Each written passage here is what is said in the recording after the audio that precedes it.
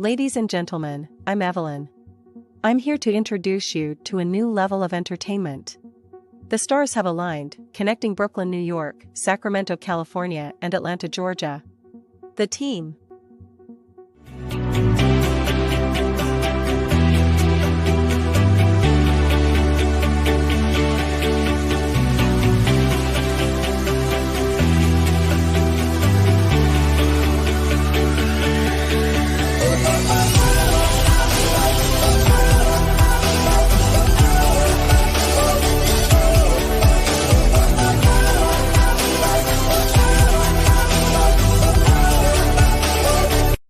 Introducing Flatbush, Brooklyn's finest, the boss, Chef Choupino.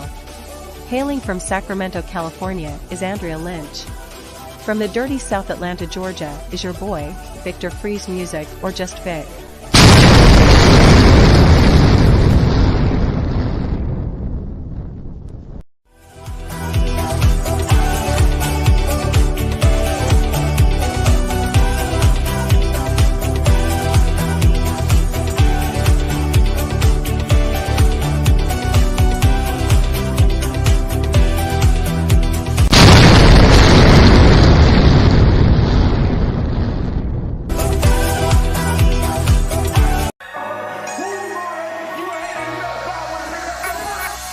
Club phone jump, it's the weekend. Dream come true with the big friends. Hitting on doors, that's a defense.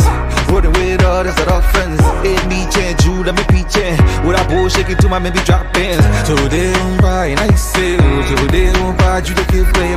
Baby, tell me what you want. Julian, well, I know you need fun. Ever since remember we been knocking at the door. Y'all be moving paper, we be running up the school. Y'all before that pillar, we was sleeping on the floor. West side Africa, you know the shit ain't cool. I don't care what they say. We don't care. Driving all night long. I don't care what they say. We don't care. Pop it, baby. Come roll with me. All night long. As times relax, my mind's relaxed. I got now from who got next. Here's my number, just send a text. You got a man and she responds, nah. Okay, sure enough. I'ma let you go, don't wanna hold you up. I'ma call your phone when I put it up. Whoever let you go must be dumb as fuck. Wait for. Girl, you so fine, I'll pay for. Fly you first class to the lake for. Body so blessed, I pray for. Body so blessed, I pray for. Because I don't care what you say. I don't care what they say. We don't care. Driving all night long. I don't care what they say. We don't care. Driving all night long. My nigga, I killed it. Night long. This the part where you get your girl, nigga. Make sure she focused, nigga. Make sure you focus, nigga. Let's go. 1, 2, 3, hit it. I don't care what they say. We don't care. Driving all night long. I don't care what they say. We don't care. Driving all night long. I don't care what they say. We don't care. Driving all night long. I don't care what they say. We don't care. That's a hit for your ass, nigga. Hit for your ass, nigga. Prophet the One. Follow me on all Instagram sites, PROPHETTHEONE. That's Prophet the One in case you couldn't spell. But if you could, you already got it. Like Prophet like God, and then duh like duh, nigga. And then one like nigga, I'm the motherfucking one, nigga. You can't miss it. Follow me now.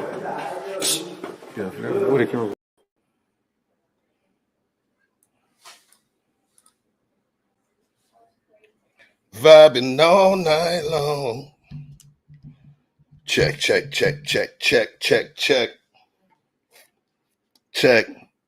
Is your boy cooking on mute? Give me a 1 in the chat if we good. Give me a 1 in the chat. What up? It's your boy Chef Choupino. What's good? Can somebody give me a 1 in the chat? I know y'all was dancing earlier. Let me know if my vocals are correct. Vic.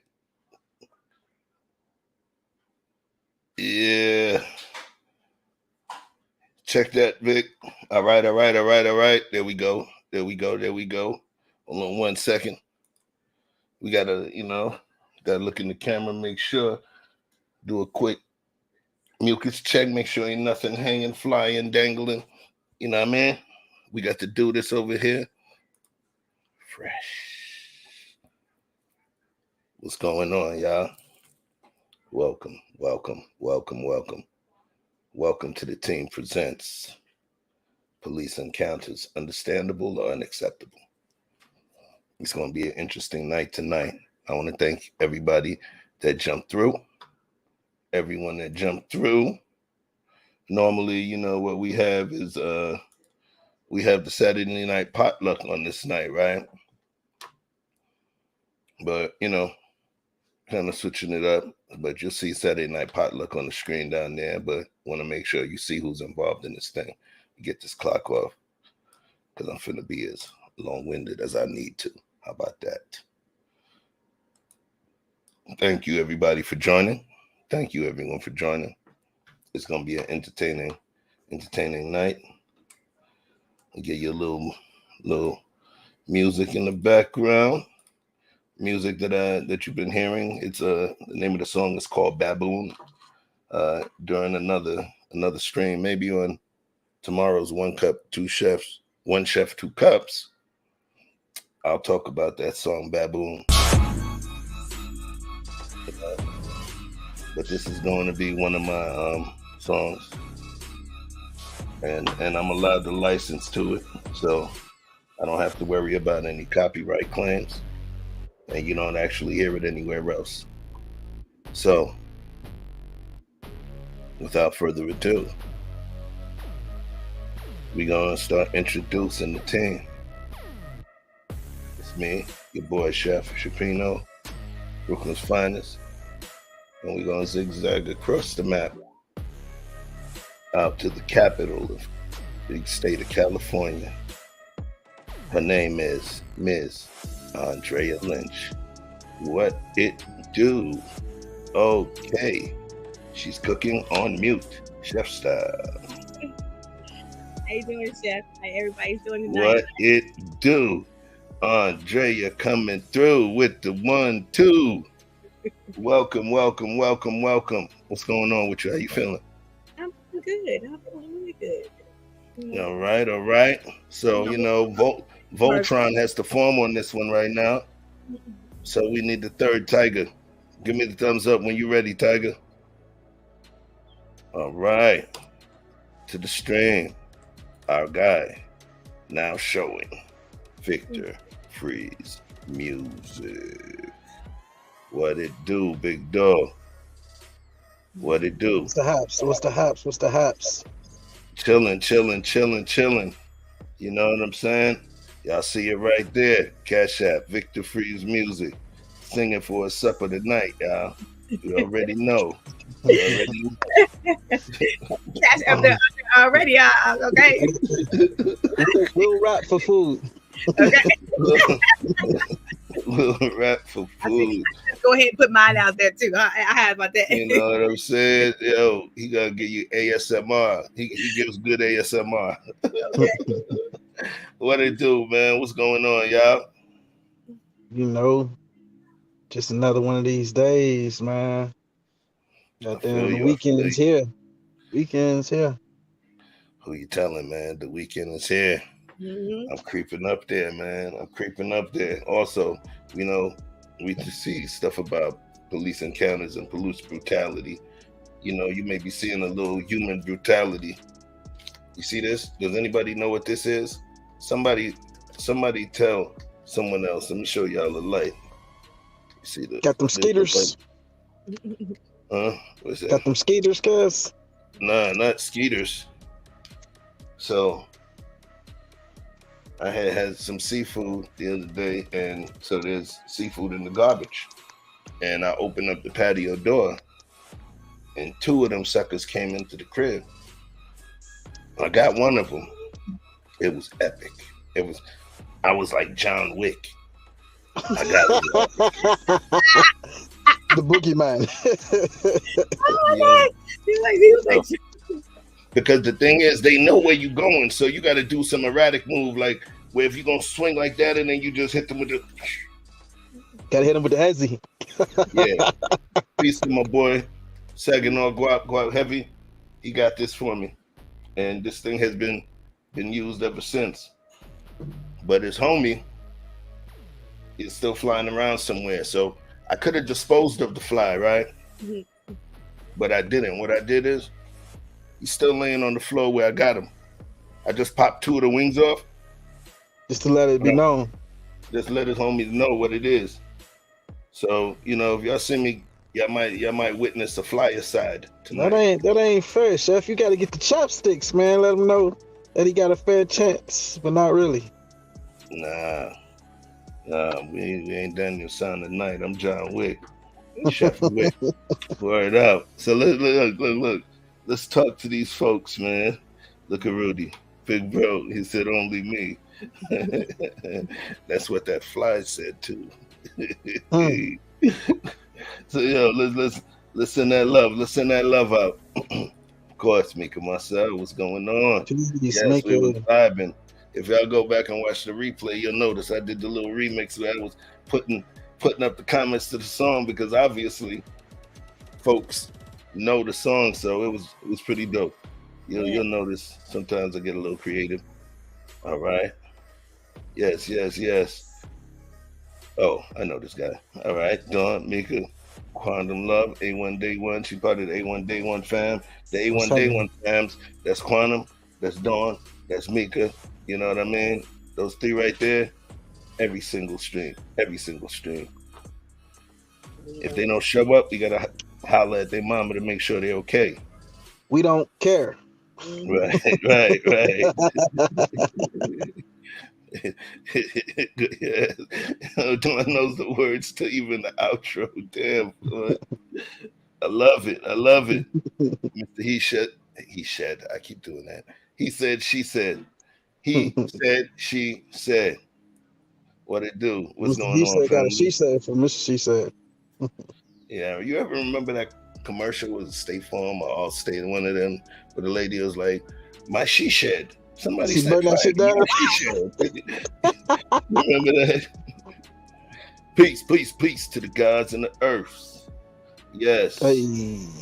Ready for war. BK all day. Absolutely. Abso-freaking-lutely. Peace to Mrs. He Said, She Said, or Mrs. She Said, wherever you are lurking in the wings. All right. I know you may be doing mama thing, but I wish you all the blessings that your creator brings. You see that? You see what I did just now? All right. So, Red Lipstick Vibes, what up, Ty? Yeah, man.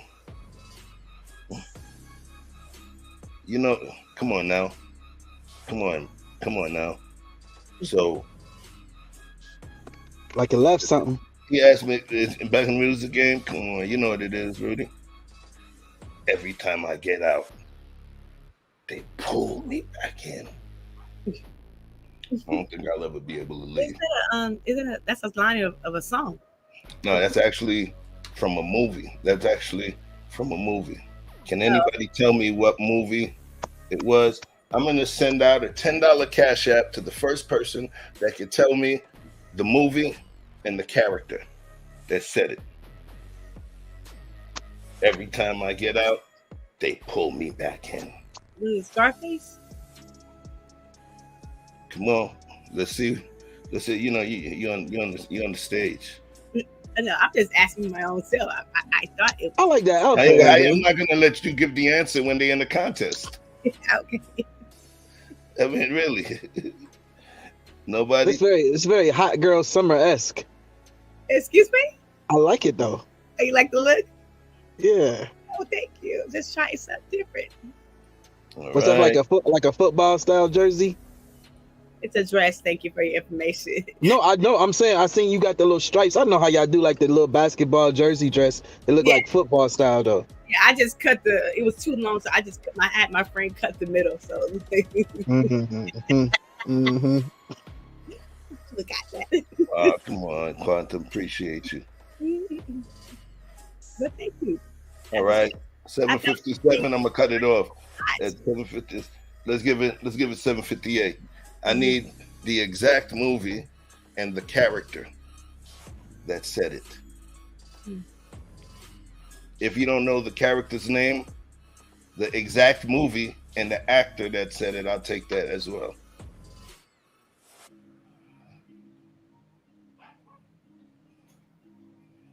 All right, we got 7:50. We're gonna wait to 7:58. Great movie, by the way. Great movie. Every time I get out, they pull me back in. You ain't got nobody put it in the chat yet? Don, there's a lot of Corleones. There's a lot of Corleones.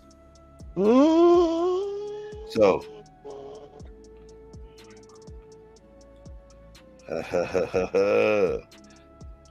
that's right. And we get to 7:58. 7:58. It's up. Okay. So, hey, it looks like it's Dawn Frank. 7:57, she put in Godfather 3, Corleone, and then 7:57, she added the Michael, because he was turning the Corleone family.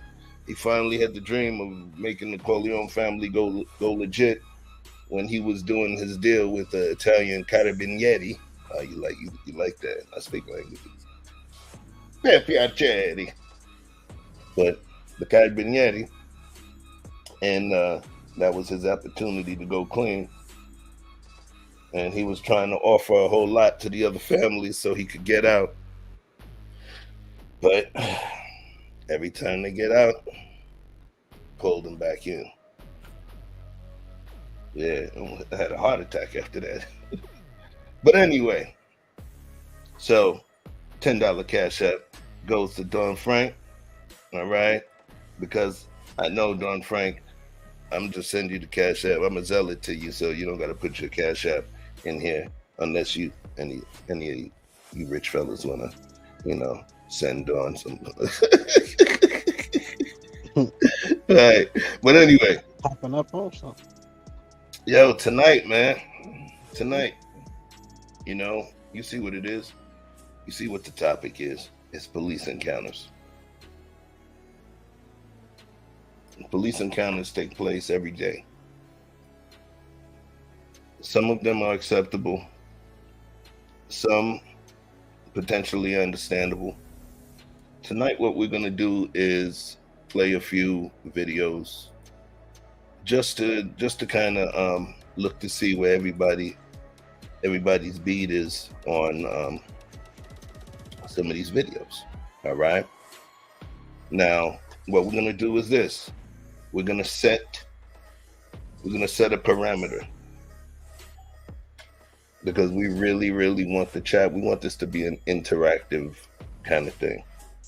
And even my guest panelists, I want you guys to make sure that you remind me to look at the chat because I want the chat to participate.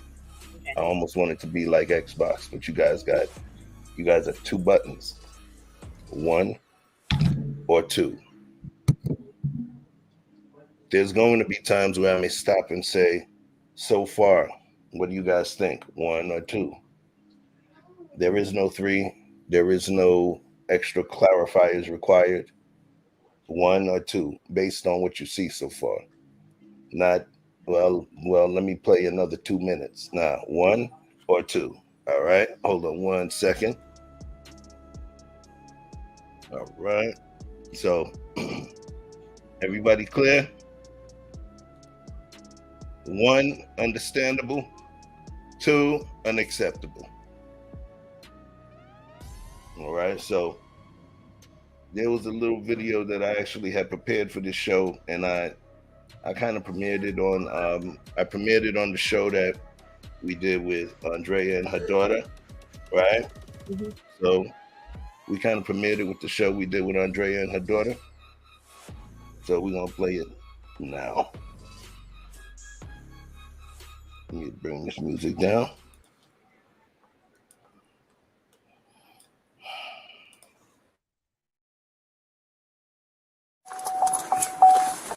Shortly after 5 a.m., Police arrive to check on what they describe as a physical disturbance call between Sean Bickings and his wife. Did you guys get into a physical confrontation? No, nothing like that. No. At that point, the officers really don't have a reason to be there, but it would be nice if someone from social services who has a mental health background could have dealt with that. Andy Anderson is a former assistant Phoenix police chief who agreed to look at the records that Tempe police have made available. The body camera video shows after officers spoke with his wife, they went to Bickings, making small talk while checking for warrants. After 4 minutes, Bickings goes over the railing. Well, in the reality, law enforcement did not have authority to detain him.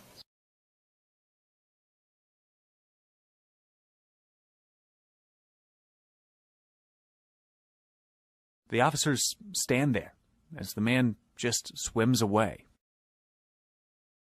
We hear an officer talking about getting a boat, and the video ends.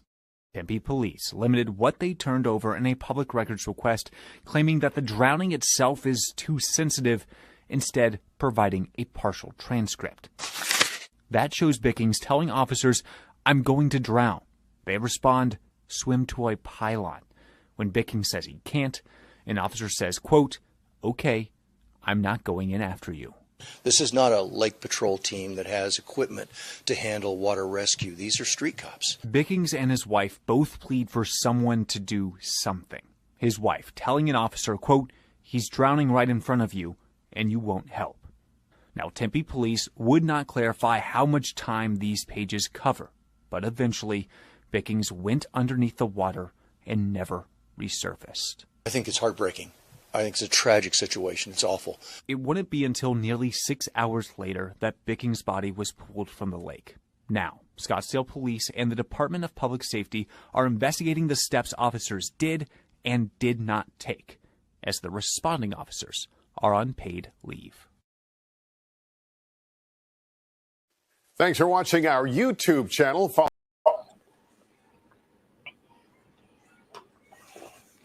Let's talk about it, y'all.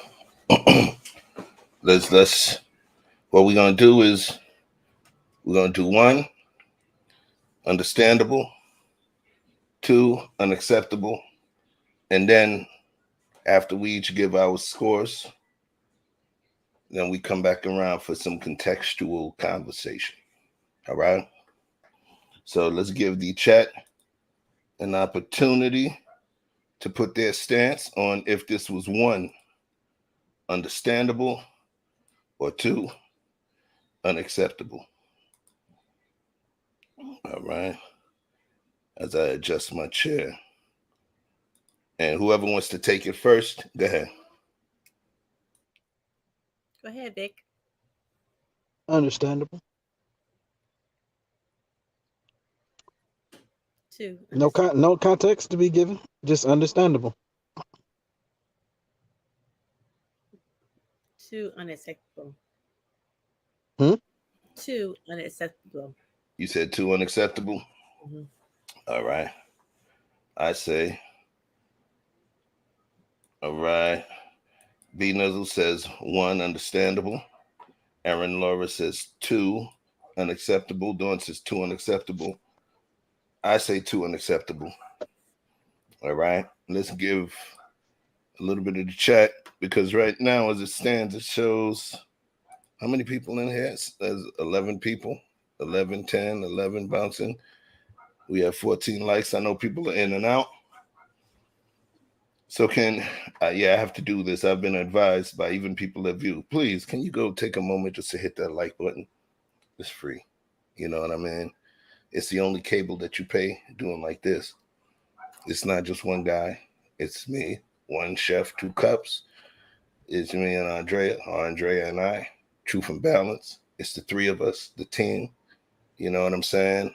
And then we have the Truth and Balance interview series where I walk you through the screenplay of your life and do the interviews where we almost create movies out of your life to kind of show the importance of who you are. So we got things going on over here. So please hit that button. All right. And I'm like Al Bundy in this piece. I do shoes as well, but we'll talk about that later for our station identification. All right. OG Patrice, I see you in the spot. Greetings and salutations. My co-worker, my co-star. You know what I mean? The most powerful scene that I've ever done, you know, in terms of voice or bless you, in terms of voice acting. Yo, we got to teach you how to sneeze better, son. I don't know. That was my OG Patrice impression. You should have known that. Oh, okay. Okay. Oh, yeah. That was from the scene. But yeah, that was a powerful scene. Powerful scene. Stay tuned. We're going to be back. Life or Death, live graphic novel. All right. So far, the consensus that I'm seeing is 2, that it was unacceptable, right? Mm-hmm. 2, it was unacceptable. So, Vic, you gave a 1, right? So, you gave a 1. So now, here's your opportunity for context. I'm going to follow the rules today, Chef. Follow the rules today? What? About damn time. Leave me alone if I change my mind. At the end of the day, you know, it's hard to find consistency on something like that, because you say in this situation, oh, they should have got involved, and then you say in the next situation, that ain't none of their business. They ain't had no business. They went over their power, and by the book, if you are not being detained, the man was not in any particular distress. He did not say, I'm going to hurt myself. He said, I'm going for a swim. He also asked, am I free to go? Which put them in a position to basically assess their rights to stop him or prevent him from doing anything further, in which in this case they didn't have any right to stop him from doing anything he wanted to do, no more than any other citizen. And he was not being detained. He was not accused of any crime. There was he didn't threaten anyone. So they honestly had no leg to stand on to stop him or prevent him from getting in the water. Once he entered the water, now he's in what is considered a hazardous condition. There are people who are paid to deal with hazardous conditions. They have separate job classes, they get paid more, and so on and so forth. You may even put yourself or your job in jeopardy by stepping outside of your job class for certain things. Though it may seem heroic, you have to understand that these men are put in all kinds of positions on a daily basis. So it's not like that one time where you saved that one person and you were the hero. People are constantly putting police in precarious positions to make very hard decisions.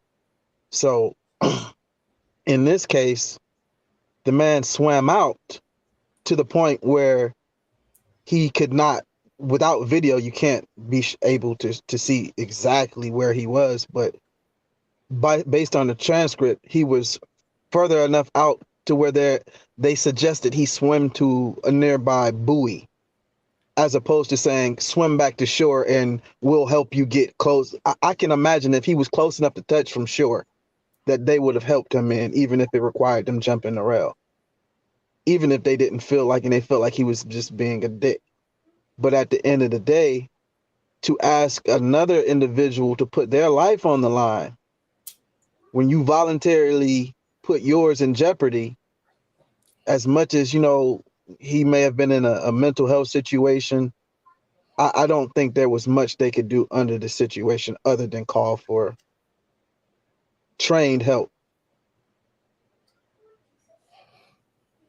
Okay. Did you see any sense of urgency?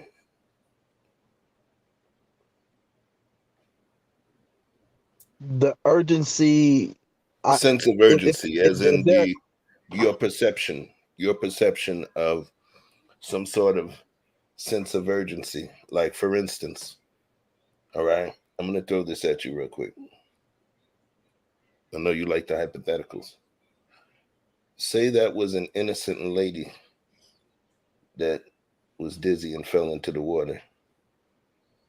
Do you believe that the actions that the cop took, if they were the same, would it have been okay?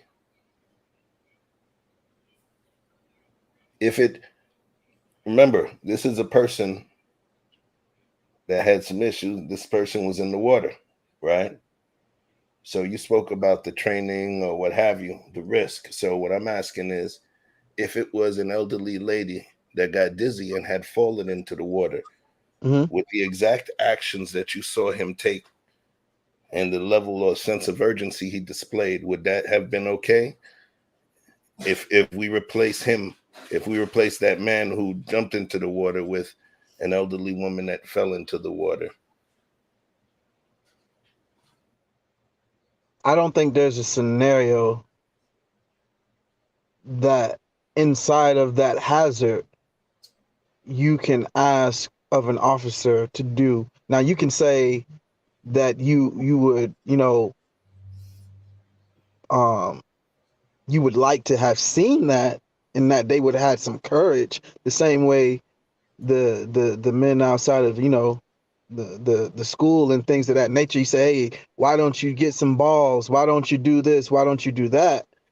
But at the end of the day, if that officer jumps in that water and for whatever reason, because people, when they're in distress, especially inside of water, there's a self-preservation aspect. And lifeguards are trained to handle things a certain way. And then search and rescuers are trained to handle things a certain way. They're trained to knock your ass out because they understand that when people are in desperate and dire situations, that it is not even a conscious decision, that is just a survival instinct, and they may put your life in jeopardy. What if that officer jumps in there after that lady and she's struggling to get up above water and she drowns him? Okay, so just to make sure, so I'm gonna kind of sandbox the question. So basically, and just tell me if I'm wrong, because I want to truncate it. So if the scenario was an elderly lady that got dizzy and fell into the water, you would still give it a 1 as understandable if he didn't do anything and his lack of a sense of urgency, right? Would that be a 1? Your answer would still be consistent. Unless they've had any kind of aquatic or survival rescue training, I got to give them a pass. It don't matter if it was a child. If you're not trained or no swimmer, if you don't know how to swim, I don't know if that's a requirement to be a police. But if you can't swim, hey, you don't trust it. However, I don't know. And now I'm going to give an option for a 3 to the chat. Remember, it's like Xbox, but you only got 3 buttons now, right? 1, it's understandable. 2, it's unacceptable. 3, the dynamic of it not being somebody who jumped in, but an elderly lady that fell in. Would that change your answer? That's going to be 3. All right. So Andrea, talk to us. You said 2, unacceptable. Talk to me about that. Why? I think it was unacceptable because they couldn't help. I mean, yeah, they might have not been people who've been in water, but could they have called for help? Could they call for backup? Could they have called for people that be in the water? The lifeguard or something like that? Yeah. You told me Baywatch. I know what you mean. The marina police or what have you. I know what you mean. We know what you mean, though. Could have called for that? It to me, it felt like they was being insensitive to the man. Like they didn't really care. It is what it is. And the wife, and see the wife, she's telling him that he can't swim good. She's panicking too, and then I'm not saying I just think they could have just done a little more than what they did. I'm interrupting you with confirmation from the chat. I want to make sure that I include you guys because you guys are like the fourth panelist as well. So I got to treat you as such. Erin Laura says she agrees with Vic in this context. It's unacceptable. And now she's agreeing with you, Andrea. She said, it's unacceptable to me that there's nobody they could have called. H2O trained enforcement should be posted at bodies of water. I agree with that. Absolutely. Absolutely. Watch this. And I'm glad she brought that up. She watches the shows that I watched. Good question, Chef. That was based on that change part with the elderly lady. We're going to go back to that. But you see this right here? If the cop knew that this guy was coming from a drug deal and knew he had 10 keys on him, he would have made a call. There would have been a call. There would have been some marina police. Been a call. Yes, they would have made a call, and they would have been on their jet skis and all of that. A helicopter in the air, everything. And that's one of the things that, let's call it a rabbit hole for this one. It is what it is, but think about it. And then B Nizzle said he changed after we added the dynamic of the elderly lady. Nah, Nizzle. No, and I understand. I understand why, because one thing is B9 speaks more to your own personal culpability before some people will go to the blame of they did wrong, but then B Nizzle brings more of a accountability based culpability. Mea culpa means my fault, my bad, right? So it's personal culpability. So he's gonna punish who got to be punished, but then also you being the victim, he's gonna be like, you was an asshole, right? You did this to yourself too, right? So I understand. All right. Still 2. Yes, Andrea. There had to be someone they could at least call. Andrea said they should have had Baywatch there. Somebody. Hey, what's my dude name from Knight Rider? David Hasselhoff. The famous dude in Germany.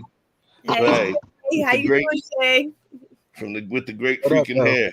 Oh, Victoriously Shay. We have something special coming up. If you guys don't know who she is, go click on her page. Go to Victoriously Shay. Check her out. All right. Subscribe. But we have a special event coming. And you're going to know a lot more. But do a little homework and you'll see. Good to see you, Shay. Good to see you. Bro, Rudy said, bro, they should have made a call from the moment they went into the water. Thank you. Thank you. And that speaks to the sense of urgency thing that we were talking about. She said, put Jason Momoa out there. She said, put Aquaman out there. Right. But Chef.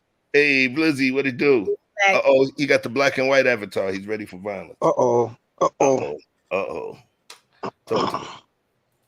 If they're, for whatever reason, they said it was too graphic or whatever, and they can only provide the transcript, I think it is a little bit unfair to the officers to say that they didn't have any sense of urgency because we don't have anything to go off outside of the transcript.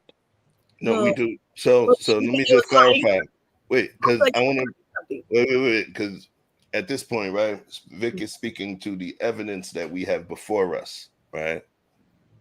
It's the full video. The full video is on YouTube. All right. The thing is, right. But there's certain graphic things. They took away one. I got a strike that's sitting on my joint. One of the warnings just because I showed the Will Smith slap. So, in terms of the actual video, and you can go find it yourself, the camera was not pointed. It was the cops doing the same thing.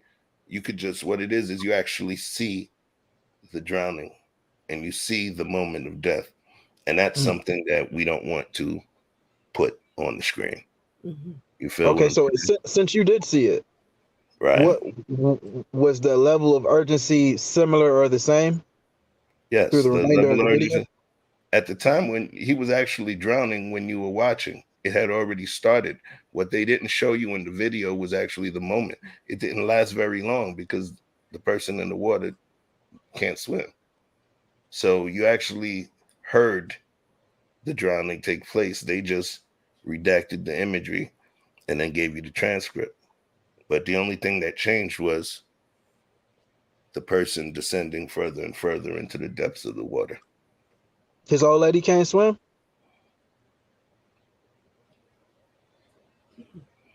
I don't know. That's a good question. You know, Obviously, she didn't get in the water and help because obviously she couldn't swim. I mean, so do you believe that she had more responsibility to attempt to help him? I would think so. So how about the people that were they at home? Were they at home?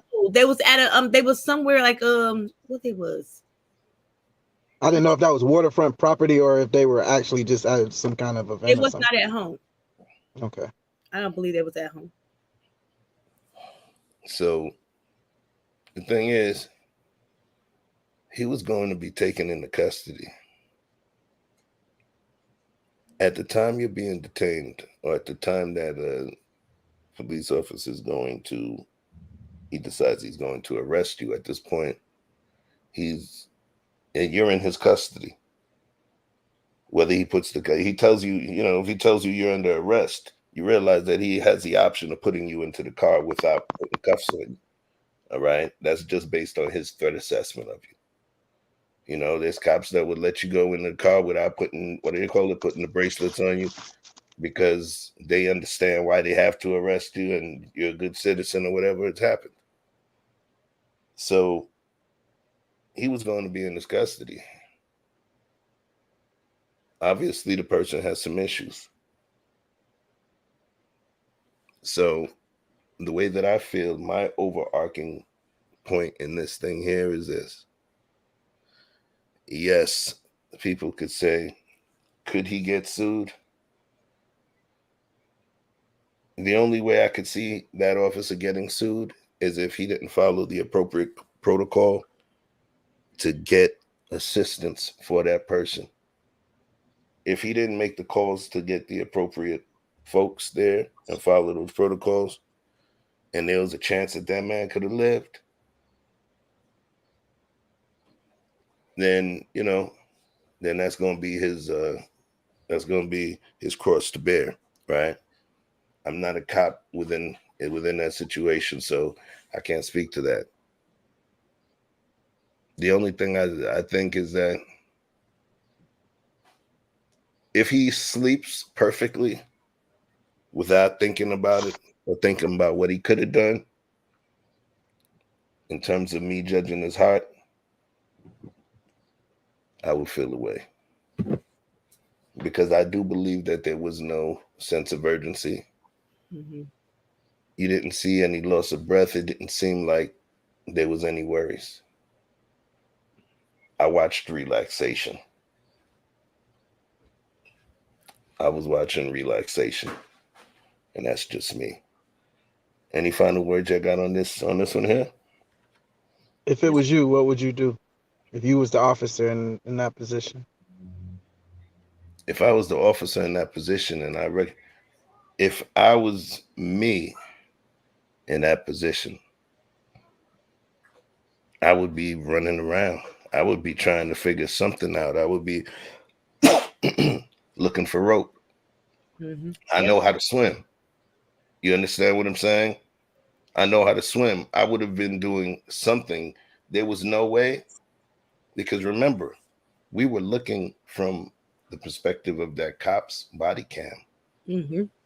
So his hands are crossed and he's just chilling. Yeah. And he's giving us the angle. He's a stationary camera. No jiggle. These are body cam, no movement. We have a nice wide shot. And he's just there. Only thing was missing was a cigarette. So, in terms of what I would have done, I would have done something differently. I can't stand and just watch a life be extinguished. I seen it. I seen it. B Nizzle said, I know you know how to swim, but you're looking for a rope. Absolutely. One of the number one, situations of multiple drownings is somebody knowing how to swim, attempting to rescue someone who doesn't. So you have to be trained in swim rescue in order to be like Baywatch and all of that. But me being able to jump into the water and swim to the person and give them the rope, I could actually pull them once I get back to the ladder. Tie the knot, or just keep pulling them. Tie the knot so that person actually has some form of leverage to pull them closer to the shore. But I'm not going to allow somebody that's not able to swim, who's thrashing around, to pull me under. So anyway, great questions. Yeah, I like this guy, man. B Nizzle, he know how to kick the tires on the argument.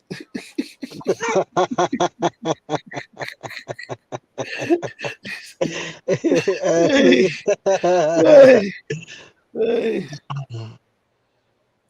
He said, if you needed to swim to a buoy, how long is that rope? So watch this. Our perspective was the cop. You didn't even see the cop go to the edge. You saw the cop just chill by the railing and just look. Our perspective was his perspective. He would have been just as good as a stationary camera. The one thing that I did mention was a sense of urgency, and I believe that he lacked a form of sense of urgency. Sometimes our sense of urgency is based in the objective nature of the situation. That's why people would have changed, including you, B Nizzle.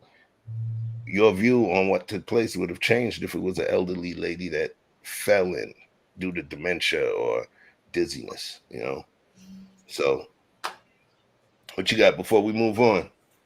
You guys got anything for me? No. Nope. All right.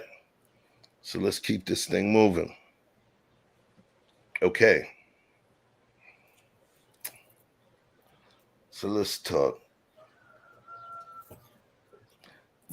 Do you before you go, should police be trained in rescue of those kinds? If you are, I believe that if you are policing an area that is surrounded by a marina, I think that it would only make sense. Yes. I mean, it would only make sense. You know what I'm saying? Based on the area, that makes sense. But if somebody had kilos of heroin, they'll be trying to get to that. So they shouldn't have an excuse. I'm just saying. Dre, you got that pat? What you say? You got that pat? No, I'm just saying. Talking about bricks, all these bricks. I'm just saying. If they did, they would. They'd be out there trying to get to the person and trying to get to the drugs. So my thing is, so it seemed like they would value the getting the person and the drugs value of somebody's life. That's just me. All right. There was no sense of urgency. But if they had a couple they'd be like, oh yeah, they're gonna call water support. They're gonna call everybody to the party to help. Sense of urgency. Yeah, there was they call somebody. Somebody had to come get them out of there. Yeah, after the fact. You know what I'm saying? That means that there was somebody to come get him at some point. There was some call that could have been made. Right. Yeah. Yeah, but if it was somebody had some kilos of heroin and bricks of it, they would be called. It would be no problem calling. It would be the first call they made. They would get air support. They would get water support. They would get everything. They'll probably even have some at the marina waiting to get him to come back to the shore. I'm just saying. Okay. All right. So now, when we discussed, remember, guys, we had the conversation about Patrick Leoya. That was the young gentleman in Michigan. He was deleted when the cop you know, when he was struggling with the police officer, he was driving with suspended license. There was a general consensus that he put himself into that position, right? So now, normally, so let's say this. I'm going to ask a question, all right? 1, understandable. 2, unacceptable. We're going to take it somewhere, but I want to get a baseline first. Because normally we get a lot of people that say, well, they should have known, folks should have known. So if you're driving with no license, would it be appropriate for a police officer to pull a gun on you? If you have no license and the police officer finds out you have no license, he pulls a gun on you. 1, understandable. 2, unacceptable. 2, all right, we're gonna allow the chat to get their moment. We know there may be a couple of folks that are on a little bit of a delay because they wanted to catch everything, right? So remember, you get pulled over. Cop realizes you have no license. They pull a gun on you. 1, understandable. 2, unacceptable. 2. And while we're doing that, hold on, it ain't time for you yet. Okay. What we're gonna allow, because there's a couple of people that came in a little late, and I want to make sure if they're catching on a delay. So in the meantime, I'm gonna play a little commercial, station identification, but we're gonna come back to that question. Cop finds out you have no license and pulls a gun out on you. 1, understandable. 2, unacceptable. All right. But in the meantime, while we waiting for those folks to catch up, I want you guys to see the fruits of my labor.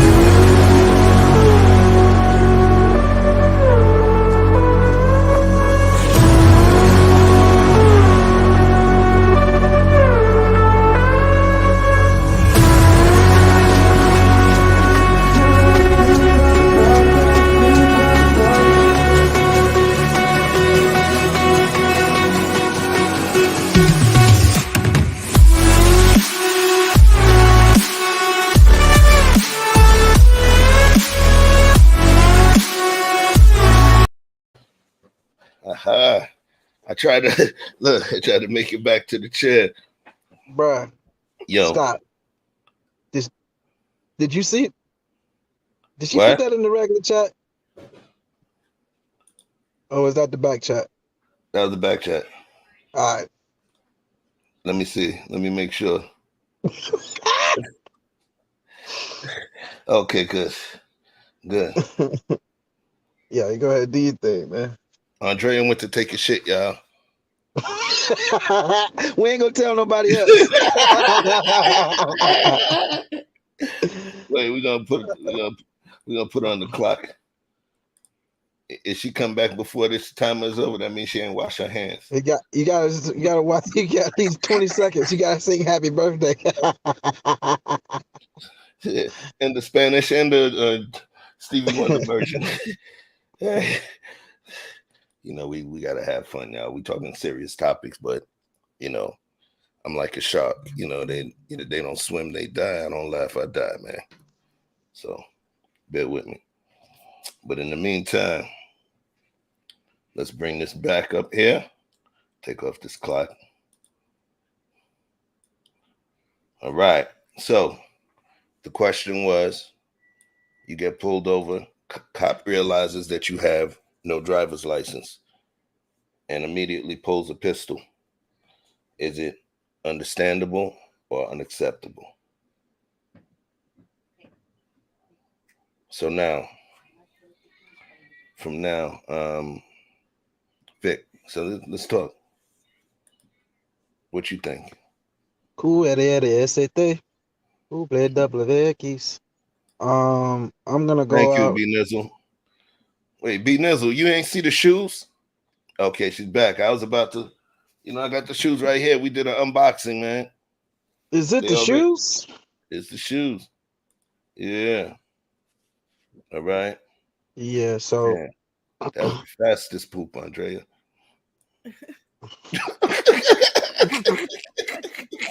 Okay, yeah, I see. Yeah. You light on your feet now, though. She's like Fred Astaire. Well, yeah, man. yeah. Without there being I see a lot of officers with a hand on their weapon when they approach vehicles. A lot of them do that. Wait. We in the 1 or 2 part first. We in the 1 or 2 part. Okay. And then we're gonna do the context. 2 unacceptable. 2 unacceptable. Okay. Andrea. Yes, it's 2. I'm gonna give you the question again, right? Yes, I know the question was. I picked 2. Pick 2. All right, cool. So everybody for the consensus looks like 2. All right. Erin Laura said 1. So Erin Laura, you the person that said 1. I stated 2. You should stop. Right. Erin Laura stated 1. So I'm gonna give you an opportunity, and you're a great typer too. I love the long comments after the shows.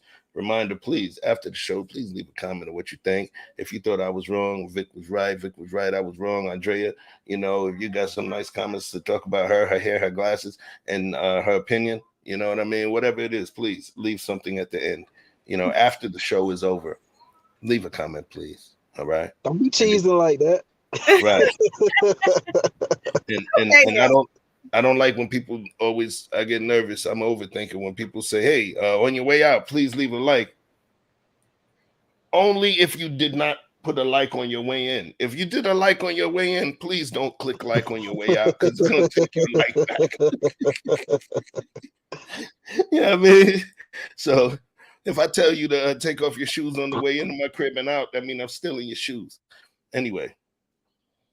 Oh, I like that one. I just came up with that. So now, context. Now I want you to give your context, Vic.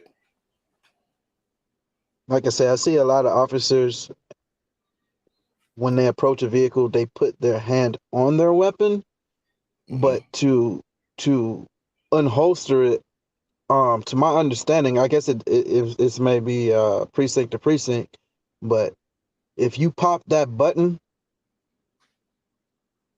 to release your sidearm, which it should have been secured, they have to write paperwork every time they do that, whether they pull it out, they use it or not, to document or log why they felt the need, to unholster their weapon.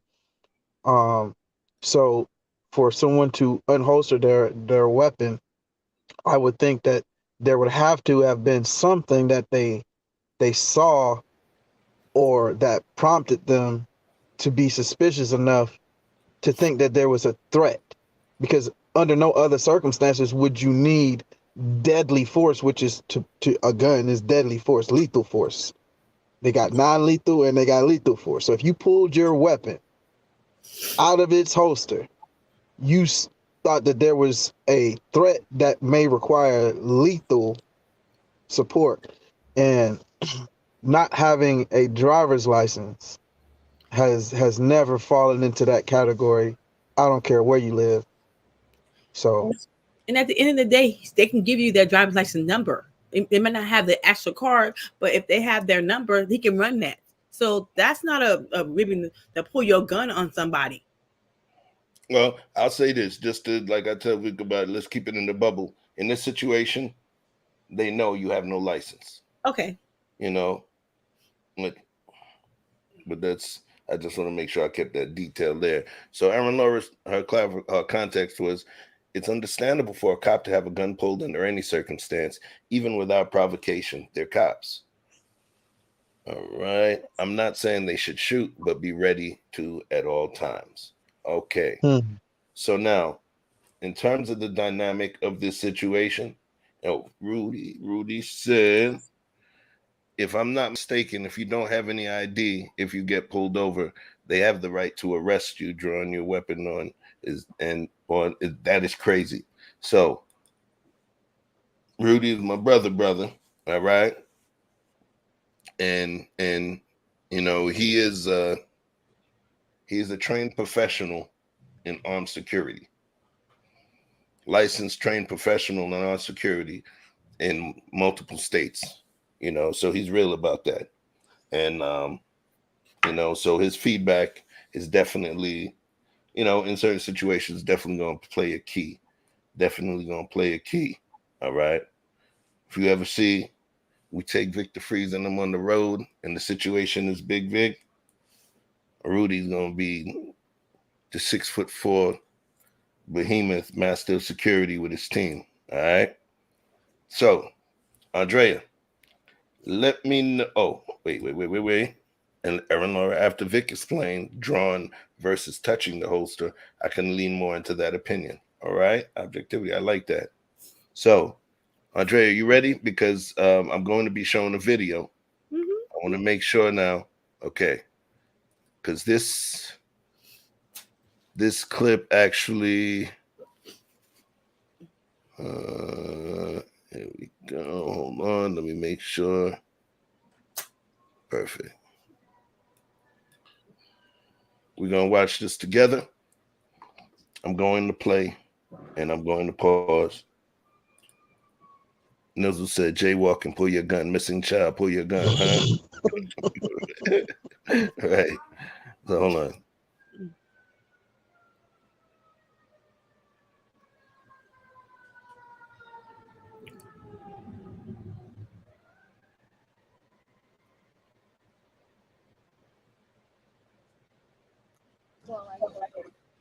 Where you going so far? I'm just going right here to my house. You got your license on you? I have my. Okay. So you're not supposed to be even driving with all these people, right? Okay. So why are you driving like that? Hey, we're here. Stop out. No, can you stop out? You're under arrest. Get out of the car. Don't.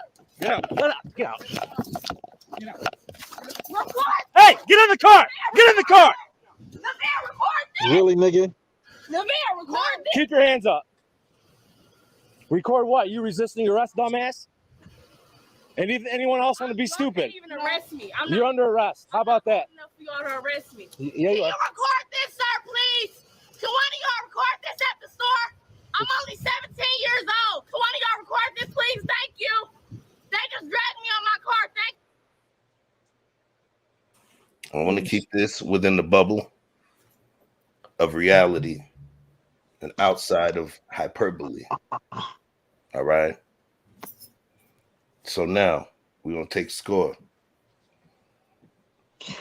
And because if anybody else's idea has changed, please make sure you put it in there. Aaron, in terms of what you've noticed as well, if it's changed, I got you, bitch. I got you, bitch. You heard that crackle? Shut the merciless. Anyway, I'm sorry, y'all. Once you reach an age, send one up for Mr. Fly. Yeah, once you reach a certain age, you appreciate the small victories.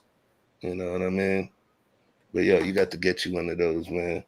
So anyway, I learned I don't leave the patio door open with the screen open again. Anyway, unacceptable, chef. Unacceptable. Oh, that was unacceptable. I have my hand on my taser. De-escalate. Oh, thanks, Minkus. Except for you getting that fly one. I should have talked them down. You know what I mean? Now Fly Crump is gonna come down and pick at my crib. You see what I did there? But anyway, yeah, man. Quick, we're gonna do this. All right.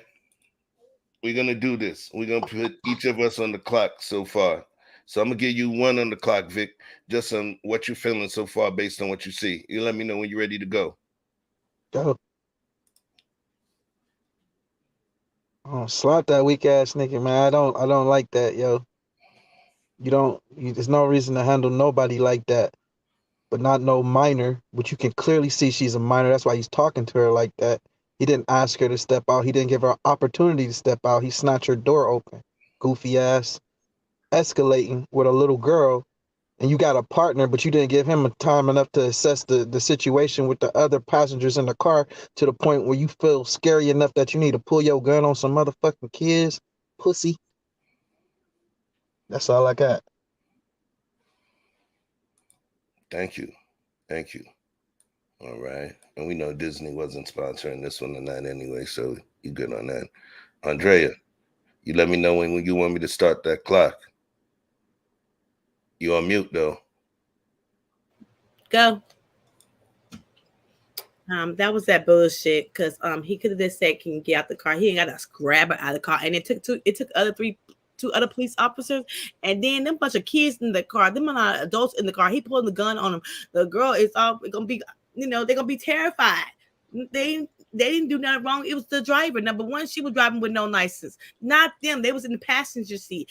And there's a bunch of they know them a bunch of minors anyway. And they're talking to them recklessly. And police officers think it's okay to talk to children recklessly. It's just rude and disrespectful. But if that was their children, would they have a problem with somebody did it to their children? No, they probably have a big problem or suing somebody.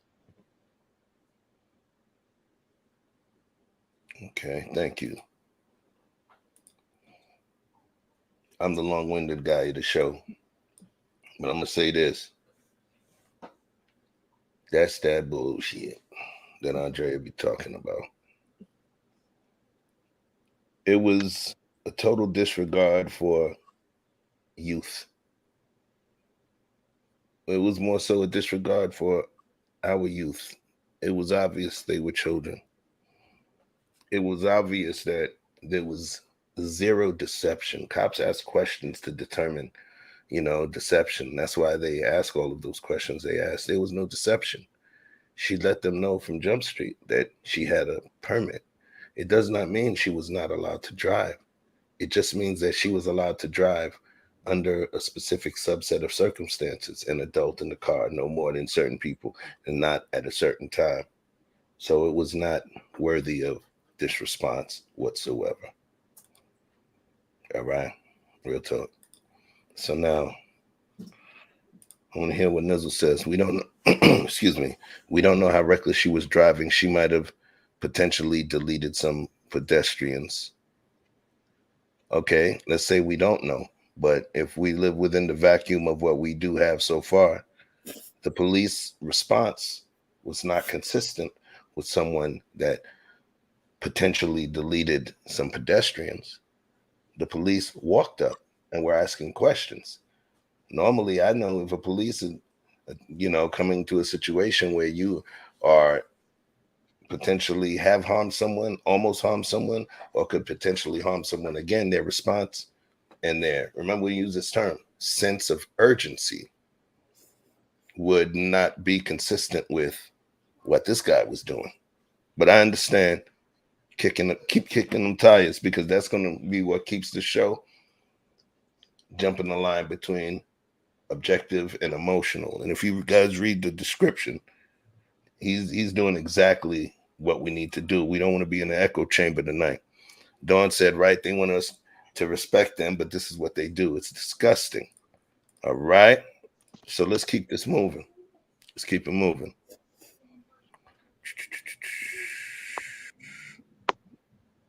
I'm gonna have to mute. I'm gonna have to mute so we don't get the echo. Thank you so much. I appreciate you so much. I appreciate, and they got a gun.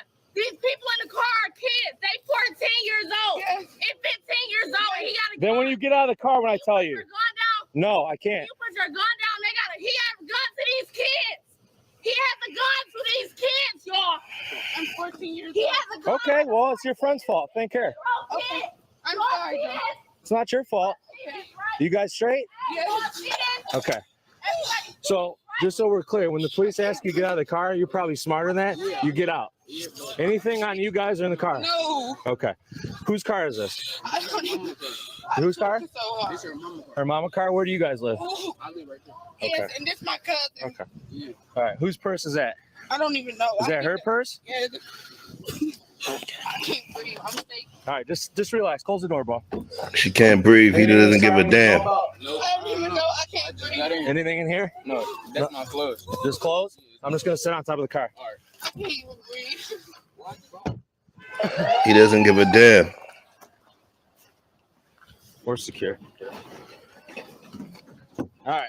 Don't cry, man. You're good. Just step out. Hey, Stop crying. you're good. Hey, you're good. You're good. Hey, you're good. Nene, Get up. stop crying. I can get up. Yeah, get up, bro.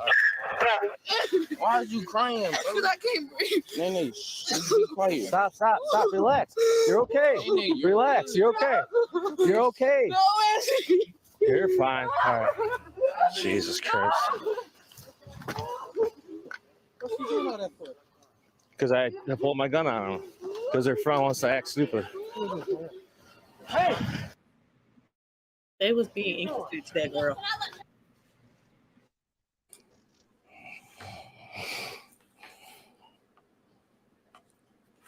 I'm gonna give myself the clock because I got a lot to say. Bastard.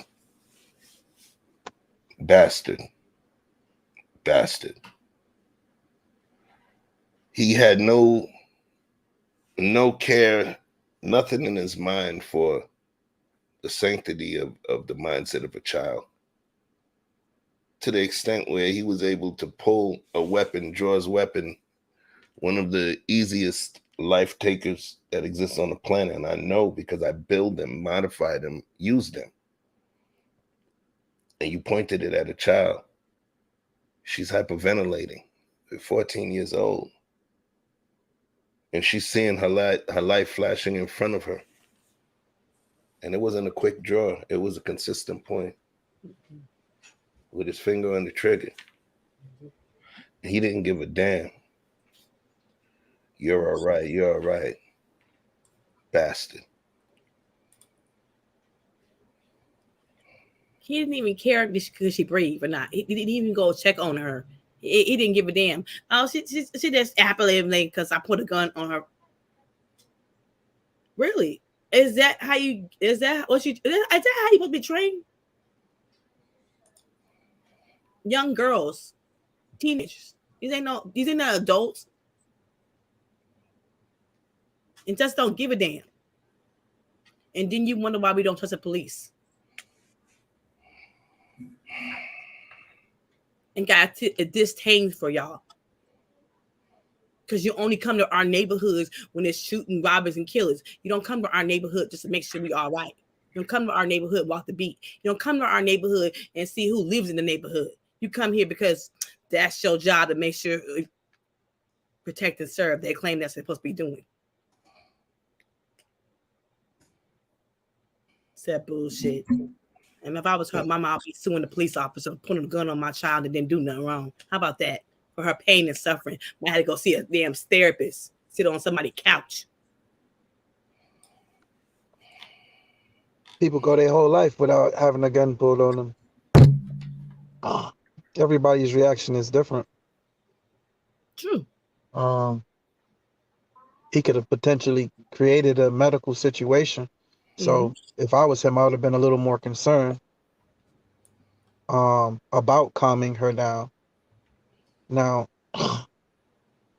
on the other side of it, you know, I've seen children small as 8, 9 years old with guns they could barely hold up.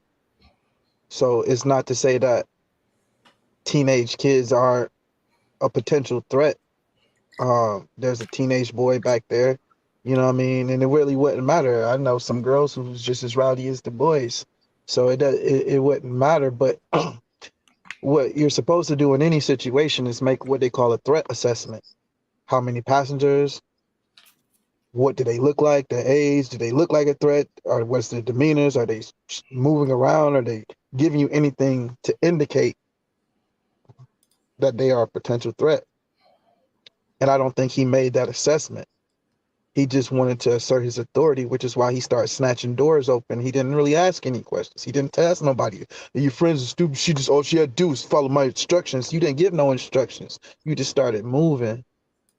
And I think of all the police encounters that I've seen, the number one flaw that I see is communication and the lack thereof. And at the end of the day, he gonna say, "Oh Jesus, like you making a big deal out of this, making it bigger than it is." And I just understand that one of these days, all these non-believers, Jesus is gonna show up, and then we'll just see how much talk y'all got for that. Then, and we'll reserve all of that smoke then for that.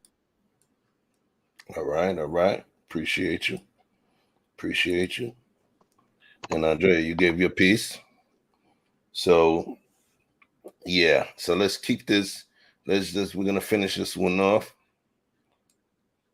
I'm gonna add it back to the stream. There we go.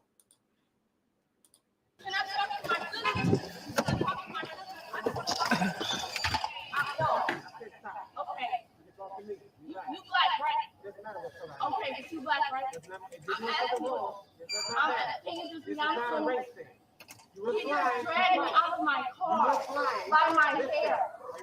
He just dragged me out of my car. You don't even have my name to run.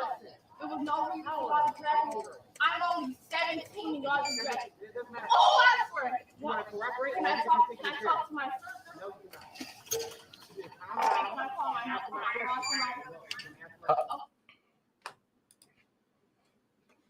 Question: did anybody recognize something that a young 17-year-old was able to articulate? Took the words right out of my mouth. She's handling herself years beyond her age. She said she should call her sister? No, what she was stating is that I'm a minor with minors, but you didn't even state what I did. You grabbed me out of the car by her hair. He never articulated what was going on, why he stopped. She immediately let him know that she had a learner's permit. Yes, she did. Okay, so she is legally allowed to drive. The only thing that made it illegal was the people that there was not somebody over the age of 18 in the car. Sure. That's a requirement. All right. So remember, it was a technicality. Right. Right. So listen to what she was literally telling. She was actually articulating, and I'm going to run that part back. I'm going to just run that part back because it makes a lot of sense, and he disregarded it. That's what was interesting to me. And he's trained. Bring that back right here.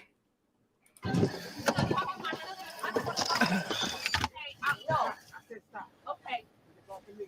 You black, right? Okay, but you black, right? Can you just be honest with me? He just dragged me out of my car. He dragged me out of my car by my hair. He just dragged me out of my car. You don't even have my name. You don't even have my name. There was no reason for y'all to drag me. I'm only 17 and y'all just dragged me. Oh, I swear. Can I talk to my sister? Okay, can I call my okay, you know what I want y'all to do? I want y'all. 2 station, roll me the hook. I want y'all to get in touch with Officer Johnson. I'm not talking to anybody until Just close the door, dude. She's going to jail. Oh, she got people on the inside. You don't have to talk to any of us. You're going to jail. You're in River Rouge. Okay? I don't need your name. You can tell it to them in jail. Wow. Bitch ass nigga. What was the original crime, y'all? Remember, resisting arrest. There's 2 things that cops normally like to do. Is the failure to identify, right? Which is not a crime in most states. Failure to identify and resisting arrest. Failure to identify does not become something until you're under arrest. You're not responsible to identify yourself to police until they tell you you're under arrest. If you're being detained, there has to be an articulable suspicion that you are committing a crime, not just that you look suspicious. They actually are supposed to be able to articulate what crime you were committing. But it doesn't become failure to identify unless you are under arrest. Being detained is not the same as being under arrest. They didn't even have her name. The only thing that they know is that she told them she had a permit. She could have told them she was the Tooth Fairy. There was not enough for the response that was doled out at that point in time. I'm just saying. So what I will do is this. I don't want to belabor this too much. I think we kind of got a consensus for what we see and what we believe, and I don't want this to be an echo chamber. All right. So if you want to go take a look at it for yourself, you could just type in the YouTube, police pull 17-year-old from car and points guns at teens. Peace 2, hold on. Fox 2 Detroit. All right. Thank you. Fair use. Peace, love, and light. But Pete, what she said, Pete, what she was saying though. She was talking about she was giving her story, but she's not giving her story to the officer who pulled her out the car. She's giving her story to the other officer, the black officer, who happened to be a black man. That's what she said. You black, right? That's what she said. You black, right? Peace to Epsilon Bianchi, APTV, my guy. What's good, bro? So one of the things Nate talks about is having a greater representation of black officers, so that the likelihood, if you're to encounter an officer and that officer is black, that you're more likely to be shown some degree of fairness or some level of understanding, and may not be perceived as a threat mistakenly when you are not. However, in my reality, in my real life, I mean, with the very few exceptions, when I've encountered black officers that I did not know personally through someone else, they have even when a white officer sought to give me a break, they have insisted that, nah, go hard on him. Nah, let me do it. Nah, let me blase blah. Let me go harder. You know what I'm saying? Nah, I don't trust that motherfucker. Go search his shit. Nah, do him like this. Nah, I know how to talk to these motherfuckers. Let me talk to him. That's the energy I get. Like, you know, you're gonna use your knowledge or understanding of the community to undermine it, to use it as a weapon. Nah, this is what they be doing. It was an officer in my old hood, we call him Officer Friendly. I'm not gonna say his real name, but he passed away in a helicopter accident. And a lot of people celebrated that day. You know, I'm not really big on celebrating anyone's death, even my enemies. However, he was a menace. He was a real menace, and he used his knowledge of everything that he grew up knowing and learning, and he used that tactically against his people. And he had no mercy. He was merciless. And when white officers chose or would like to show mercy, he would pull rank on them like, nah, go harder. And I find that, you know, it's a mixed bag, you know, when you say, okay, well, yeah, let's get more representation. You know what I'm saying? I don't know. I just have mixed feelings about that. And I think that what she was asking him was for understanding. And I didn't hear any of that coming back from his side. They did not care. That's the whole point. They did not care. And he pulling about her hair. I just think, where mama at? Like I think her mother should be watching this video of her daughter and seeing how the officer treated them and how they was traumatized. And then you wonder why black young children don't like the police officers, don't like the cops. Well, if you notice, she was actually dropping some names of who she had affiliation with, some sort of family affiliation with in the police force. So this thing came to light pretty quickly.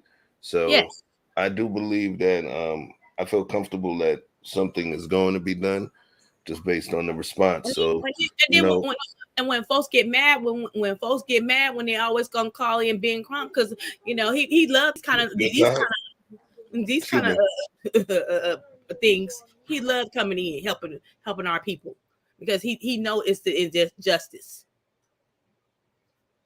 I'm just saying. All right. Thank you.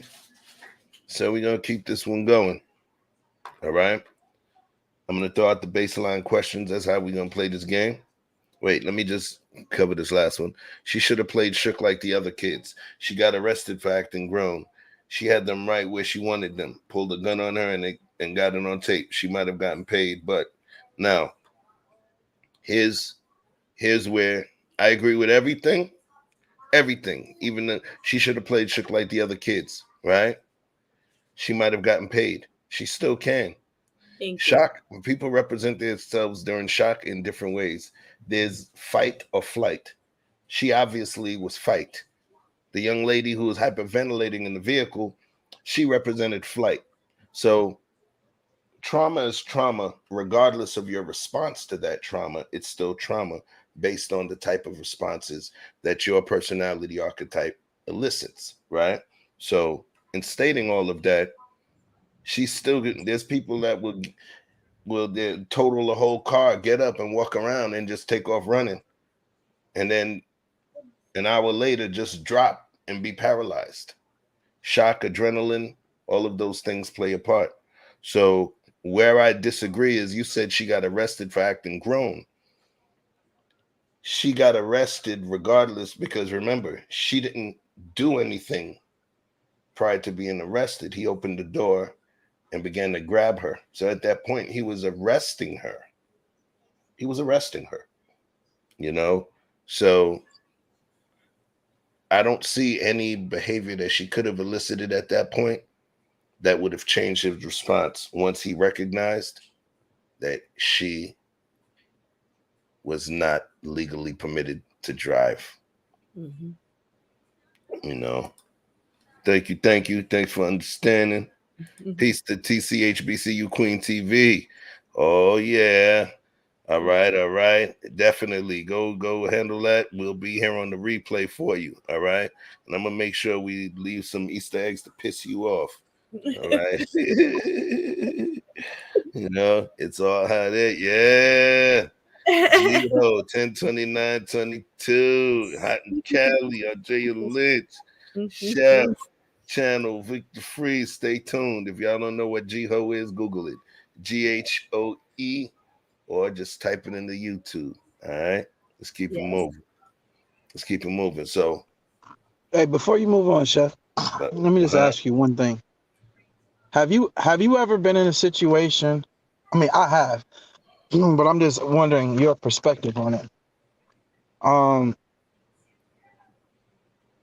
I've been in at the very least one, but I can think of at least one right now, but I feel like it's been more. But that's why I lock my doors. I don't necessarily roll my window all the way down, because some officers, right or wrong, like to take liberties. And at the end of the day,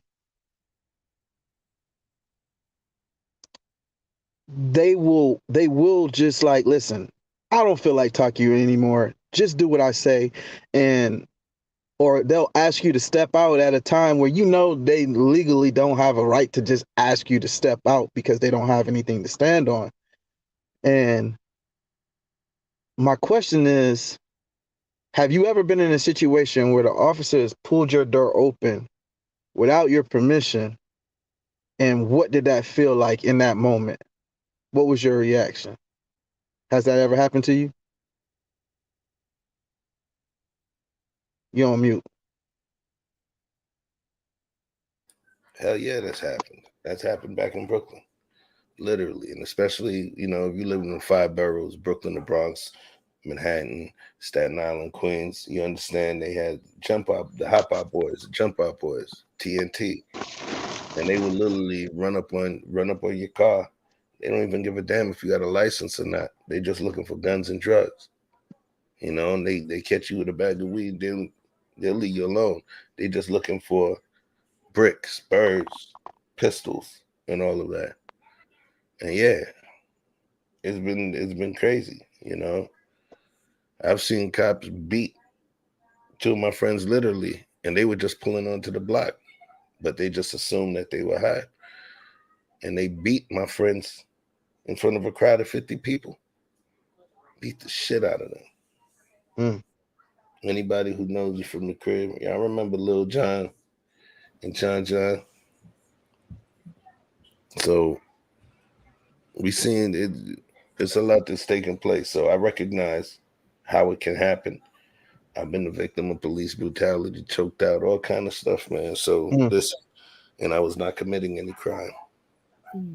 So, like I said, it takes place, and I recognize the existence of it, and I can't minimize the emotional response or the absorbed trauma for anyone else just because it happened to me. I can never say, well, shit, it happened to me, man. It's, like you popped your cherry, man. No, there's people that live and die happy lives and have never even had a fist fight. There's people that lived a whole happy life and had nobody call them an asshole. There's people that have gone that did not have to know how to box, do this, do that. There's people that have lived like really happy lives that have never had to experience any of those things. And Black people too.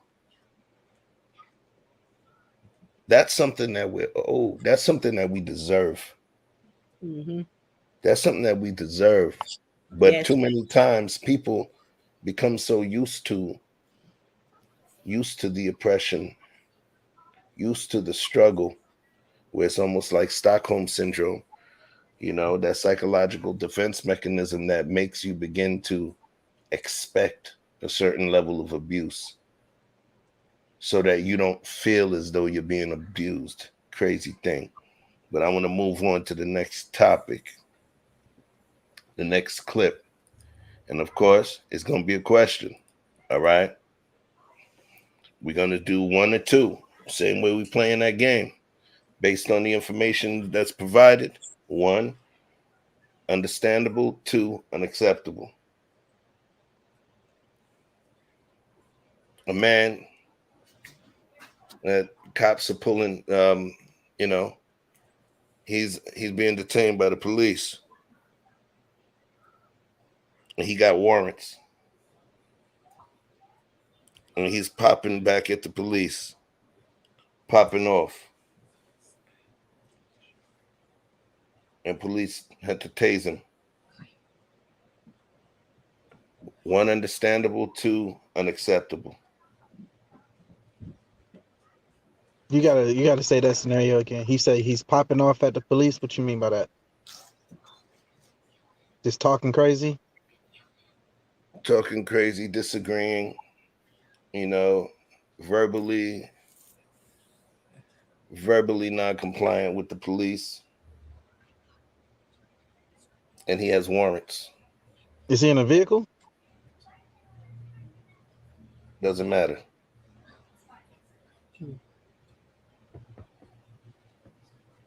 Because I mean, it matters in the sense of if someone in that same instance they say, "Hey, you got warrants, nigga, step out." Okay, and now you popping off. Okay, I'll even give you something else.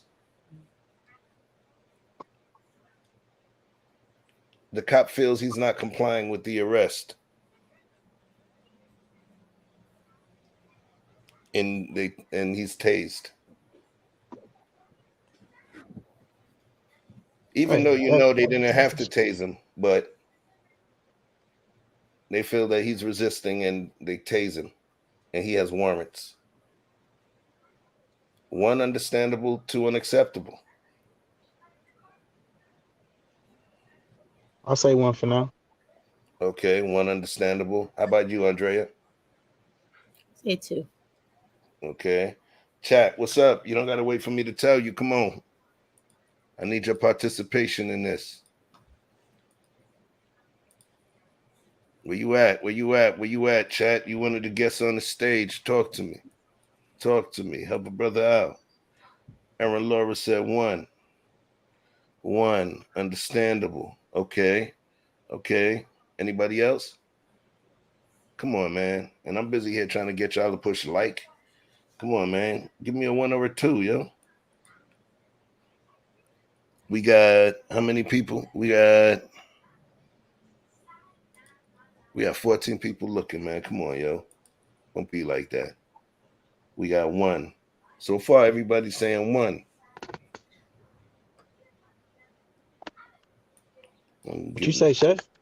Hold on a second. I'm just waiting for the rest to come through because I only see Aaron, Mika, and Dawn. All right. So you know what? We got folks back there that just want to sit in the clouds. They don't want to know. They don't want to reveal that they watching us. It's all good. Go to your troll account and participate then. All right. We don't got to know who you are. But anyway. 2. Okay. Remember, one of the caveats was that they didn't have to. They didn't have to. Right? When you say they didn't have to, what you mean by they didn't have to? Exactly what I said. They didn't have to. Never have to do. Watch this. Watch this. Watch this. I say they didn't have to. Normally, I tell you keep it in the bubble. Apply your hypothetical to the shit you like to apply. However, they didn't have to. Looks like to you, they didn't have to. Sometimes you deserve that shit. I'm not against a high quality ass whooping if you deserve it. Okay, okay. All right. So I'm waiting for Andrea to come back before we play this video. Okay, cool. I'm right here. I just had to tell All right, all right. No, just making sure. Okay. So let's play this and see how we feel.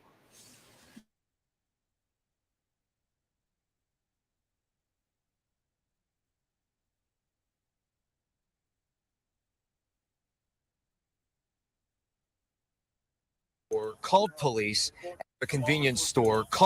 Let's go back to June when the manager of a convenience store called police and wanted 64-year-old Timothy Grant removed from the property because he was panhandling. Officer Matthew Cavender, who had barely been on the job with the department for a year, came, and when he realized Grant had 5 warrants, he tried to arrest him. Till today, I still can't explain. All right. So far where we are. Any changes? Are we still in the same place? Well, that's always black people. Still in the same place. All right. All right. So far, we still in the same place, Vic? I'm in the motherfucker in the wheelchair. You didn't say that. You could have said that. I didn't say that. I said that they didn't have to tase him. That's what I said. That's why. And I let you apply to whatever you wanted to apply using your hypotheticals, where at least I know Victor Freeze is going to know they did not have to tase him. So see, I knew you was going to know they didn't have to tase him, but I ain't want to give it away. All right. So now, let's keep it going. Vic said, nah, I bet them ones. Man, shut up, nigga. He's trolling right now. He's from 5, right? So let's keep it going. I cannot explain to you why that officer went to his taser. Are you going to walk or not? There was a struggle, and when he was on the ground, Chief Holloway. Did you hear that dumb shit? He said, "You going to walk or not?" You're saying that to the guy you just pulled out of a wheelchair. Are you going to walk or not? Wow. Everybody in the wheelchair ain't necessarily paralyzed. Well, there's a reason they're in the wheelchair. Okay, it's a reason they're in the wheelchair. Really? Okay, yeah, it's not. He said, "You gonna walk or not?" To the dude you just pulled out the wheelchair that you got on the floor. Let that motherfucker play. I'm tired of you playing my emotions. No, we gonna get you. He says Grant tased the man who was not being violent 4 times. The chief says this use of force was uncalled for. We had a process in place. The command staff looked at this tape, looked at the report, saw what the officer did, and took it right to the officer professional standard like they're supposed to be. And Officer Cavender is now fired. Chief Holloway says he also charged Mr. Grant with resisting with violence, but the chief says that's wrong, and the charge has been reduced to resisting without violence. Grant's 85-year-old mother says she's happy to learn that that officer is now out of a job. I feel like justice been done. Yes, goodness. Just see him down on the ground and they tasing him like that. Mr. Grant is currently in prison on an unrelated case. Officer Cavender could not be reached for comment.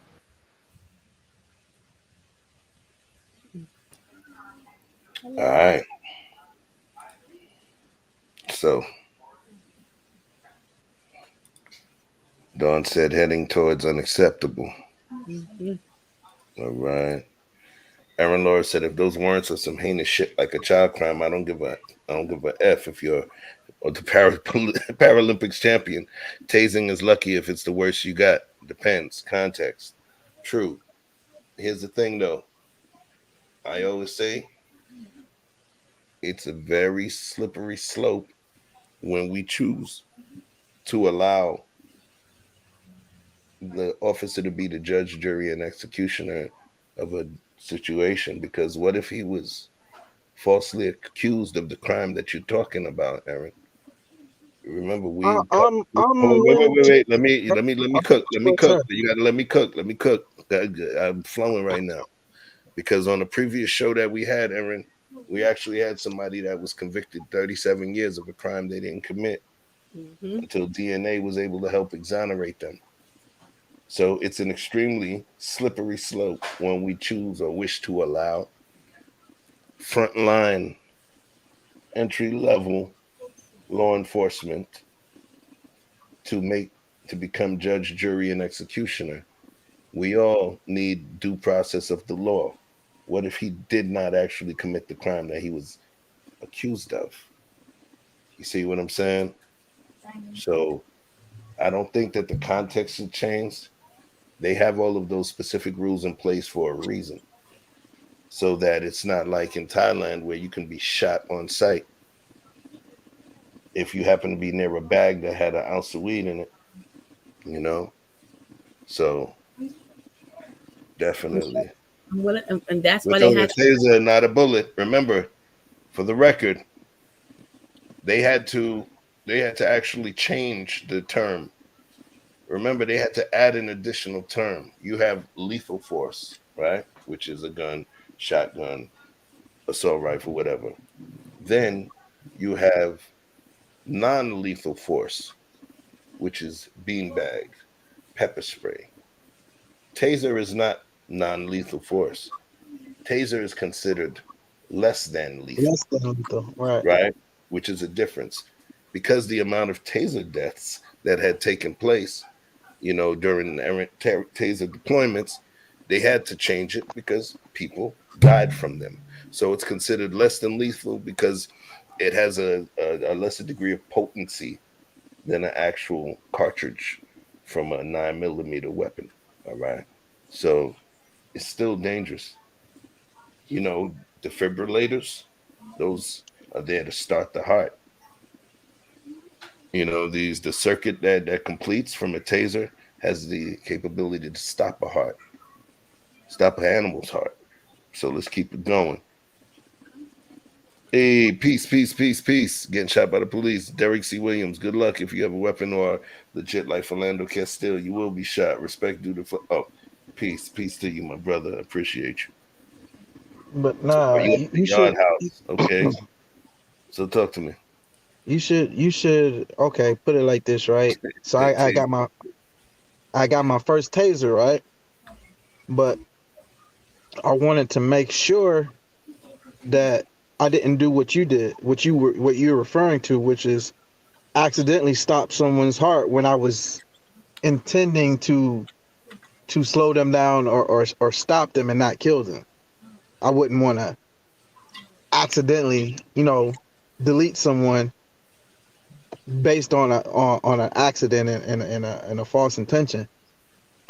So the first thing I did was I told my friend, I'm like, yo, you're gonna have to tase me, bro. Instead of don't tase me, bro, I was like, tase me, bro. Like, bro, listen, you don't want to do this. I'm like, yeah, I kind of do. Like, why you want to do this? Because I need to know what I'm putting out so I'll know what's enough and what's too much. And he can't find the heart. That's So why the cops also do it. I ended up doing it to myself. And just for the record, I've never been stabbed, but I'm gonna go out my way and say it's probably a similar feeling because it lasted for a minute and it felt like something was just opening that motherfucker. But however, all right, that is a very extreme tool, and it does a lot to the body. And I think officers, just like in the military, the first thing they're gonna do is tell you, take your gas mask off and get you some of that, so you understand what's going on. You know when you've been affected and it's not your first time. I think officers should be in their training put through that, shot by a beanbag, tased, so they understand that before they administer that to someone else, they know exactly what it is that they're putting out. All right. Any final words, Andrea? On this one? He should have been fired, period. Man was in a wheelchair and it was disrespectful. All right. Even they do it to the old people too. They don't have no disregard. You can be young, old, they don't care. I agree. I say he definitely should have been fired. The level of escalation was overboard. What I do believe is that once he recognized that there were multiple warrants at this point, he just felt like he got him one. He got him a bonus. He got him a 5-piece because dude had 5-6 warrants open. So what he was thinking about was the win. And he treated the man like a prize fish. He got him up and just let him flap around, and he just treated him like whatever. And it was wrong. It was wrong. He was still a human being. It was wrong. And I believe that due process of the law is really, really important. All right. 1 minute, Chef. Let me ask you this. Now, you asked me if it was an old lady, would that change things? If that was a young 25-year-old man with the same 5 warrants who was resisting arrest, would that change your opinion?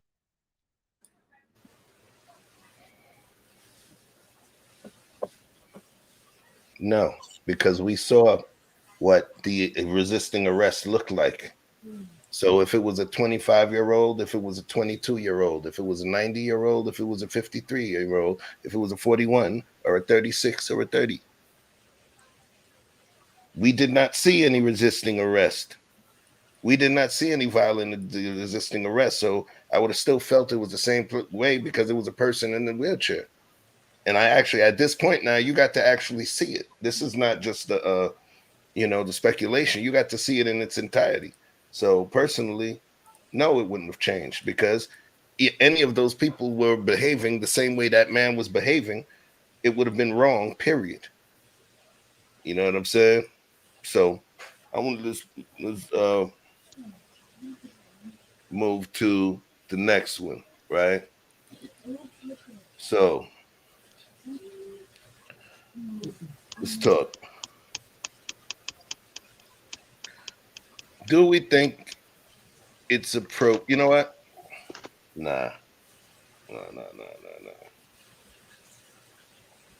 Do you think that celebrities have a higher responsibility for behavior in public and when dealing with law enforcement?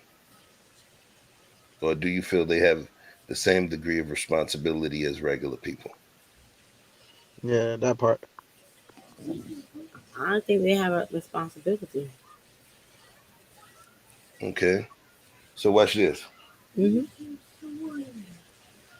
If you see a regular person acting up in public, and then you see another situation where there's a celebrity that's acting up in public that has more to lose, do you believe they should both be treated equally?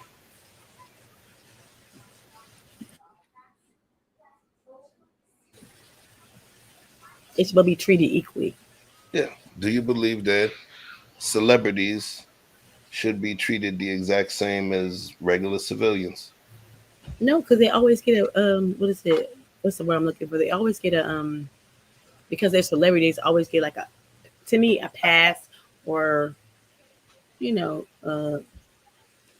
what's the word I'm looking for?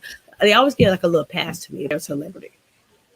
They're gonna if they were speeding, they might not get a ticket, something like that. That's just me. Okay. So just a piece of scam likely. So when I stated more, having more to lose, I'm talking about from a resource standpoint. You remember Jay-Z said, if I shoot you, I'm brainless. But if you shoot me, you're famous. What's a nigga to do? Because the fact that there's the other line, I'm not a businessman. I'm a business man. He has resources, which means that when somebody has resources, that opens up another front of attack from someone. If a broke dude has beef with a broke dude, he's gonna want to break his face. If a broke dude has beef with a rich dude, he's gonna want to break his bank. So when I say more to lose, just from a civil litigation type of standpoint. True. All right, so let's take a look. And we're gonna drop this into 1, understandable, 2, unacceptable. And we're going based on what happened, Vic. Oh, No, okay. I was trying to understand the premise of your question. You said, should celebrities be held to a higher standard when encountering the police? Should they be held? Yeah. No, should they be held to the same standards as civilians? But that was just a side question. Okay, right? got you. Go ahead. He said, does Stephen Jenkins may have to sell his soul for bail money while Joe athlete can cut the check in his sleep? Exactly. Resources scalable. So now we're going to take a look, and we're going to still stick with the dynamic of understandable, 1, unacceptable, 2. So we'll start to play. We're going to see if the police response was understandable or unacceptable. Let's go. And yo, chat, listen, man. You guys are actually one of the panelists on the show. So please participate, man. Let's make this fun, all right?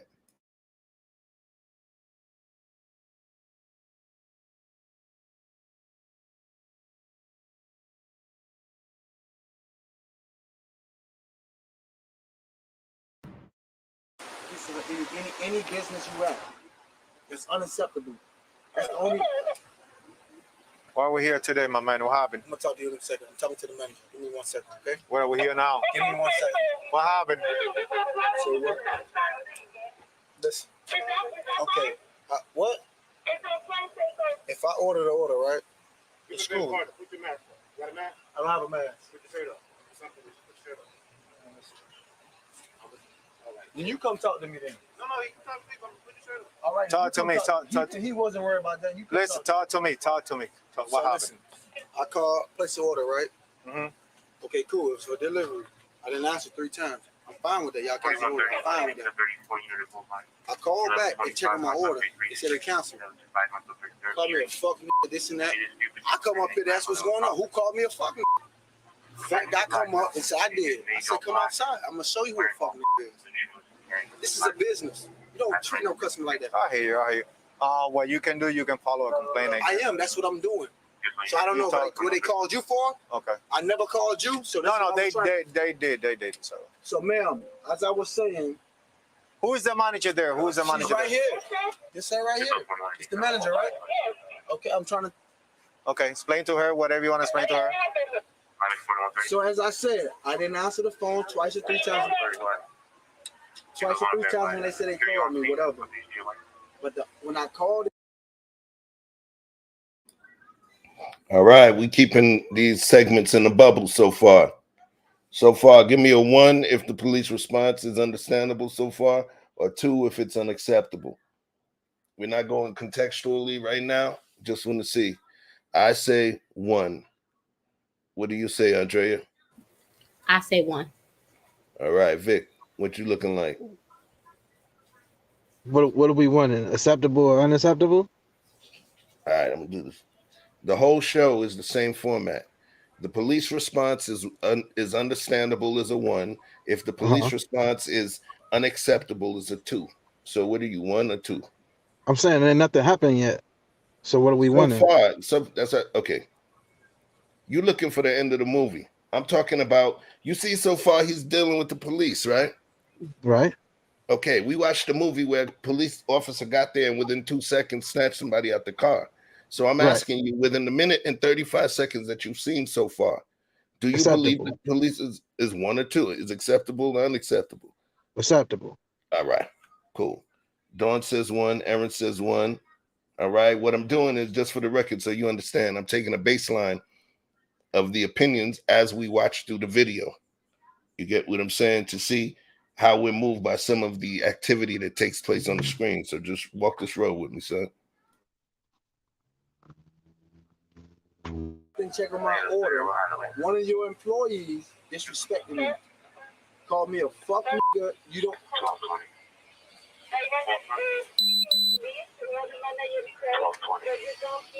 The police here. The police here. Yeah, I grabbed the dope. He said he was coming outside. I grabbed the dope. You damn right. Are you right?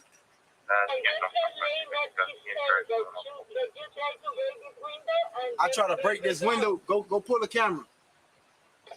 Pull the camera. I try to break this window. You right. I try to grab the door. You damn right.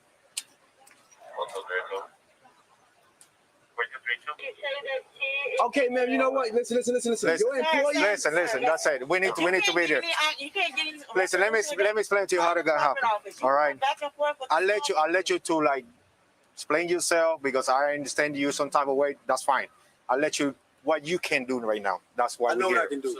You know what you can do? I know what I can do. What you can do. Let me I see. know what I can do. What you can do. I just need to find out what fucking Papa John's number this is.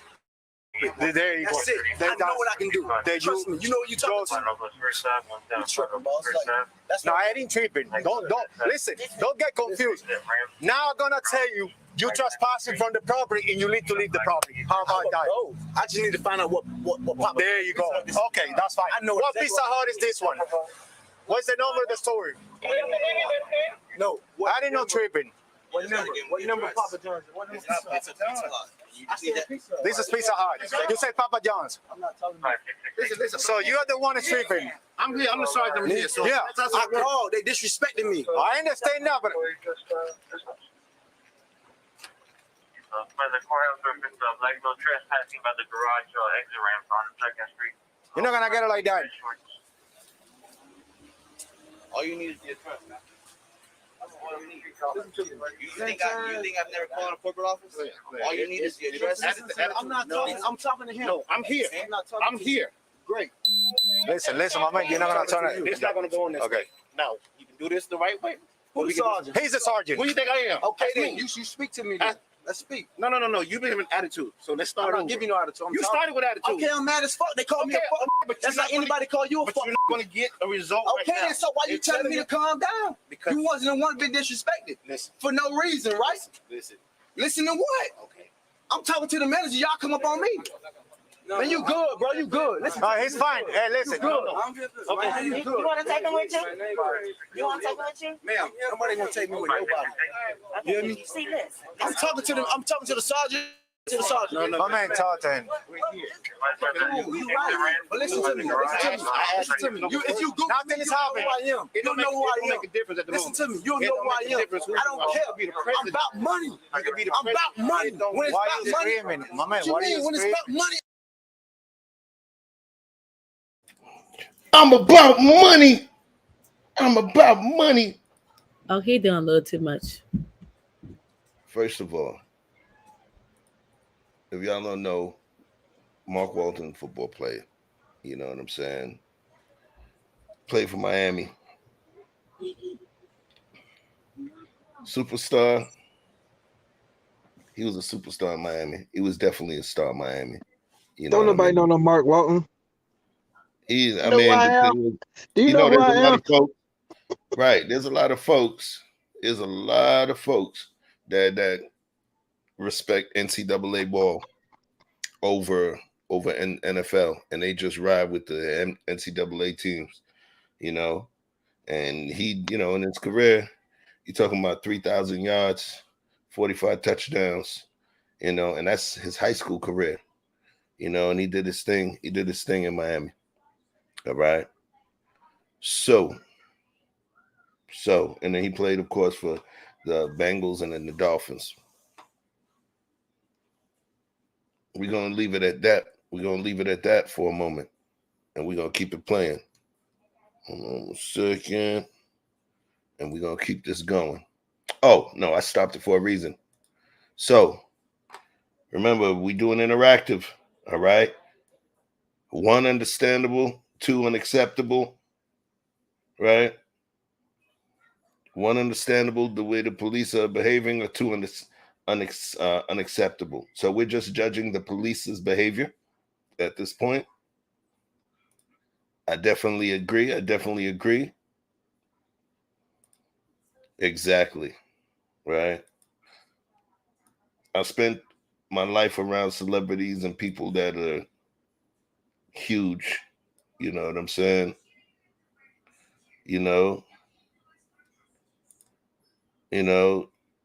I've been around Grammy artists. Rudy and I, we related to a Grammy-winning producer.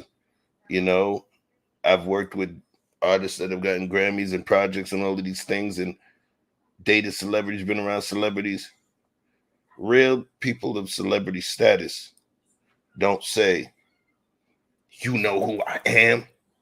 The people with the real status or real position is trying to hide who they are.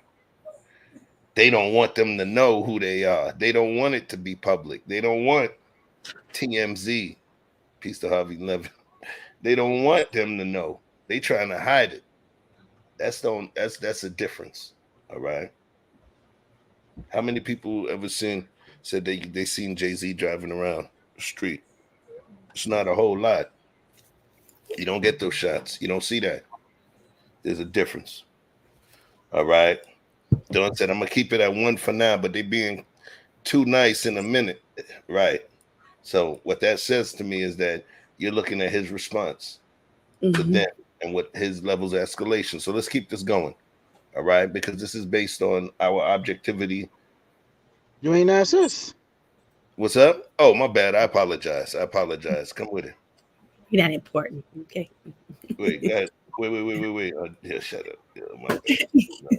Go, Andrea. Clock. He's a little hostile to the police. I think they're calm and they're trying to calm him down so they can talk to him. But he over the top. I mean, I understand he's mad, but he mad at the wrong police. The police officers, they just came up because they called the police. So they're trying to understand what the problem is, and he's getting frustrated and getting irritated with them. Absolutely. I agree. Vic, what you got? I think he's in too good of a shape to keep posturing against the police. However, I think the police movements are unacceptable at this point because no one is establishing the lead. No one is taking the lead. You have the Hispanic officer who we're watching through his body cam. Then you got the sergeant over there who was playing low, which may be, for whatever training purposes. But now he's established that he's in control of the scene. Yet now you have a third female officer now commenting, and with it being as tumultuous as it is, it's confusing. Just like having multiple officers trying to give you instructions on how to get out of the car and not end up dead. You just don't need that many voices. I might concede your time and give you another minute, right? Because what's interesting is that, remember when we covered the Patrick Leoya case, right? Mm-hmm. One of the things that I took issue with, and it was a heated discussion we had, one of the things I took issue with was the fact that I felt you were not giving the cop enough responsibility for controlling that scene, right? Right. So I always look for evolution in terms of folks' thought. But then now I think you catch the point that I was saying, that now you're looking at the cop where his behavior may be unacceptable because he's allowing dude to get a little wild now. Am I correct? So, okay, so all I was doing, this was a long ass kudo. So it's like, okay, you see what I'm saying? They responsible for that scene, because if that dude was able to punch through that plexiglass and grab that lady's throat, those cops would have some sort of responsibility because they were there in control of that scene. Yeah. Yeah, but it just, one of them has to establish dominance. Like, Right, you listen to my commands. Yeah. Yeah, that's what I'm stating, that he needed to assert a level of dominance or control over that scene. Correct. Right? Okay, cool. Let's keep it running, because this may be a long one, folks, but stick around. Stick around. About this shit, man. What are you screaming? About this whole shit. Who the fuck you talking to? Right about now. You know what? You know what? Get information and get the fuck out of here. That's what I'm doing. So get stop talking to me. Listen, you're getting a trespass warning now. You cannot be here. Move. Let's go. Come on. Move. Okay. Come on. Thank you. Just calm down, Mark. Call me up. Thank you. Come down. Thank you. Peace to E Black. I'm about to pull the E Black move and increase the screen. Excuse me. Increase the speed on this so that, you know, we're not doing this all night long, but almost all night long.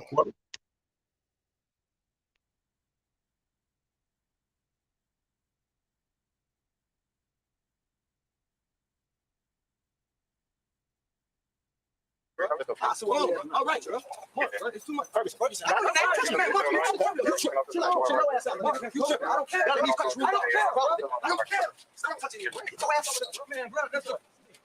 don't care. Touch me right now. I don't care, bro. No, bro. Let's go.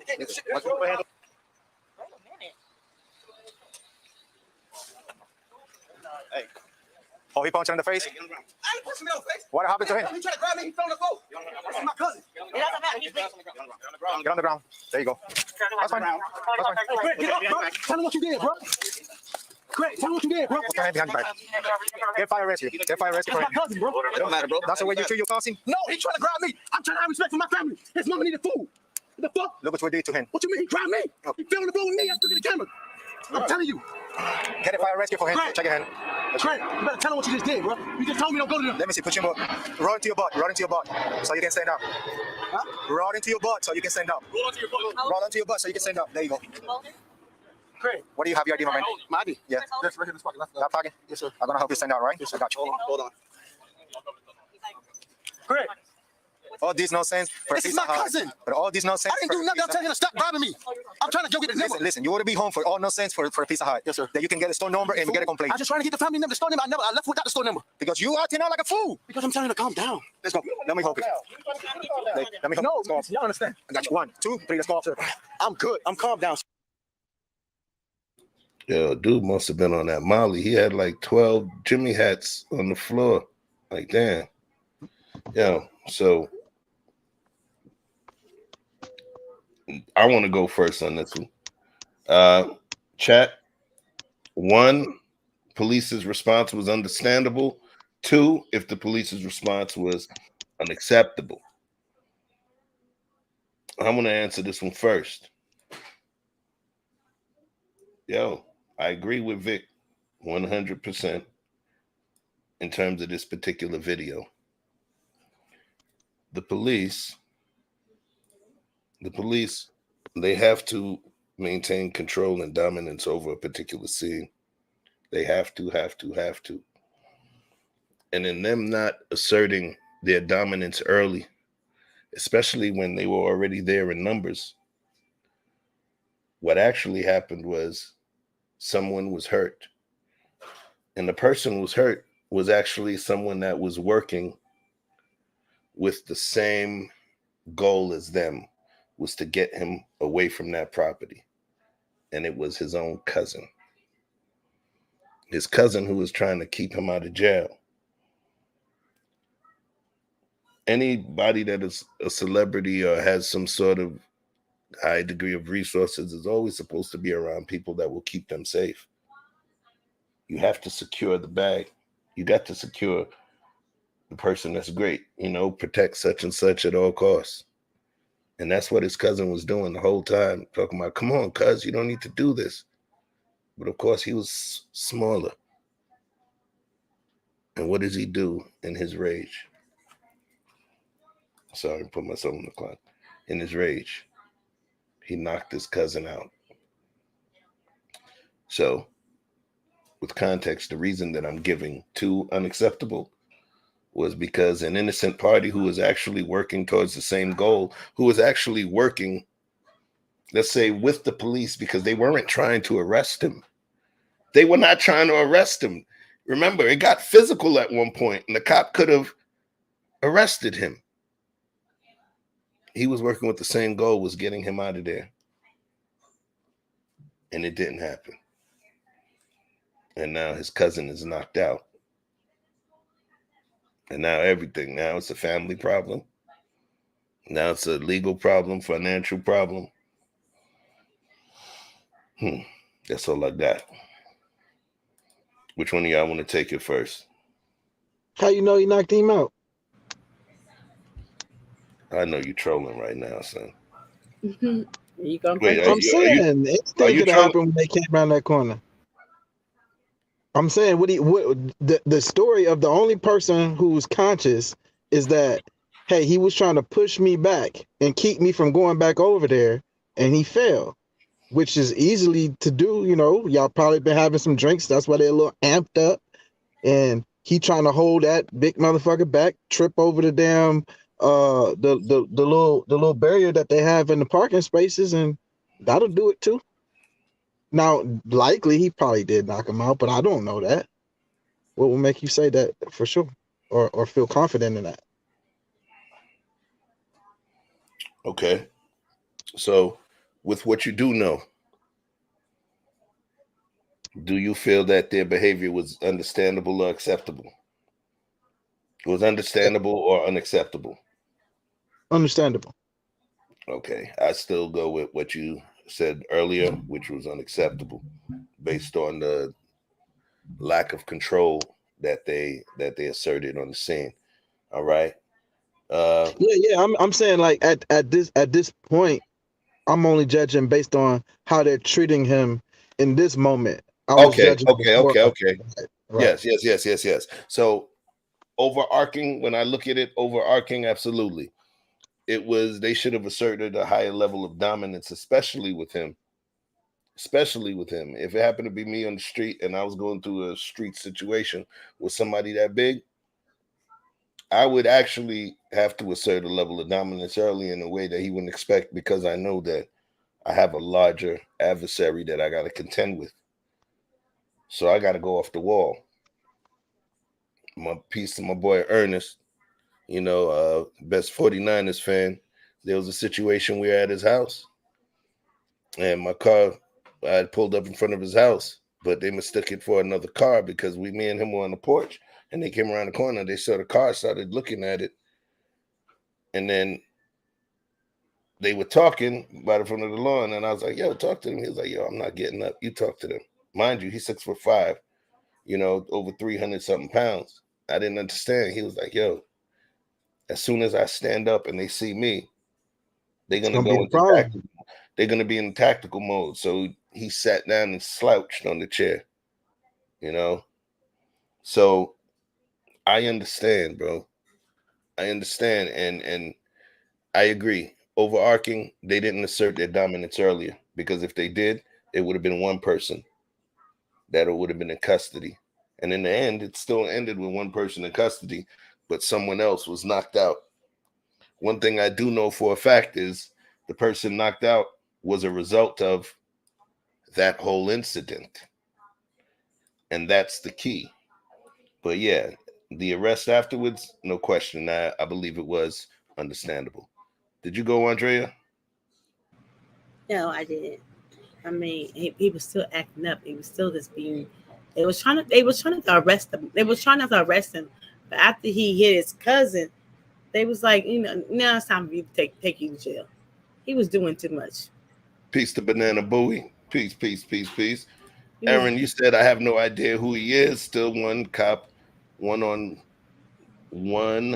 cop response so far.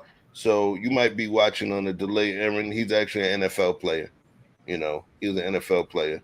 So he feels he's that money guy. All right. Cool. So we saw this one. Remember, we're not doing echo chamber, so it's gonna be stuff that you may agree with or don't agree with. Hold on 1 second. Yeah. So we're gonna keep it going. We are going to keep it going. Yes, shout out to VictorFreezeMusic. Yo, Vic be on some other stuff. He be doing like the Beyonce CDs and dropping them at like 5 in the morning, 6 in the morning and shit. So make sure you hit the button, the notification bell that says all. So when you catch him with his stream at 5:37 a.m., right, Antarctica time, you will be able to, you're getting up to go use the bathroom and shit, right? You're going to see him. But yo, he got some dope streams. Check him out. All right. Thank you, Mika. Aaron Laura said, I get what y'all saying about unacceptable because too nice. I wasn't thinking of that earlier. In situations like this, I'm so used to seeing cops being too aggressive. No delay. Oh, okay. All right, cool. Old comment. Thank you for the clarification. So let's keep this going.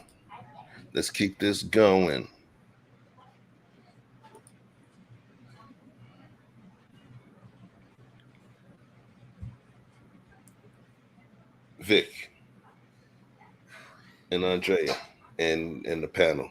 If I just walked out of Walmart and I was shoplifting, right? I was stealing all kind of shit. Taser black ass. They got me on camera stealing all kind of shit. Mm-hmm. And then I get out. Is it all right for a cop to jump on me? And they know I was stealing? Hell yeah. Don't you ever do that to them good white folks. Mr. Walton been good to us. So let's do this. 1, understandable. 2, unacceptable.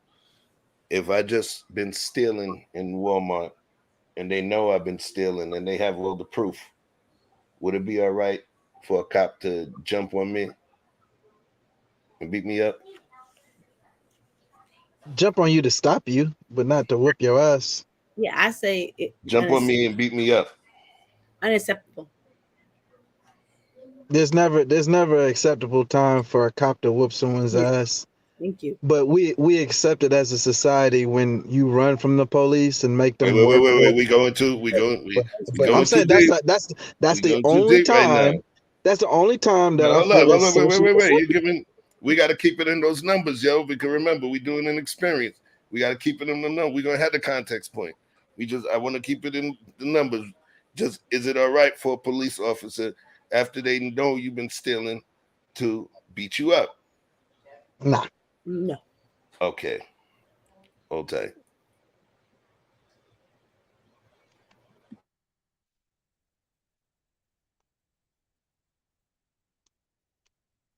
Got to do this smoother.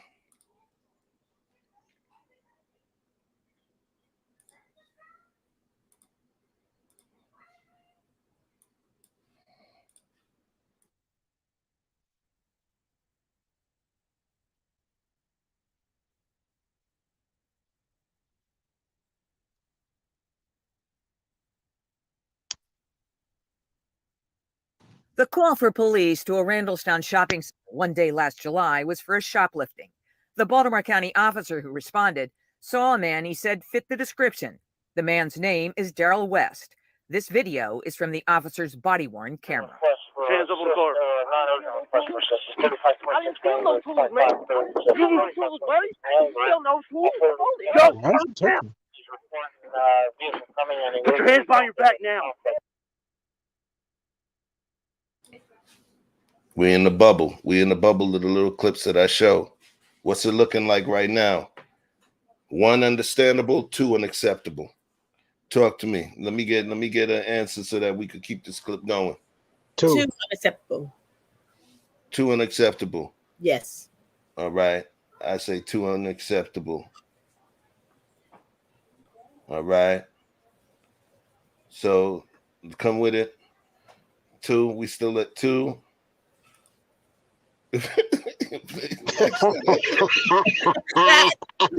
Okay, exactly. He get a little paid there. We need more smoke. We need smoke. Put the smoke emojis up. All right. Okay. So the consensus is 2. We're gonna keep this one going. Put your hands behind your back. I didn't see him. Put your hands behind your back. In their report, police wrote Put West your had hands- continued to walk away when he was told to stop, then resisted arrest after he was hit and knocked down. Hey, buddy.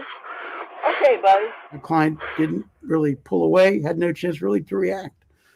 And if you see the body cam, the officer gets out of the car, he's all hyped up.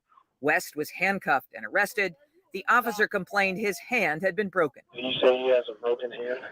Good. Yes, sir. Bitch That's what he ass. said. Broken hand, possible. There's no emotion on the part of my client, and there really shouldn't be any emotion on the part of a responding police officer, especially, it's not some crazy domestic gone awry. It's just a simple shoplifting case. You want to give me a name? Give me a name and your batch number. In April this year, Nazim Khan took his own video after police were called to his Dundalk home by someone who suspected.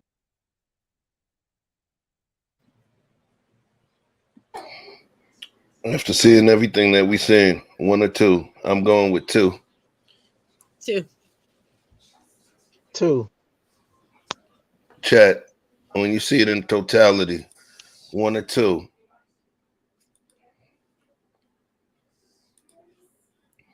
All right. So I'm gonna throw myself on the clock. If you guys have any pieces to add to this, I'm gonna throw myself on the clock too. Anybody got any particular context to add before we jump to the next one? You going on the clock, right? Which one is it? Okay, I just said that I'm going to go on the clock, and I'm asking you guys. I'm letting y'all go first. If any of y'all want to go. Okay, on I the thought you saying you going first. I got you. Yeah, Cool. you thought you would say No, I you. said y'all going first. So who want to go first? I'll Go ahead, first. Jay. Okay. I don't think he should be manhandled like that. It was just a simple shoplifting. But he didn't. Did he have anything that shows he was shoplifting? Because I didn't see anything, and I just feel like they over arrested him like that. That's all. But then you wonder why people don't y'all just grab him by his neck, and this is doing too much. It's a lot it was doing. And I didn't see any what was he stealing? Because it said somebody who looked like him, but somebody looked like him. They didn't say it was specifically him. So where's the evidence of what he stole? That's what I want to see. Now I'm done. Okay, Jay. Vic, what you got? Listen, there's a reason why police are supposed to have training. There's a training booklet that gives them protocols and ways to engage anyone, no matter the situation. Situations like Eric Garner, situations like this. There was a lady on the side of the freeway getting punched in the face. All of these things, they're unauthorized tactics. And in the military, you get court-martialed and get your ass locked up. So I don't understand what gives them. I can give a damn if you was resisting. I can give a damn if you did everything that they said you was doing. They don't have the right to use unauthorized tactics at any point. And you can clearly tell that those, I can give a damn, those aren't in anyone's book in any jurisdiction in America. Cool. It was dirty. This is why when I was speaking to Aaron earlier, I spoke to the police having that ability to become judge, jury, and executioner. Because there was one thing that I did when I gave the analogy, or when I gave the initial baseline question to you guys. I said that he was definitely stealing. He was definitely stealing. It was on camera. Why? So that I could put into your mind that the cop already knew in his mind definitely that this man stole, so that there wouldn't be any other questions like, well, what if the cop really believed it? Even if he believed it, even if somebody had proof, was his response understandable or unacceptable? And there was no way for me to see his response as acceptable, so it was unacceptable. I can't understand how he believed, how he behaved. All right.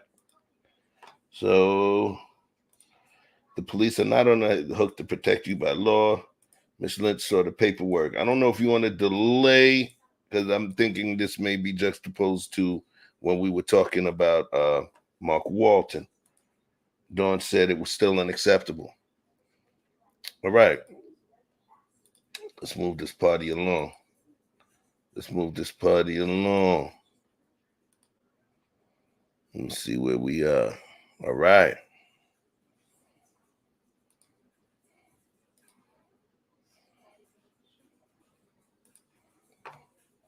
This is going to be an interesting one. This is going to be an interesting one.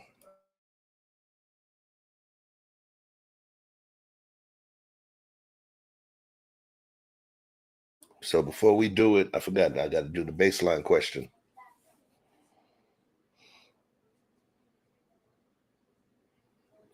Is it appropriate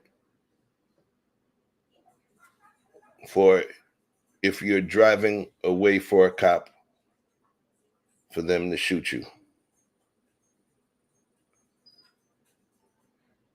And this is, I'm going to keep it simple. Yes or no? No. Vic, is it appropriate for when you're driving away for a cop for them to shoot you? Only if they feel like, yes they're or no? in your path. I said it. It's Is not it? No. So that's what I'm saying. Is it ever acceptable? Because if you're given a reason, that means that it is acceptable. You see what I'm saying? So is it ever acceptable to shoot a car that's driving away? That's why I said you're saying away. Okay, I'm gonna say it again. Is it ever acceptable for police to shoot at a car that's driving away? Ever? If you give a reason that it's acceptable, then it's. I'm not giving a reason that it's acceptable. I'm making sure that I'm clear on the context that you're saying. And if you're saying that, hang on just a minute. If you're saying that the car is not posing any threat to the officer, then no, there is no reason for that. No. So what I'm stating is this: if I stated that the car is driving away, is it ever acceptable? If you can find one reason that it is, then your answer would be yes. So if I say, is it ever acceptable, which is a yes or no. So if I can't find any reason that it would be okay for them to shoot, then I would say, no, it's never acceptable. If you find, I'm not confused about that part. I'm not confused about that part. But when you say driving away, that insinuates that there is no threat. That you understand what I'm saying? But you can say driving away, and you could be driving towards me, but you driving away. Remember, I'm not trying to outsmart you. I'm taking folks down a rabbit hole. So as you add all of that extra context, it's taken away from the tricks and the dips that I'm trying to do. That's why I'm keeping it as yes or no. You feel what I'm saying? We're going to have the context part afterwards, right? So what I'm stating is the yes or no. Is it ever acceptable? If there was even half of a chance of it to be acceptable, then the answer would be yes, it is. All right. So, Chet, is it ever acceptable for a cop to shoot at a person that's driving away? I know the answer is, and even in terms of police protocol, the answer is no, right? It's never acceptable. All right. So we're going to go to the next question because it's more than just a single part question. Is it acceptable for police to shoot at a driver that's driving towards them? Yes or no? Is it acceptable for police to shoot them if the driver is driving Could it ever be acceptable for a cop to shoot at a person that's driving towards them? Yes. All right. Vic, would it ever be acceptable for a cop to shoot at a person that's driving towards them? Yes. All right. Thank you, Mika Marcel. Thanks, Mika Marcel, for the $5 Super Bowl. Danique Anthony. That's that bullshit enabled. You know exactly what the fuck I was saying. You could have made that in one question. All right. Aaron Laura said one about driving towards them. Danique said vehicle is a weapon. All right.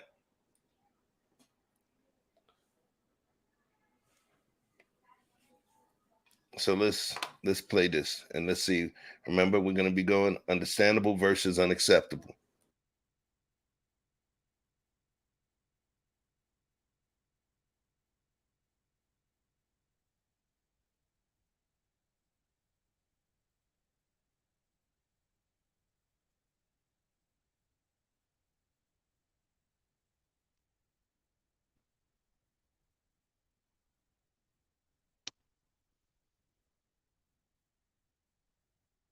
Oh, goddamn.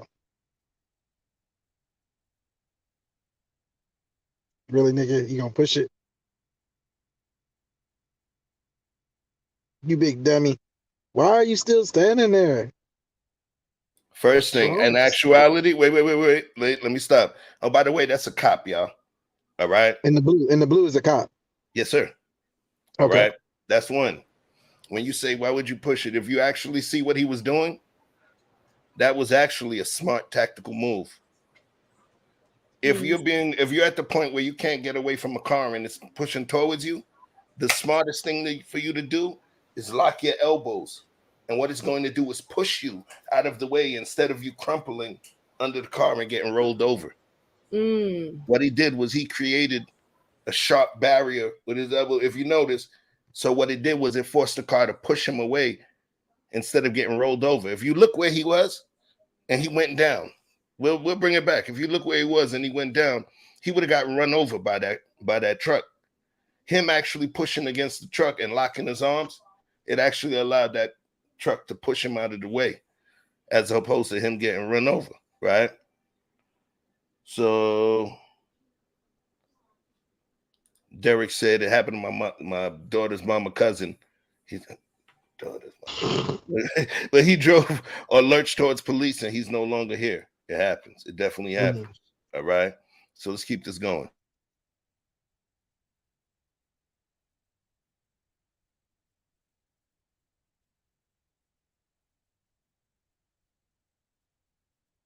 Watch his arms. Watch when he gets up to use the leverage. Now keep going around the car. Why the fuck would you go back towards the car? It backed up. The motherfucker's still in it.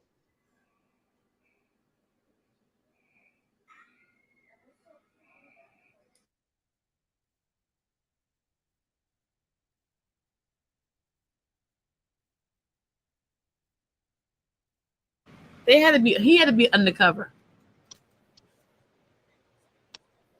Not undercover necessarily, just off duty, maybe. Off duty.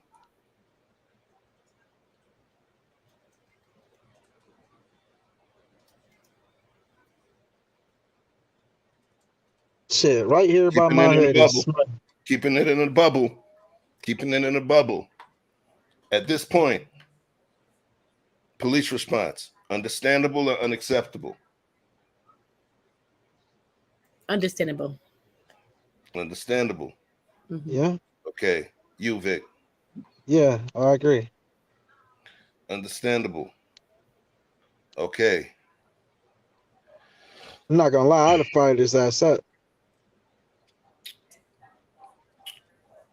Already the first time. I'll say this as a civilian, a stranger, understandable. If I was related to any or cared for, one of those people that were almost harmed was my loved ones, I would say unacceptable. I would have said, Jarvis, you should have shot his ass. Yeah, then I'm part 2 then. Yeah, because Yeah. All right. That's me. So let's keep it going. It ain't over, y'all.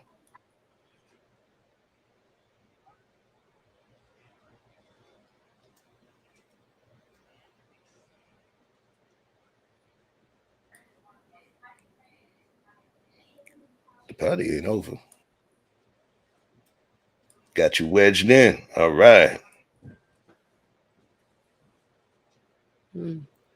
You see them tires? Oh, wow.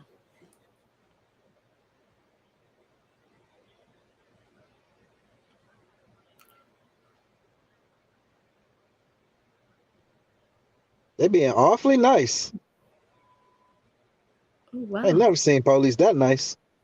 Where the hell they at? I need to move over there.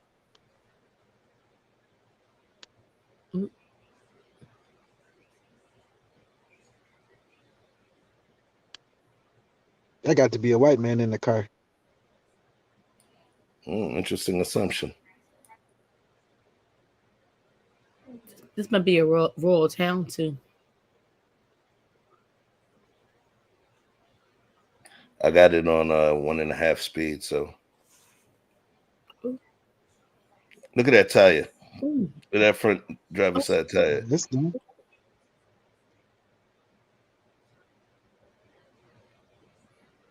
He can't do anything. He can drop on there.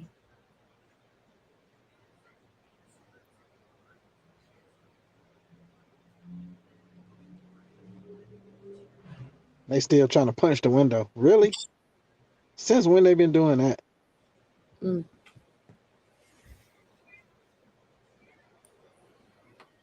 So this person lived. It looks like they lived so far, right? Yeah, they know that guy. So what? They know him.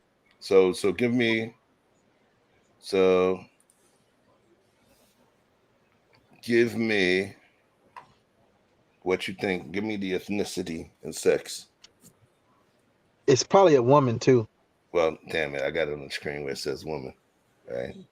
Oh, I didn't right? even see that. I was just gonna say woman on the screen because that would be the only other. Either they know him personally, or it's a woman in there. I don't know. The guys are always softer. That's why to me they ain't really using deadly force. Because if that had been a man, definitely a white woman. Definitely a white woman. They went ahead and used deadly force. I'm just thinking because she had ran her car into them. She has speed off, and they really have not used deadly force. Nowhere else in America are they doing that. I can give a damn. They'll fire a white woman up. Yeah, I'm just thinking. You can't play with them people like that. Yeah. So y'all said definitely a white woman. Yes. I said that. All right. So we're gonna full screen this baby, fair use, and let's play.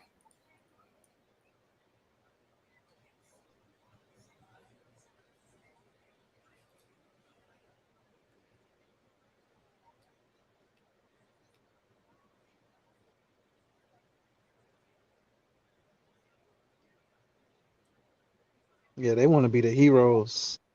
They want to be the heroes.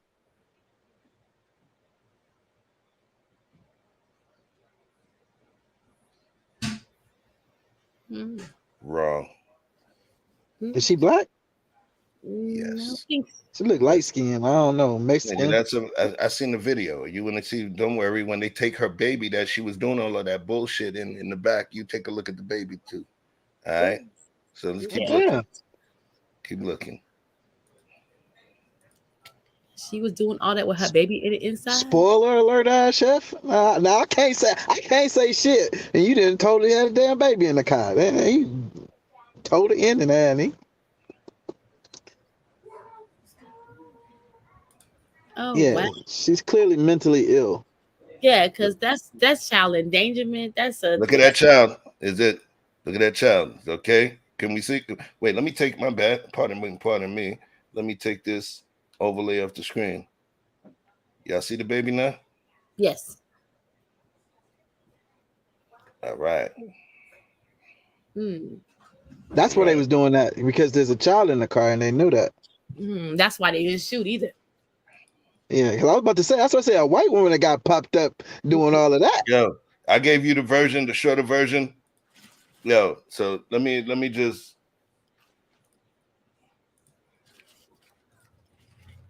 They saw the person. They saw the person in the car. They were able to determine the child was in the car. They were able to see the ethnicity of the person in the car. You get what I'm saying?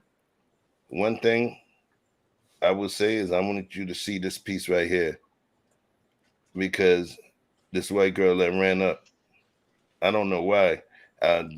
The much longer version that I would have had to do a lot to edit with sound, she was going off, but I'm going to kind of narrate it for you. Yeah, with the phone. All of a sudden, you see she comes up out of nowhere. Boom, jump straight in the back. They jump straight in the door, unlocks the door so they could get into the back. She's talking, there's a baby in there. She jumps in. Boom. First thing she does, unstraps the baby from the car seat to get them out of there. Okay? Now watch this. You see her slam the door? Okay, she tight. Yeah, she's like, there's a baby in there. You could have fucking killed her. She would have killed her, you bitch. What the fuck is you doing?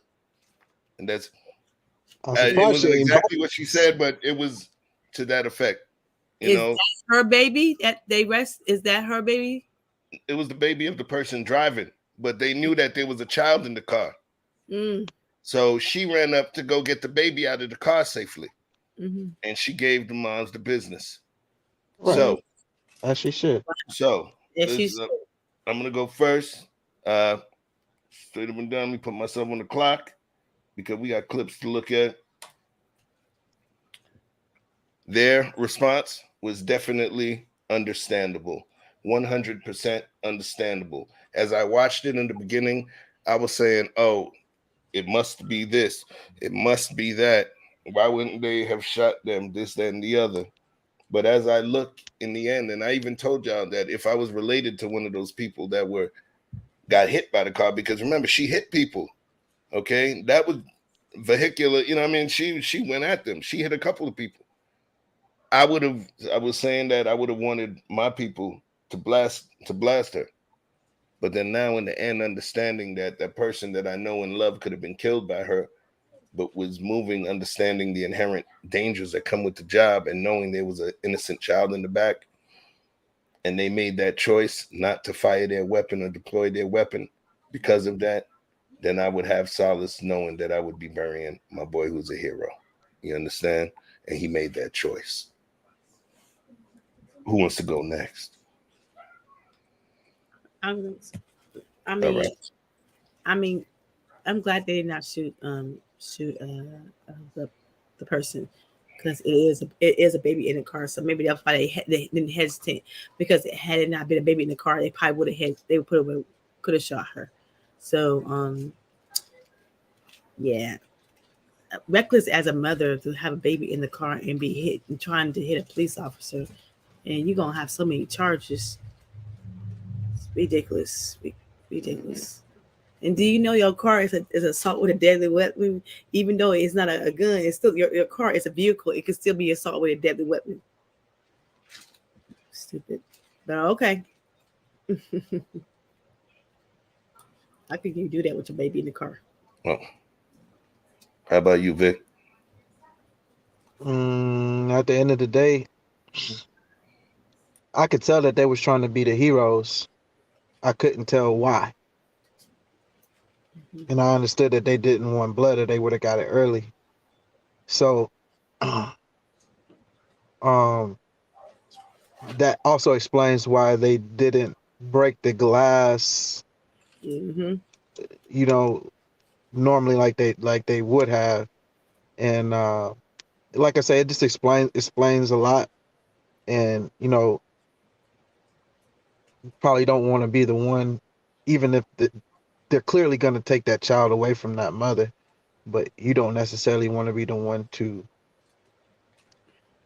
had pull that trigger. You know what I mean? With that's a traumatic event, and nobody wants to be responsible for that. So I give them kudos for the restraint that they use.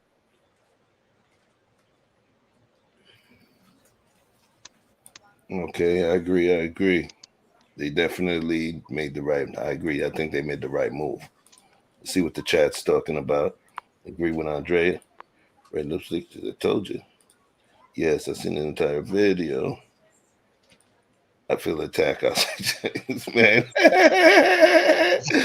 this white woman. That's funny. I feel attacked.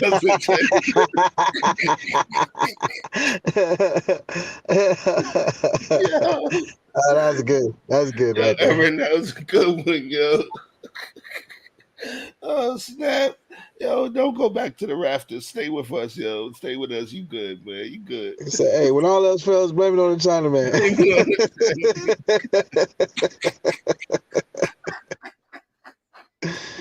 Oh, snap. All right. Let's talk.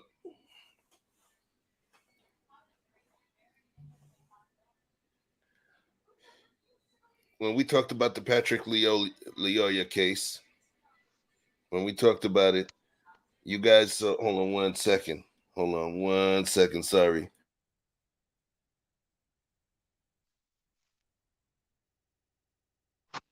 All right. We talked about the Patrick Leoya case. And one of the number one things that people stated when they watched it was, why did he get out of the car? Right? So when a cop decides that they're pulling you over, is it ever appropriate for you to get out of the car? No, unless that bitch on fire. It's an easy one. If you think about the proper protocols when you're getting pulled over, is it ever appropriate for you to jump out of the car when the cop pulls you over? Yes or no? No. All right. So, what do you think a cop's appropriate response is for pulling you over and you jump out of the car? Is it a response? Is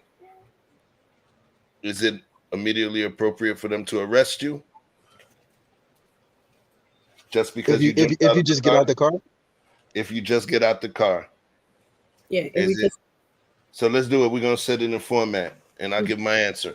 My question and my answer. Question: is it appropriate if you stepped out of the car when you're being pulled over for a cop to just arrest you? My answer is 2, unacceptable.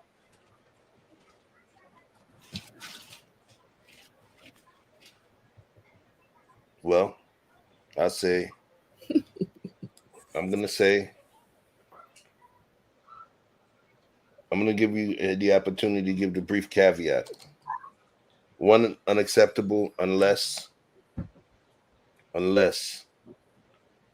you were in the commission of a crime that they were able to see and they were attempting to apprehend you, which means that if it's an arrestable offense, let me keep it as limited as that. Okay. If you jump out of the car when the police is attempting to detain you for an arrestable offense, okay, it's understandable. You see what I'm saying? So I'm going to let a little bit of context in there for an arrestable offense. So let's change the question. Is it understandable or unacceptable for a cop to immediately arrest you after you've gotten out of the car being pulled over for an arrestable offense? Vic. Yeah, I think that goes without saying. Okay. How about, so you say yes, it's acceptable. It's understandable. Okay. How about you, Andrea? I pick 1. If it's an arrestable, okay. And I say, she said acceptable. Huh? I pick 1. 1, understandable. I say understandable as well. If it's an arrestable offense, right? I can say 1. I'm leaning towards 1. All right. But I'm still conflicted. Now, mind you, I've seen the video I'm showing, so you'll understand. But I would still feel some level of conflict because there's a lot of decision making we're putting into somebody that's working under pressure, right? So let's keep this playing.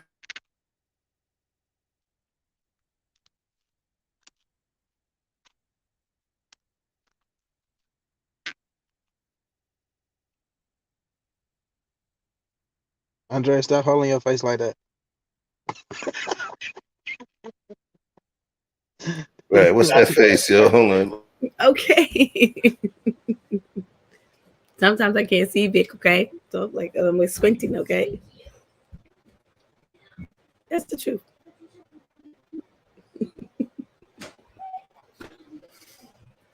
Like if you get out the car when you're getting pulled over, you better be ready to run.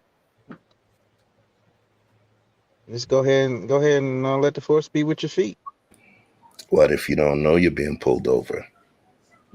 Aha. Hold tight.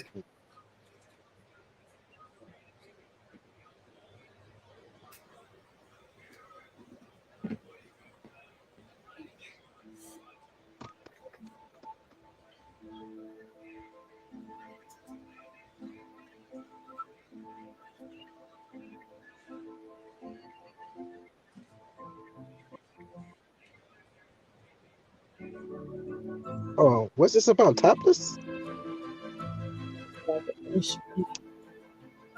Just watching shit, yo.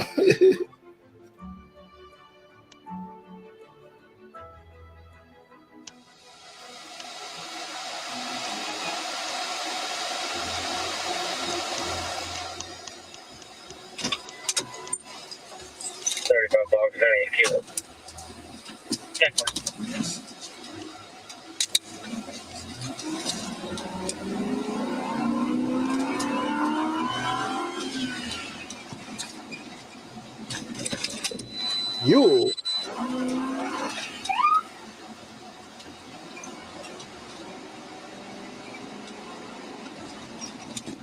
Speed humps ain't no hoe.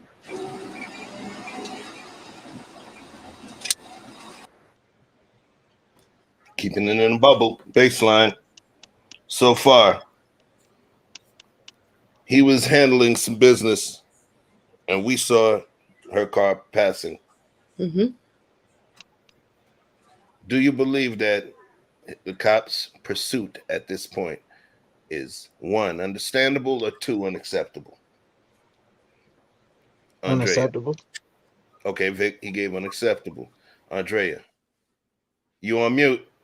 I'm gonna say 1. Understandable. Mm-hmm. Okay, I'm gonna say 2, unacceptable. Okay. Why do you say understandable? Since you're the oddball out, why do you say understandable? Because he was already giving us, obviously he was already giving somebody a ticket, and then she drove past him. It looked like she was driving a speed, like excessive speed. Did you see that? Or you just read the words excessive speed on the screen? No, that's what I thought I seen when I watched it clearly. I thought she was had, and that's a residential area. So in a residential area, I think it's only supposed to be 25 miles or 15. I think Let's bring it back then. We're gonna bring it back. Okay. No, she definitely passed him too fast. It wouldn't matter what the speed limit was when you see an officer working. And that is in the residential area too. You're supposed to be driving fast in the residential area. Mm-hmm. And remember, the question is, was his movements understandable or unacceptable, right? So I ran it back from the point you were talking about. Let's look at it. Okay.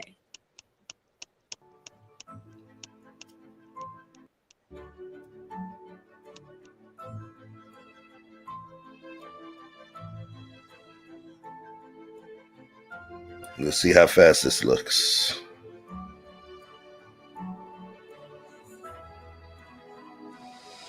I mean, it's kind of borderline. Okay, hold on.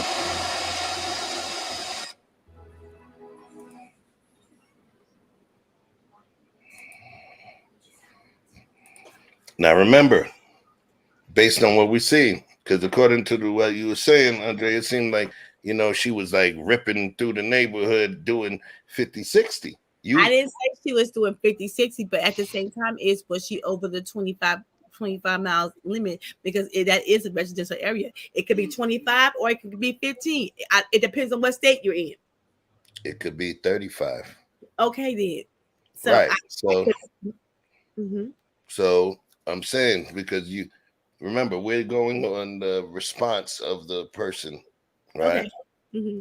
Remember, he started zipping through, bouncing over speed bumps, right? Okay. That can damage your vehicle. Yes, it can. All right. And, they're put there for a reason. Mm-hmm. So now, watch this. In pursuit of a suspect, you realize that the cops are limited in terms of the traffic laws they can break when pursuing somebody, pursuing a suspect. There's a fine line that they have. That's why a lot of times you see they have to stop the pursuit due to public safety, right? Right. That's why you see people get a lot of settlements when the police crash into somebody in an intersection and people lose their lives because the police was recklessly pursuing someone that's a suspect.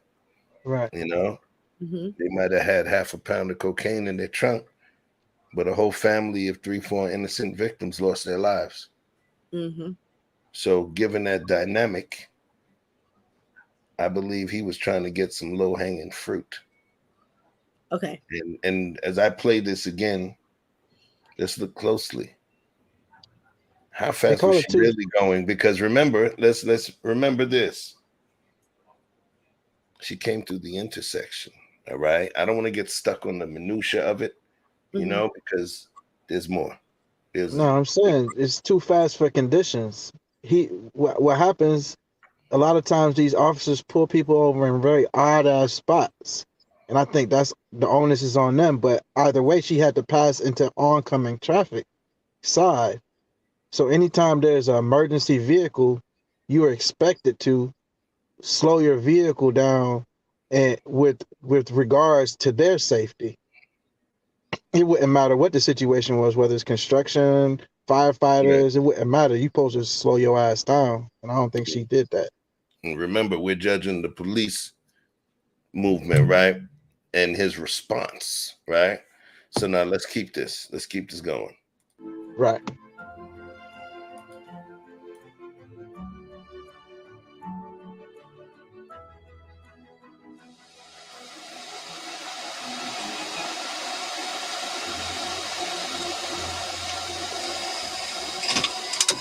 And she did slow her vehicle down.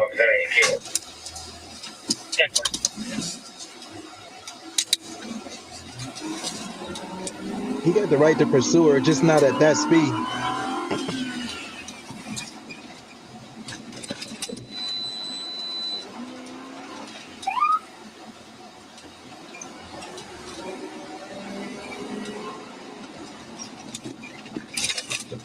He should definitely have his lights on and his sirens on. What do I want? I want to know myself. And right. 36 No emergency lights. No, he dead ass wrong. Look at that. He would hook your ass up. He would hook your ass up, bro. 36 Delta. I'm North Denver at Linden. Got a Ford Fusion, silver in color. Wait, what? He don't want her to know he pursuing her? I got out my car about right here where the tree branches are.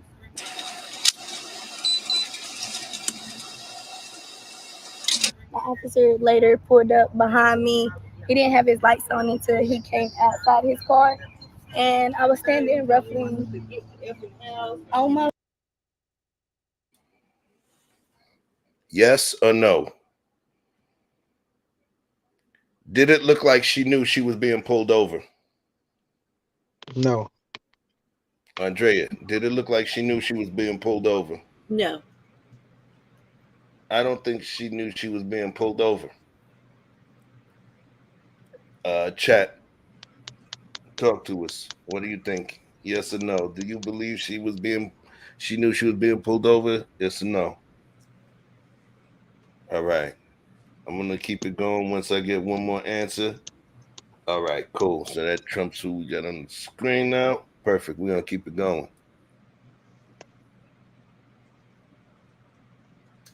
For the record, we having some fun tonight. Even if it got to drop off, Andrea got to drop off. We got some stuff to watch. You know what I'm saying? We're going to switch up the show a little bit. We're going to even give you a little intermission, you know, but because we're going to be ending this particular season. So I want to make sure that we have enough clippable stuff and some good conversation. So we're going to be bringing people up as well at some point in the stream. So stick around. Y'all getting a late night tonight, even if it's only me left on the screen. All right. Let's keep it going. I was at the front steps. Come here. I pulled you over. Come here. Yeah, I did. Get over here. And he started yelling at me, demanding me to come here, and I felt very unsafe. So I stayed right there near the porch. Yeah, I did. Get over here. $36. Coming over you. Come here. And I asked him, could he come to me and speak to me directly where I was on the porch, and he comes over.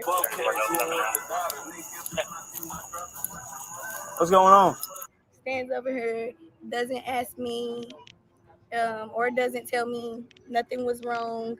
And I asked multiple times, did I do anything? What was I getting arrested for? What was I getting detained for? There was no response.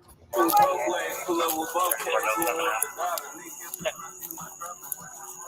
going on? Nothing. Okay. What you want? I didn't do nothing. You tripping. Hey, bro, you tripping. What the fuck? Hey, bro, you tripping. Quick yes or no. We're going to keep it going. Appropriate response. Response. 1, understandable. 2, unacceptable, based on what you see right now. 1 or 2. What you got? 2, unacceptable. Vic. 2. Chat. 1, acceptable or understandable. 2, 1, understandable. 2, unacceptable. Okay. Nigga said, hell no. 2. There was no de-escalation. All there was escalation. There was nothing to be escalated. She was calm. She was ready to and poised to have a conversation. All right? The fuck, big 2. Let's keep it going. Me and my motherfucking shirt, bro. What the fuck is wrong with you? $36. Come on, mama. Her top is going now. Move, I got no shirt on, You're being bitch. detained. Move, I don't got no shirt on, You're being bitch. detained. Move, my titties are out, you stupid ass bitch. Bro, move, Still got his hands on her. out, bitch. Move, bitch. I'm not fucking playing, bro. Bro, I don't got no shirt on, no. We fucked up. All right, now maybe I'm trolling, right? And I'm gonna say to those folks, I want to see all those folks that talk about, yo, you know better, don't resist. You know better, don't resist. Is there anybody that has a problem with her level of resistance? What it shows to me is that she has a level of what we call shame and protection of her feminine, worldly, womanly wiles. She's speaking as though a woman that feels that her feminine privacy has been breached and exposed. And she's a woman.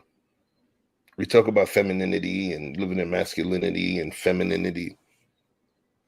It's not just about being hood and not being hood. It's about understanding part of your femininity that you want to protect. And something as simple as her breasts being out when some other chicks just wear their titties out, you know? And in this universe, I appreciate them too. But what I'm saying is in this situation, she's showing me that even though her chosen vernacular may not be the one that everybody accepts, she feels as though she's exposed, and that level of embarrassment as a woman has put her into a state of rage. And she's trying to appeal to his sense of manliness, chivalry, to understand that I'm an exposed woman. What are you doing? Let's keep it going.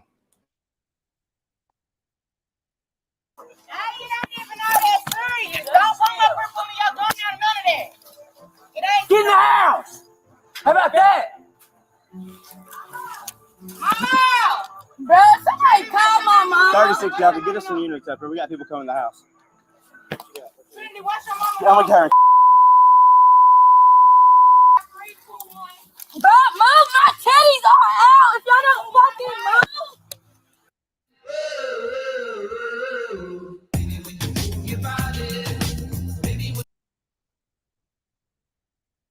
Yeah, I gotta get that YouTube Bro, Premium. I don't have no fucking bro. Fuck y'all. Bro, let me the fuck go. I don't got no mother. Mama, call my fucking mama, bro. 1816 Landon.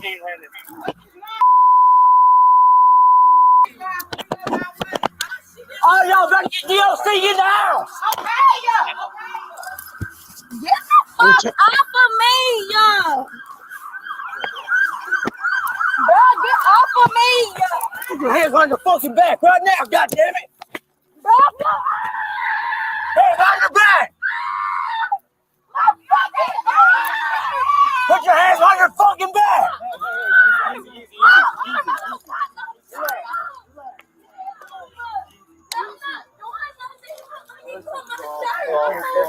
Anybody else? Somebody running the house? Oh, no, they were just coming out of the house on me, all of them. Alright, let's get her up. Hey, hang on. She's 10-15. Hey, give us a blanket. Off of me, yo. We need a blanket. I want your fucking name, lame ass bitch. Get off of me. Get the fuck off of me, bitch. Damn, get off of me, bitch. Y'all got fucking 30 cops on one female. And was like, come here, just come here. She scared, like, what did I do? Like, okay, and he didn't even explain nothing to her. He just came in the yard. He didn't have no reason to come in the yard. Get off of me. Sure. Get off of me. I don't want her to be without a shirt. Bro, get the fuck off of me, bro. Real shit. Get off of me, bitch. Get the fuck off of me, yo. Easy. Get the fuck off of me, yo. Get off of me. Get the fuck off of me, yo. Get off of me. Bitch, get off of me, yeah. Oh my gosh, why y'all twisting my body around? Get these fucking cuffs off of me. Bro, y'all got 30 cops on one female. Just be quiet. And then y'all trying to choke me. No, we're not trying to choke you. Pick your head up. Kill the car, please. Yeah. And I was just All right, enough of this. tussling through the yard with him, trying to cover myself up because I didn't have a bra on. So I went 1025 on it right Just roll it down all the way. Hey, don't talk in front of her yet. Get off of me, yo. You need an ambulance, ma'am? Yes. Okay, what's And I want y'all fucking pay for it too. I had no idea that he was arresting me for any of the things that he accused me of. I never knew what his reason was behind the whole situation.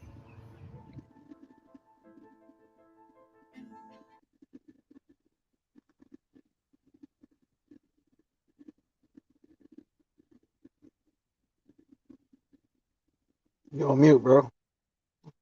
All right, brought Andrea down for a second. So, in the end, 1, understandable, 2, unacceptable. From the general, Unacceptable. yeah, from the general consensus, Red Lipstick says, Chef, my bae, who's a lieutenant in the police department, says he's wrong from the beginning to the end. This is the 2 all day. I agree with you, even if she was going 80 miles per hour. So now, Andrea did state that, well, she was speeding, right? And somebody was like, well, you can't tell she was speeding. I'm going to say this. Yes, she was speeding. Absolutely. Why? The car passed. He immediately stopped what he's doing and ran to his vehicle and jumped in and started gunning it. Look how hard he had to gun it and how fast he had to go in order to reach her. He didn't catch her on the next block. He even had to go past the big ass intersection where he almost hit that bike. Mm-hmm. She was speeding. She was hauling ass. She was hauling ass. Doesn't mean she was speeding in order to get away from him. Doesn't mean that.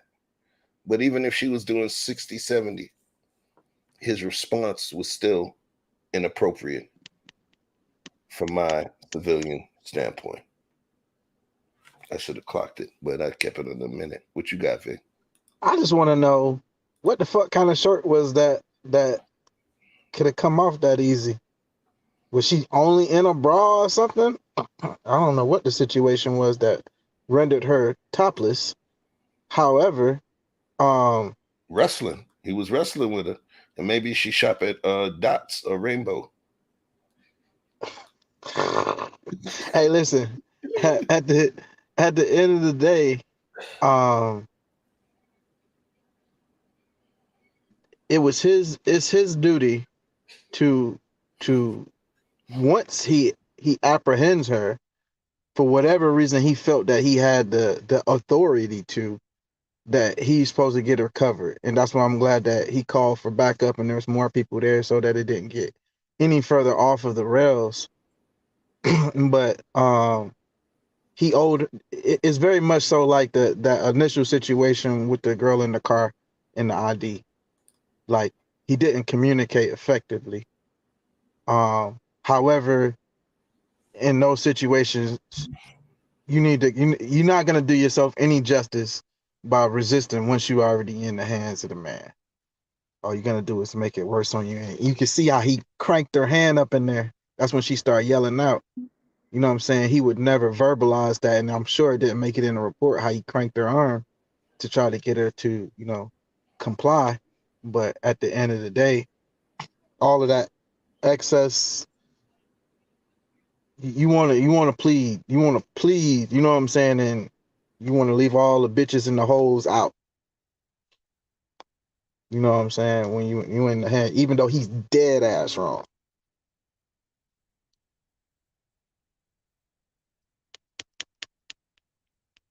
That's all I got. All right. So we don't have Andrea up for a minute, but we're gonna keep the party moving, right? Pull this off the screen. That clock. So I'm about to show one to you. This is going to be a real one. This is going to be a real one. So I definitely would like folks to pay attention and see what's going on. Just bear with me one moment as I get something here situated.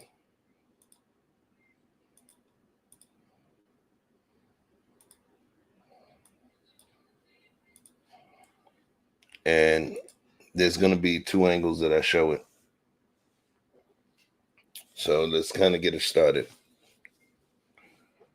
Police. Now, first things first, baseline.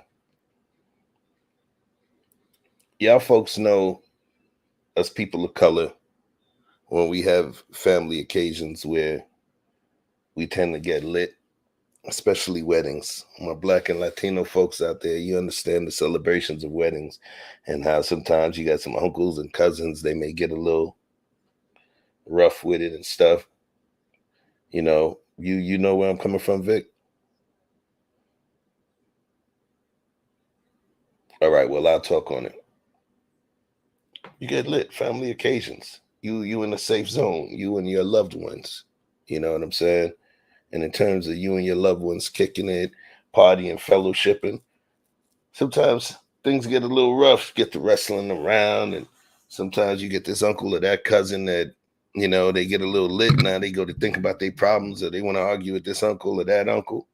You know how it could be, right? Is anyone familiar with, put a one in the chat, put a one in the chat if you know about family occasions sometimes getting a bit boisterous. Just one in the chat if y'all understand about how certain family occasions can tend to get boisterous or get a little rough. Come on, man. I need to participate in the chat. All I'm asking you is to hit a number, y'all. Just to hit a number. All right. Don said, damn. Mika said 1. Aaron said 1. Quantum said 1. Yeah, so let's do this. Let's do this. We're gonna play this video. Peace to the family. And I'm playing this on regular speed because I think it's important to hear what's going on. So hold on a minute.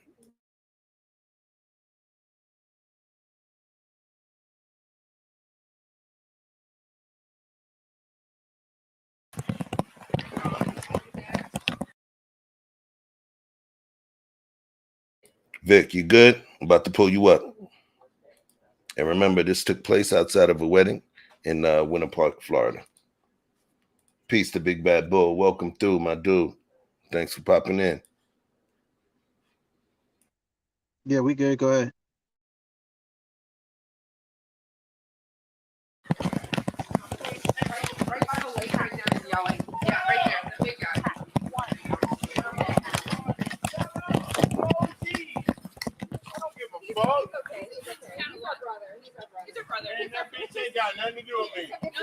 Hey, partner. Hey. Hey. Hey. Put your hands behind your back. Put your hands behind your back. Step away from him. Step away from him. Get some more units over here. Step away from him. Hey. Hey. Let it go. Change. Get away from him. Get away from him now. Step back, Sam. Step back. You touch my sister. Hey, you touch my sister.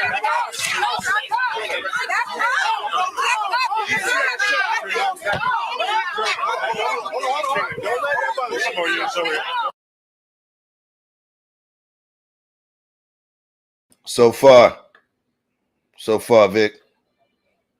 Police response, understandable or unacceptable? Chat, come on, we living in a bubble right now. Full disclosure, I've seen this before. So it doesn't matter. I'm asking you within the bubble of what we see right now.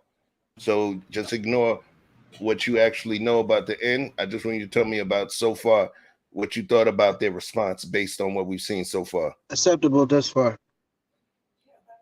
Understandable or unacceptable? Understandable? 1. Okay, cool. Andrea, did you catch it from the beginning? Do we need to start over? Nope, I sure did. 1. All right, cool. Understandable. All right.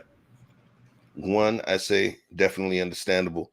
I noticed a high degree of aggression, and even the people that know him and love him that are begging us to, you know, to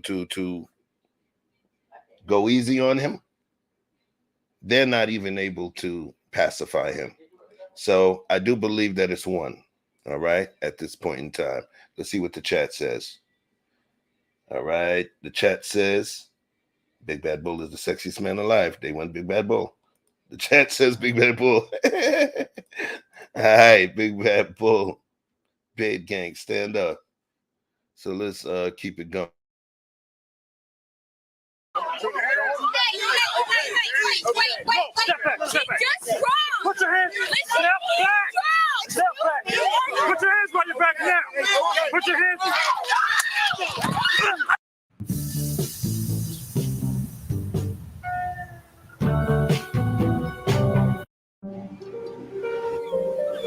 The all-new Sportage. Damn, 2 commercials.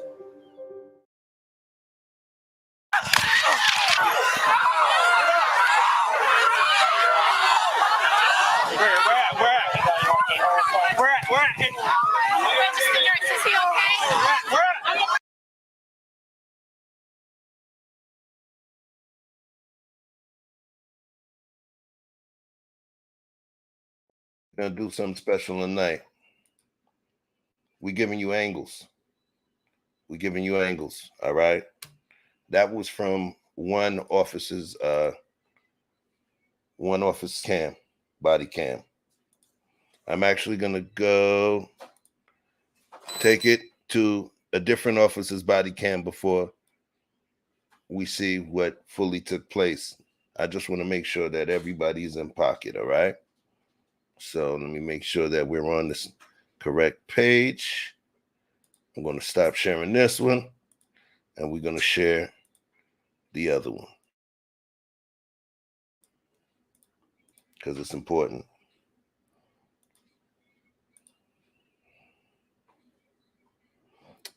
So what it looked like is that a cop got knocked out from one angle, but let's give the initial angle first.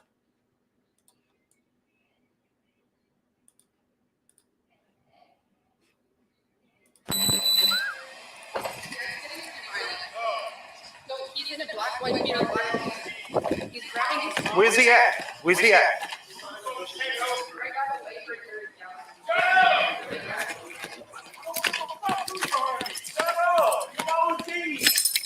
I don't give a fuck. He's okay. He's okay. He's our brother. He's our brother. Man, that bitch ain't got nothing to do with me. It's his first wedding. Shut up. Back up. It's his first wedding. Listen, Back it's his up. first wedding. Back up. Back up. Move out of the way. Move out of the way. Move out of the way. Move out of the way. Man, move out of the way. Move out of the way. Move out of the way. Have any weapons? Come here for a second. Come here. Come here. Come here. Come here. Don't you snap my motherfucking sister. Danny. Get away from me. Step back. Back up. Back up. Back up. You touch my sister. Back up. Back up. Back up. Back up. Back up. Hold on. Gotcha. Hold on. Back up. What's up, man? What's up? Notice the level of restraint. I'm going to keep it going. Quantum said, was he protecting his sister? No. He wasn't protecting his sister. His sister was actually in the process of protecting him from the police because he was obviously publicly intoxicated. And he was belligerent and he seemed aggressive. Was he protecting his sister? What she was actually doing, they were attempting to detain him, and his sister was getting in between them. Yeah, the cop was pulling on her because he was attempting to get to him, and she was in the middle. And in order to deal with somebody that's belligerent and intoxicated, you want to get the innocent party out of the way. So let me just say this. Do you think that the cop's behavior was understandable or unacceptable at this point? Since Quantum asked that question, let's throw that out there. So far, 1 in the chat if the cop's behavior was understandable at this point. 2, if it was unacceptable. And based on what Quantum was saying too, with the was he protecting her, the cop was pulling on her. Let's talk about it. Let's get some answers so we can move through. Personally, I think the behavior at that time was understandable. Dude looked like a lot to handle. He looked like a lot to handle. And he was getting her out of the way while she was obviously working to stop him from detaining him. She was basically saying, no, I got him. All right.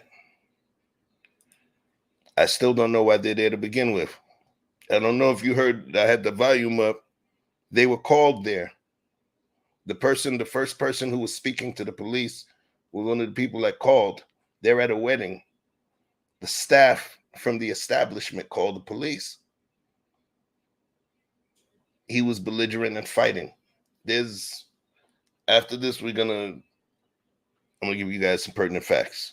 All right. So Quantum said that could be triggering for him if he's already intoxicated. Yeah, but if your boyfriend or your husband is a cop, the last thing you give a shit about is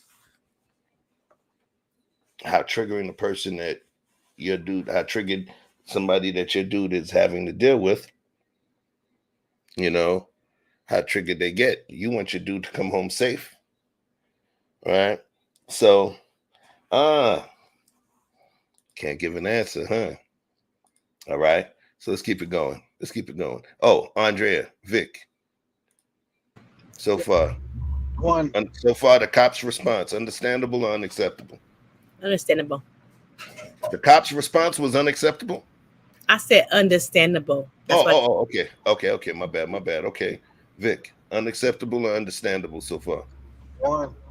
Understandable. All right. Let's keep it going.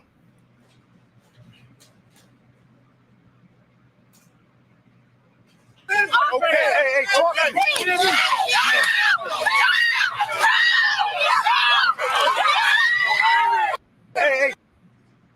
Did they hit somebody? I'm bringing it. Okay, I'm going to bring it back to you again. And then we're going to switch to the other camera angle. What you just saw is the cop that was there that was trying to get to the guy to speak to him. The dude with the muscles and the tattoos knocked the cop clean out cold. All right? Okay. Cop got knocked out. So hold on.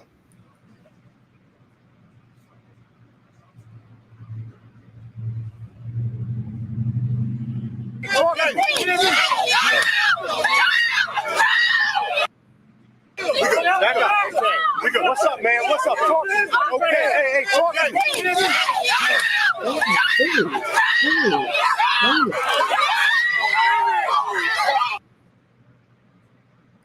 So we can all see now at this point, right? Mm-hmm.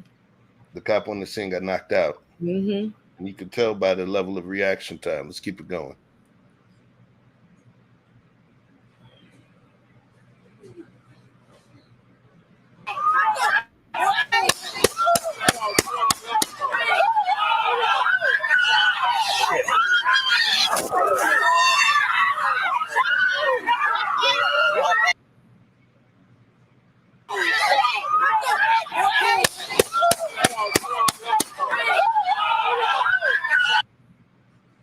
Was that bullets?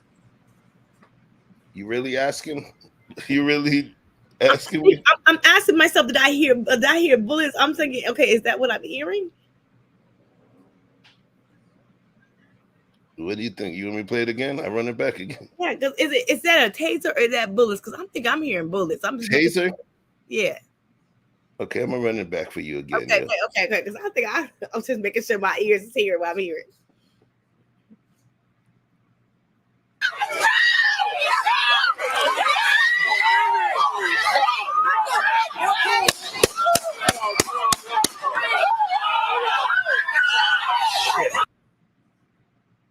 For the record, tasers don't make that noise. Those are 7 gunshots. Okay, so not bullets. Okay. That's what I make sure. Okay. Those are 7 gunshots. It's not really clear.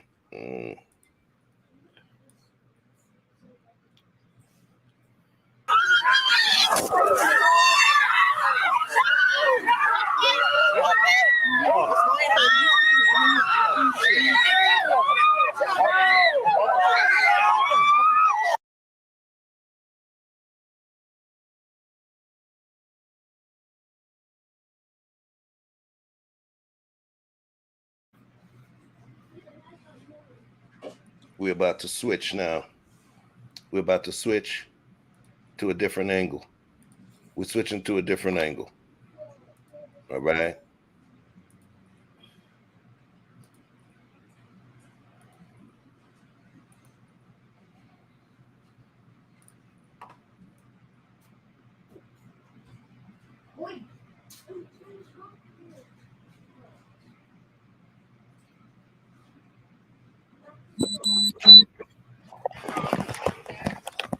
This is the other cop. You heard they said right there, the big guy. The establishment called him. ain't got nothing to do with me. Hey, partner. Hey. Hey. Shut up. Hey. Put your hands behind your back. Put your hands behind your back. Step away from him. Step away from him. Let's get some more units over here. Step away from him. Hey. Hey. Let it go. Get away from him. Get away from him now. Step back, Sam. Step back. You touch my sister. Hey, you touch my sister.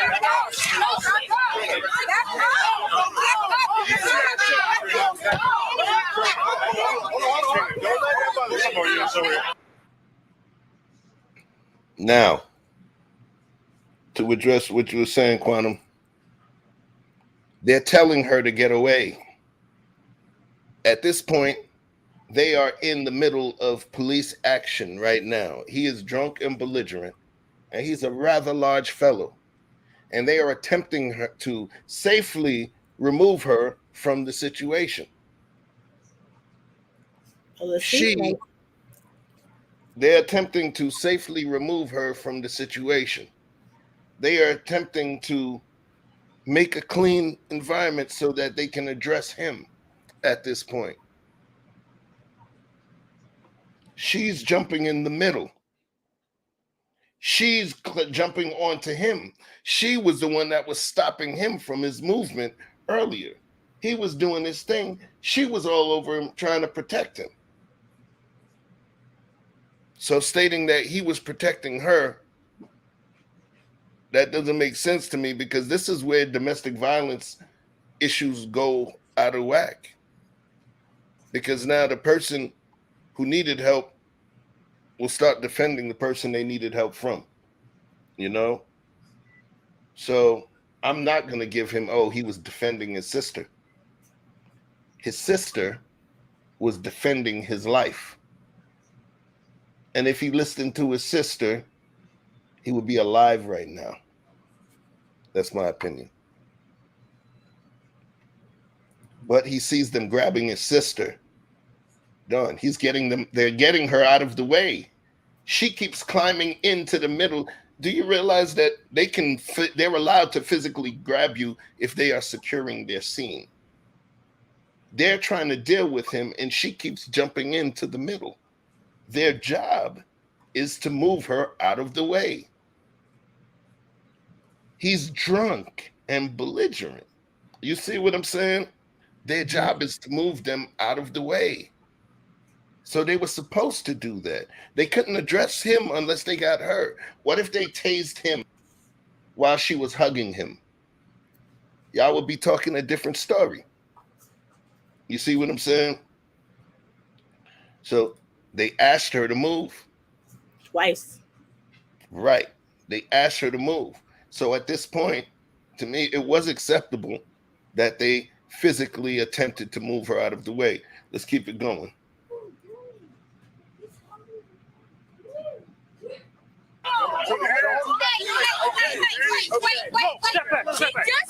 Put your hands. Step back. Second woman. Second woman. Put your hands. Cop got knocked out.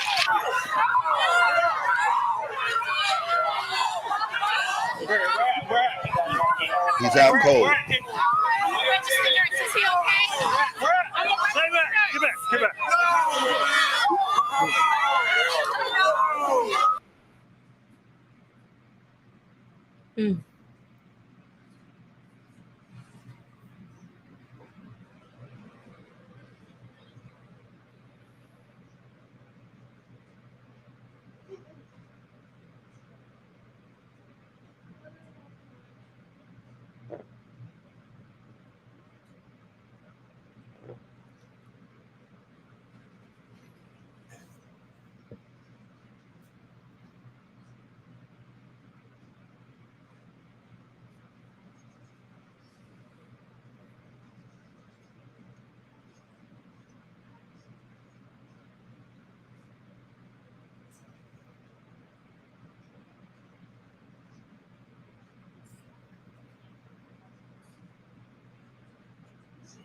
Oh, fuck. I've been cooking on mute the whole time. Andre ain't paying attention because you didn't see me moving my mouth the whole time, yo. I didn't see it this time. Sorry. Bringing you off the screen. Thank you, chat. So anyway, yeah. So in terms of what Quantum was saying, I see all that. But when the cop was grabbing, I think it could be a trigger for him. All I'm saying, yeah. The thing is, these cops are not psychiatrists; they're police officers. You get what I'm saying? And their job is to clear the scene. They could have ran up. They could have ran up, guns drawn. It seemed like her sister's in the way. It's in the way. It seemed like she's in the way right now. She was in the way. She literally was getting in the way. And while they were trying to do their thing, then another one came and jumped in. Yeah, it seemed like It's called obstruction of justice. So then, Technically Quantum, speaking, she. So Quantum, you got to let me know, yo. So was the cops' behavior acceptable or unacceptable? Excuse me, one, understandable, or two, unacceptable, based on these particular feelings?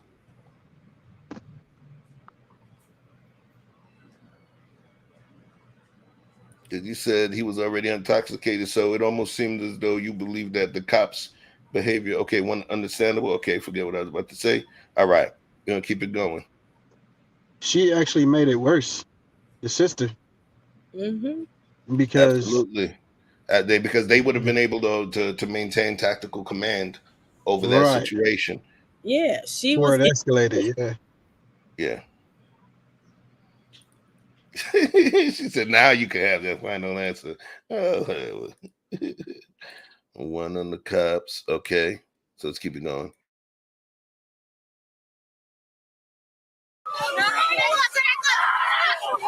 Get back! Get back!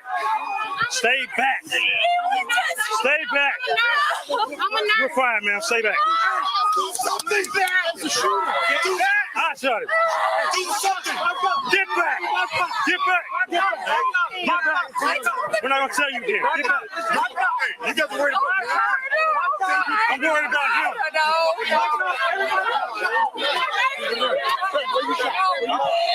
We're not shot. No, he's shot. You okay? You shot? I'm taking him to the hospital. Are you okay? Get back! I'm not gonna tell you again. I'm gonna put you in jail. Get back now. Come on, I'm taking him to the hospital. No, I'm taking him to the hospital.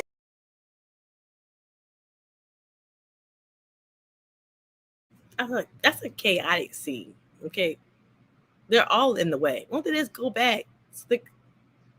Say it again. That's a chaotic scene, and they're all in the way. It's like let them do their job and move back. Two things can exist within the same dynamic, not necessarily two opposing things, but I will say this, Andrea. Mm-hmm. We can't think when somebody is trying to protect their family or trying to keep their drunk family member alive. Mm-hmm. They're not thinking always about tactics. The only tactic is that I don't want them to kill my brother. So those women, they don't have tactical training. All they know is that they understand what happens with police and what happens with people of color. So honestly, they were trying to diffuse the situation in their way. They were not successful, but I will not put anything on them. Yes, it created a level of chaos. But to be all honest with you, we saw 2 videos where it involved the police and something that happened. I probably would have been just like with Mark Walton earlier. If you didn't see it, please rewind. I would have probably been the cousin that got knocked out because I would have done everything to protect my cousin's life, to protect my family's life. And those women were doing what women do. Please, no, please. I got him. Please, let me get him. I got him. So they were all had something to drink. It was a wedding. It was a celebration. And they were scared of him losing his life. So I'm not going to put anything wrong. Just from a tactical standpoint, yes, it was not the most optimal situation, But a lot of times when we do listen to those women in our lives that love us, and when they're doing that, a lot of times they keep us safe. It might be a little more boring sometimes when we, listen, but it was because of his safety. So he was shot and he succumbed to his injuries. So in terms of respect to the conversation, I want to share some of the article. All right. Hold on.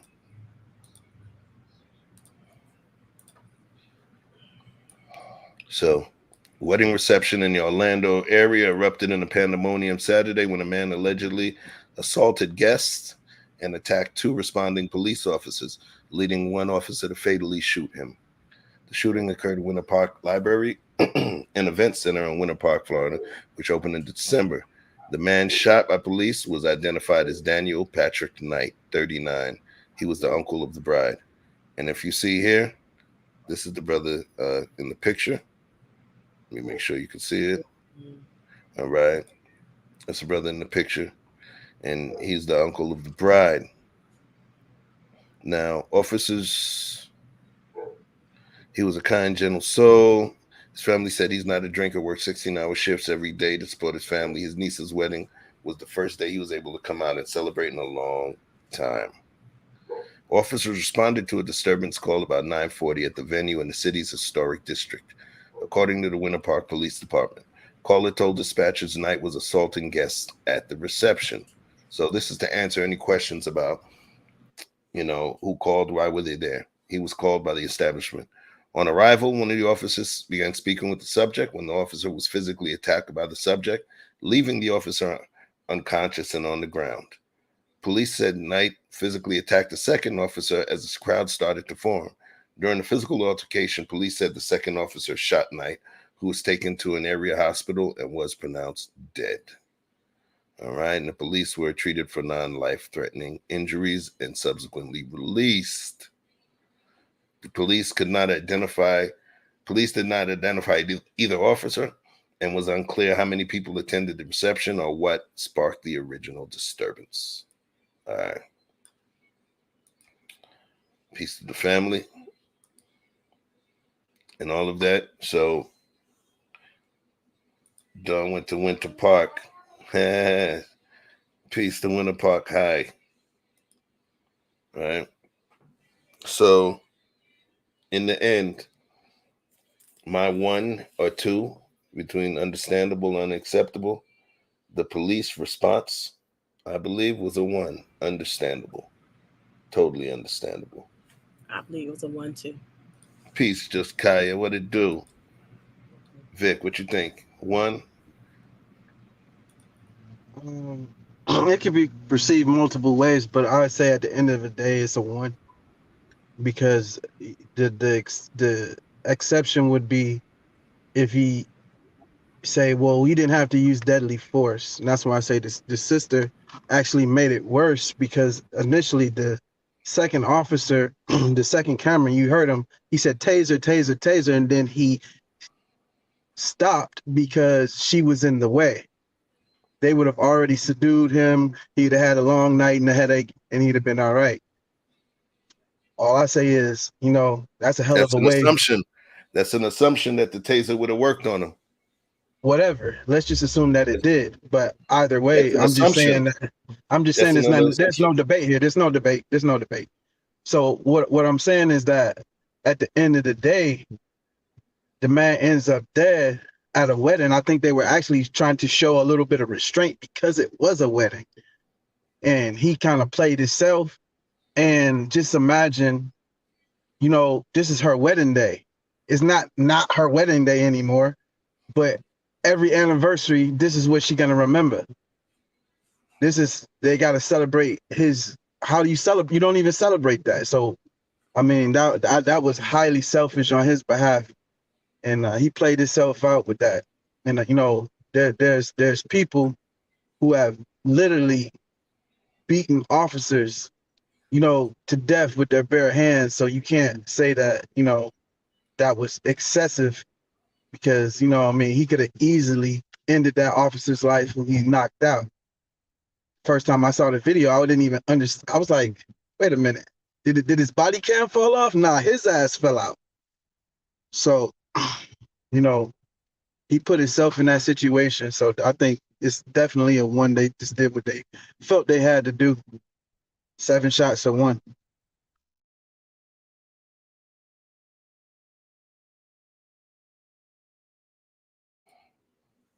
So we're gonna take this to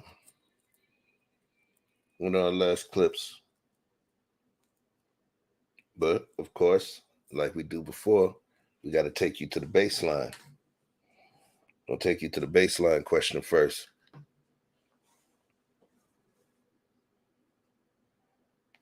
And I want honesty.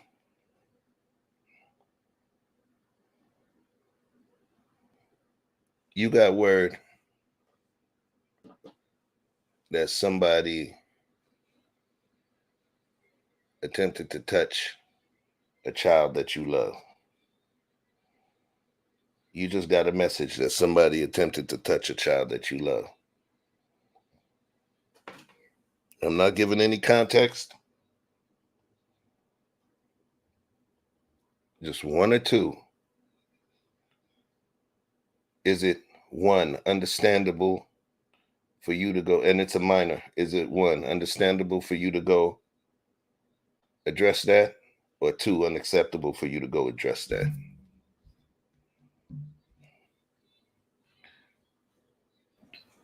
Two. You heard that it was a minor that you love. Yes, I did hear that. No. I'm just going to restate it for the folks.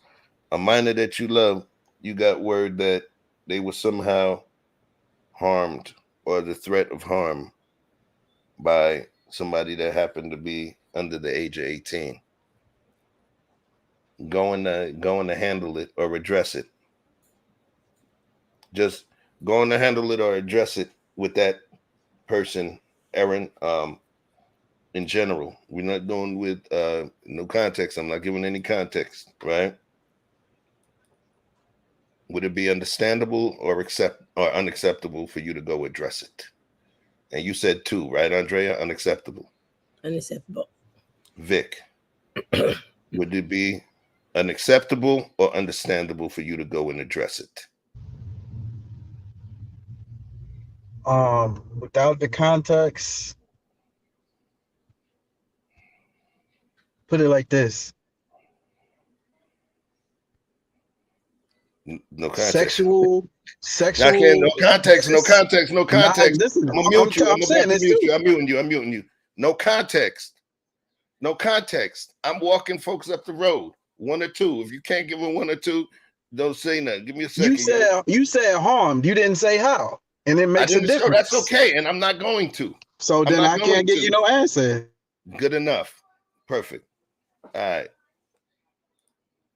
So, audience, what y'all got? One or two? Two, however, it's probably two, but to be honest, it's someone I love, it's probably going to be one, and I pray forgiveness from the Lord. Thank you. Because there's a follow-up question to this. So I think, I got you, Vic. I think about the shit. That's why I'm like, yo, let's just keep it in pocket. The follow-up question is, regardless if you felt that one was understandable or unacceptable, how would you potentially behave? And I'm not even going to say what the crime was. I use the term harm. Harm is good enough. Harm is good enough. You think I'm gonna act differently if somebody, you think I'm not gonna address something if somebody slaps my kid versus touches them? They still gonna get the hammer. So the context, I use the term harm. If they gave her poison, if they said evil things that would be verbally abusive into her ear, I would still bring the hammer down, right? So now the question is, even though understanding what's understandable and unacceptable, would you move? One, you would go handle it. Two, you would not. Thanks for your honesty, Red Lipstick. She said 1, 2, she got bail money under her bed. That's her answer, okay? So let me I'm gonna give my answer. Okay. We know it would be unacceptable for me to go address a minor with rage. That's what I know. But would I lean towards it? Absolutely. Absolutely. All right. Andrea. So one is if I were going to handle it, that's what one is. Yeah, would you even knowing one is understandable or acceptable either way, in your point of heat, would you go handle it? Yeah, I would. I know right. who kind of it's my baby. Yes, I would. There's a third part to this question, right? Mm-hmm. But I'm gonna let Vic answer the second part. Would you go handle it? That was why I needed the context, and I can't. That's right. The thing is, because I'm walking these folks down the road.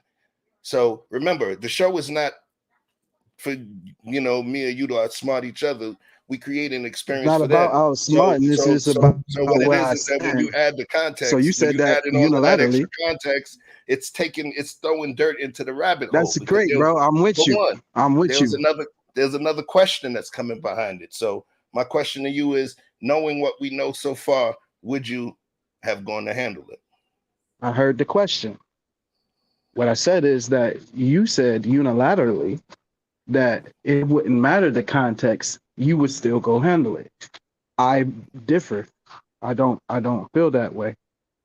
And there's certain things that will make me go one way and certain things that will allow me to room.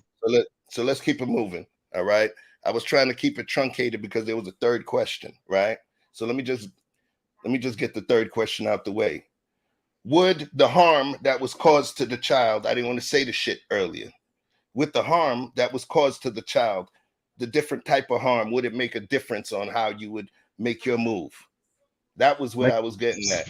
You know what I'm saying? But I wanted to meter it out because remember, we're trying to create intrigue for a show as well, right? So now that we know, would your movement be based on the level of harm that was done? Andrea. So I'll answer it first. Yes. Depending on the type of harm, even though I would still bring the hammer down, one would make a difference if it's going to be a ball peen hammer versus a sledgehammer. Yes. And there's a reason that I'm bringing this up because the depths of the crime can potentially have an impact on the way that we move, right? Mm-hmm. So would the type of harm that was caused to the child make a difference for you, Andrea? Yes, it would. All right. Vic, with the type of crime that harm was done, would that make a difference in terms of your response? Absolutely. Thank you. So we're gonna play this clip, man. People who ain't gonna do shit just run their mouth and say what they would do. I had to know because I'm about what I'm talking about. Yeah, but we playing a game.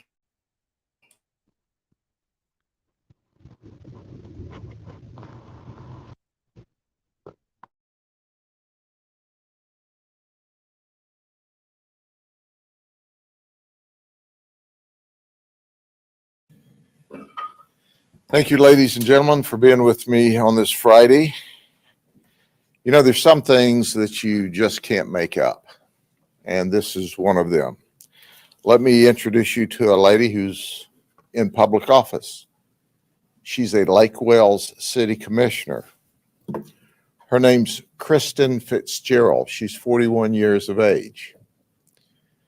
Now, Kristen Fitzgerald did something that was very bad. It was horrible. On June the 2nd of this year, she went to a friend's house and on the cell phone told the friend's 11-year-old child to come outside. And she told him, get in the car. Well, he knew her. He thought, I finished school, I had good grades. Maybe she's going to give me some money or a present or something. This is late in the evening. He gets in the car. She leaves. She drives him down to Struthers Honey House, which is a business, pulls in and asks him if he had done something inappropriate with another child that she knows. And he denies it. This supposedly happened a year ago. Did you hear what I said? A year ago. This victim, who is 11 years old now, was 10 at the time. And the other child that was supposed to be involved in this was 12 at the time. So he denies it. At that time, Kristen threatens the child, an 11-year-old child. All right, back in pocket. Back in pocket. Yeah. Grady Judge, yo. Grady Judge. He's the real one. If you ever go on YouTube, you know, whenever you ever hear about cops explaining, he's the one that, even when you see the black cops and you're sitting there, damn it, I shouldn't open that door. Even when you see the black cops and you be like, come on, what are you talking about? This guy's normally with the consensus. So let's keep it. Hold on 1 second, man. So let's go. So far, based on what we see and what we understand from what what the information he provided, that she found out about something that might have happened a year ago to a child, and she went and confronted the child. All right. So at this point, just based on the information we have so far, do you believe that her behavior was understandable, acceptable? And mind you, she is a commissioner of a city. All right. So come on, y'all. I said understandable.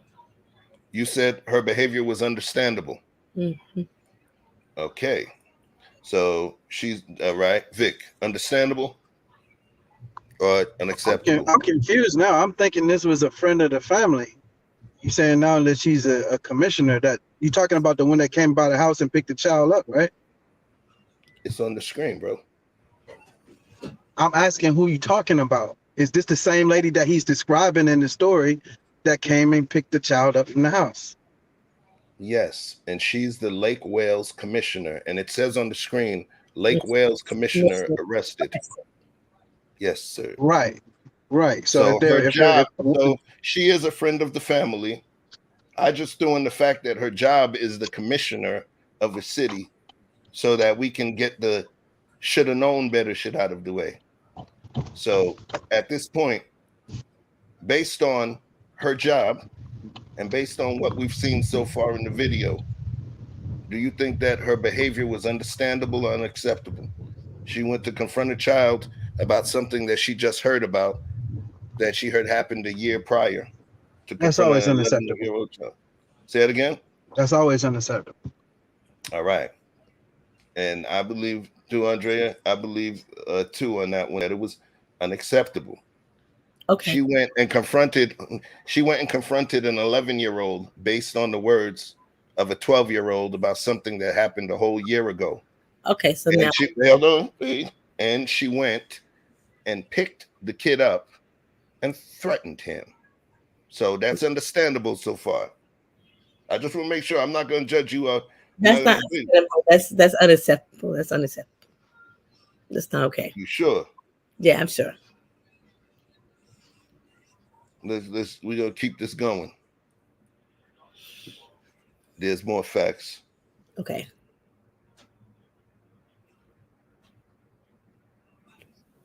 And says, if you do that again, I'll bury you. She pulls a handgun out from under the seat. I'll bury you. She pulls a handgun out from under the seat and shows it to him while she says this. Then she drives him back to his house with a handgun in her lap and lets him out. He's exceptionally upset, so he goes to his room and tells his older brother that Kristen just threatened to kill him. The older brother goes to mom.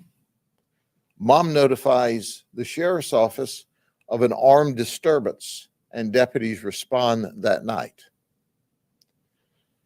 As the investigation unfolds, it's turned over to the detectives. We find out that she has made admissions that she did that. When the young boy, the 11-year-old, is telling the story, he said she threatened to kill me and bury me alive. Her statement was, I didn't say I was going to bury him alive. I said I was going to bury him. Did you hear what I said? Can you believe in 2021 that the lights haven't come on for her yet? That you can't threaten an 11-year-old with a handgun in your hand? She literally petrified him, scared him. We went to arrest her. She gave us partial admissions. And then she said, but I didn't point a handgun at him. And all of the testimony we have is she didn't point it directly at him. She pulled it out and showed it to him and said, I'll bury you if you ever do that again. Folks, there's a lot of details that we obviously can't discuss because it's protected information. But this city commissioner was way out of line. I mean, it should give everybody pause that she's making decisions for the city of Lake Wales when she's that irrational. Well, we have that firearm from her. She's currently in the county jail, charged with a felony, an aggravated assault with a firearm. And she's also charged with having the child inappropriately without permission of the parent. I can't explain why someone does something like that.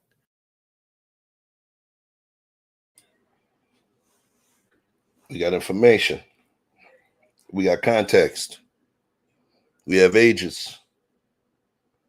So now, of course, there's a few additional facts since the last contextual bubble that we were in when I asked y'all about 1 and 2. So now, what kind of consensus can we get on understandable versus acceptable? Right? And let's do 2. 1 is, was her behavior understandable or acceptable? And then 2, was her behavior understandable or unacceptable? And then the next one is, was the police response to her behavior understandable or unacceptable? So you could say 1 her, 1 police, 2 her, 2 police, or however your answer is. Her behavior was unacceptable. That's number 2. And the police behavior was acceptable. Okay. Vic, what you think? Oh, we love. Okay. Hold on 1 second. Vic, what you think? The police's response was acceptable. Her behavior was unacceptable, but unacceptable based on the grounds that she could not verify what she thought happened. She couldn't verify it. Because if she could verify it, there would be no need to threaten that child. You understand what I'm saying? Either you was going to do something or you wasn't going to do something, but I'm never going to threaten a child, period. So you said based on what was known or what have you. So then was there something that would have made her behavior? Do you believe that there was something that could have made her behavior understandable?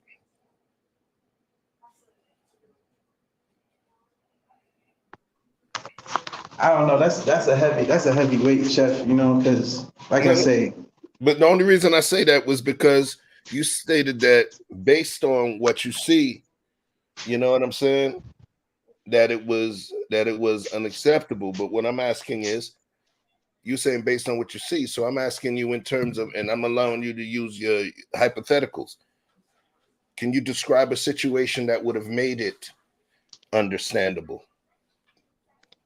I'm giving you the opportunity to add the extra stuff you do. So I'm saying, I'd like you to create a dynamic where you think that her behavior might have been understandable. First of all, if anybody should have been addressed, it should have been the parents. However, don't flush. If she was sure, if there was a way for her to be sure, the same way you said that the man coming out of the Walmart or wherever that was, that the cop knew for sure that he was a thief. If there was some way to guarantee for sure that her suspicions or her hunch or her intel was 100% accurate, then I don't blame anybody for what they do under those circumstances. I say she didn't go far enough. It was a half measure. But outside of that, she's just pissing in the wind. That's a half measure. You know what I mean? That's something that she could have dealt with the means that she has. She has all the tools to deal with it legally. So if you were just bout it, motherfucker, who was just gonna handle it, then you don't have step. But if that's not your lane, that's not your profile, that's not what you prepare to go through with, because you traumatizing a child with a gun, there was no good way for that to end. So anybody who was willing to do that would have to be the kind that would go over the edge and all the way off and just commit to it. But anything short of that is a nothing burger, and that's what she got is her boots smoked and nothing done. And if that little boy was actually guilty, he could do it again just as easily. All right, Quantum said don't flush. Look at the screen.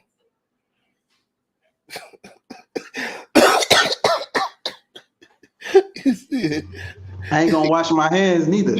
Look, Danique said, nah, it ain't the bathroom. He said you in the closet looking for the dancing shoes. Actually, I'm at Taco Mac and I was trying not to let it be loud, but hell, I'm gonna let it ride. Oh, you That's the what y'all Taco want. Mac bathroom prowler. Prowler.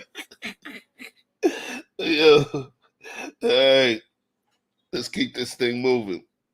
So, all right. So, unacceptable, unacceptable, unacceptable, unacceptable.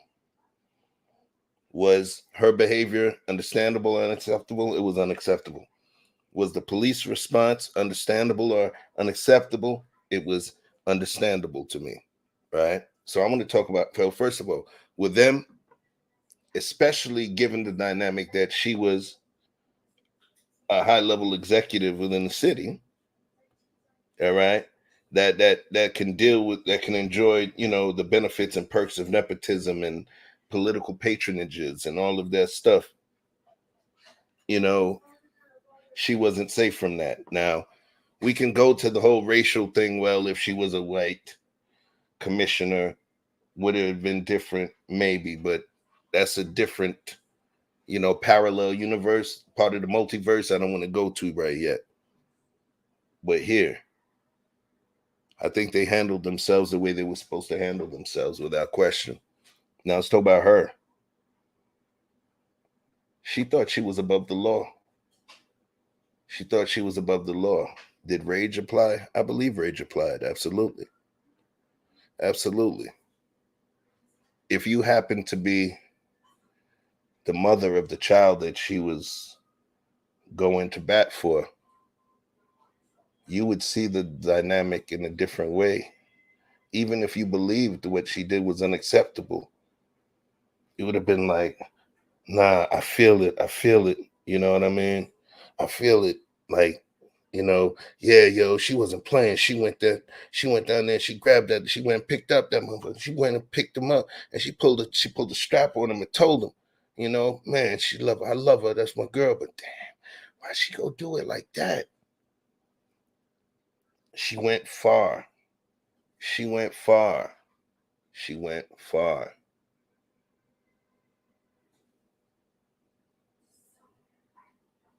The father, the husband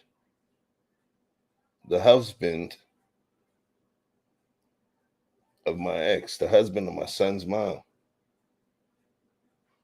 he went to jail for protecting them, protecting her, protecting my son and her daughters. He went to jail. Was it overboard? A little, but understandable to a certain degree in terms of what he went in there thinking and what was going on. I got nothing but love for the dude, so I understand, but we still have to understand that right is right, wrong is wrong, regardless of how our heart is, because our heart is that piece that will make us ignore simple logic.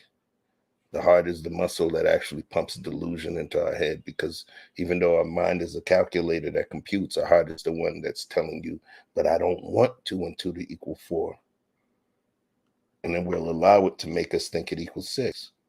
So it was wrong. What she did was wrong.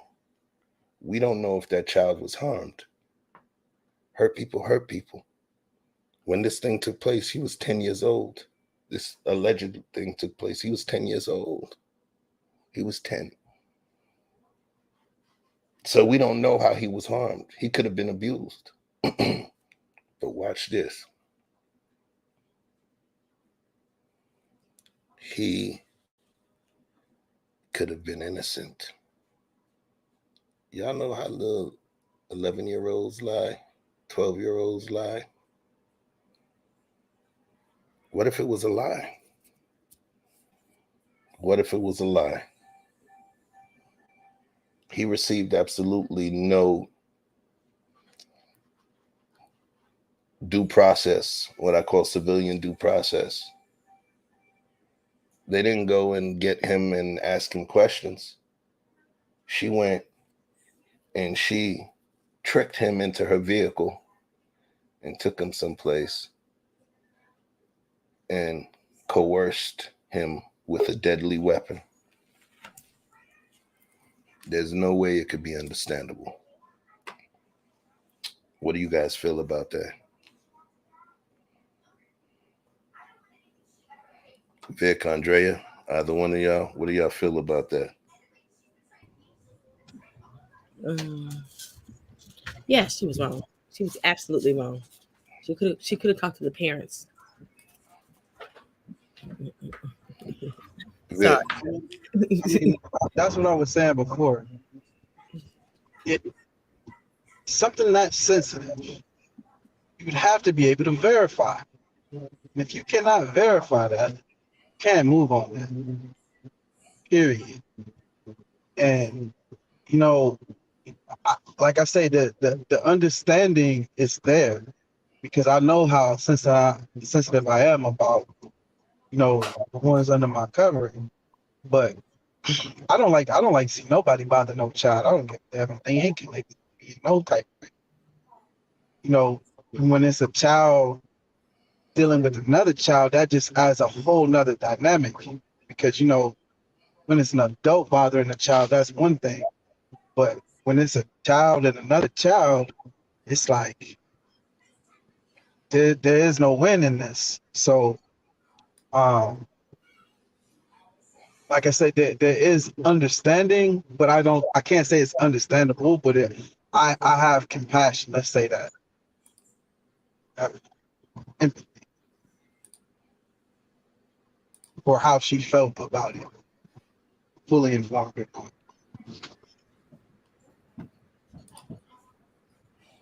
it. Denise trolling, didn't everyone here said they were going to pull up on the kids?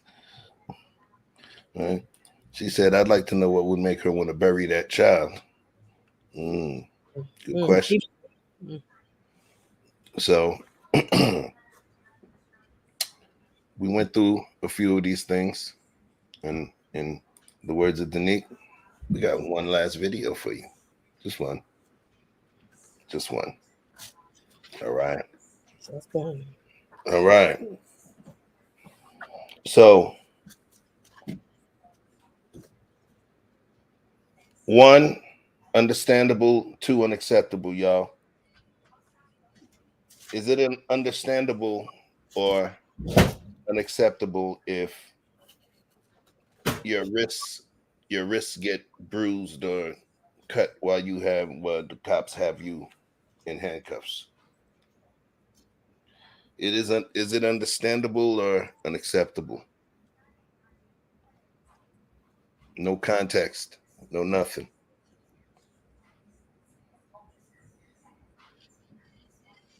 Chat, come with it, chat. Say the scenario again. If your wrist get bruised, fall in handcuffs. If your wrist get bruised, or you get cut, or your wrist get bloody, based on the handcuffs that police have put on you, is that understandable or is it unacceptable? I think it could be understandable. Okay, all right. Yeah, there's plenty of situations where that could be understandable. So is it understandable for you, Vic? Yeah, that's what I'm saying. Okay.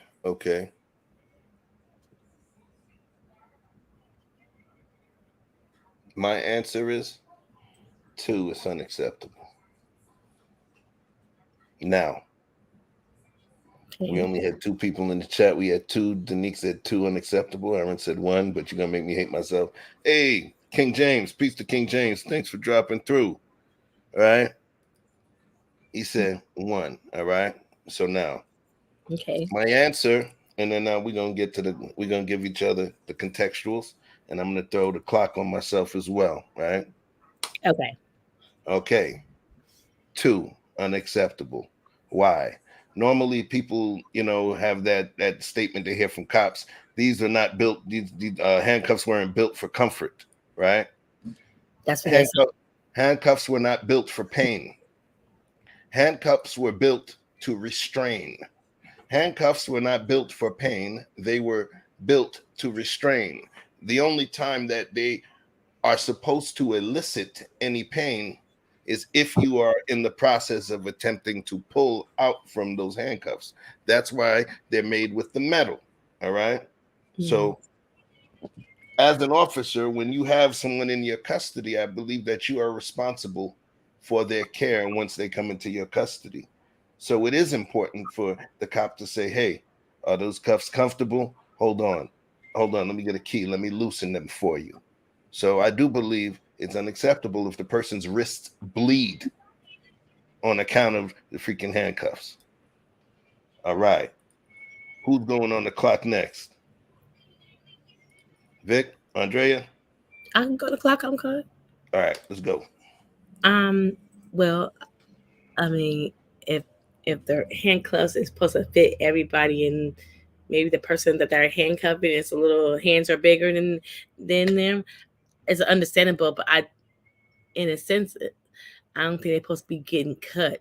So I guess I'm a little torn in this one. Okay, I'm in between. I'll put it that way. Is that okay, Chef, with you? You on mute, Chef. I said you feel what you feel, yo. You know what I'm saying?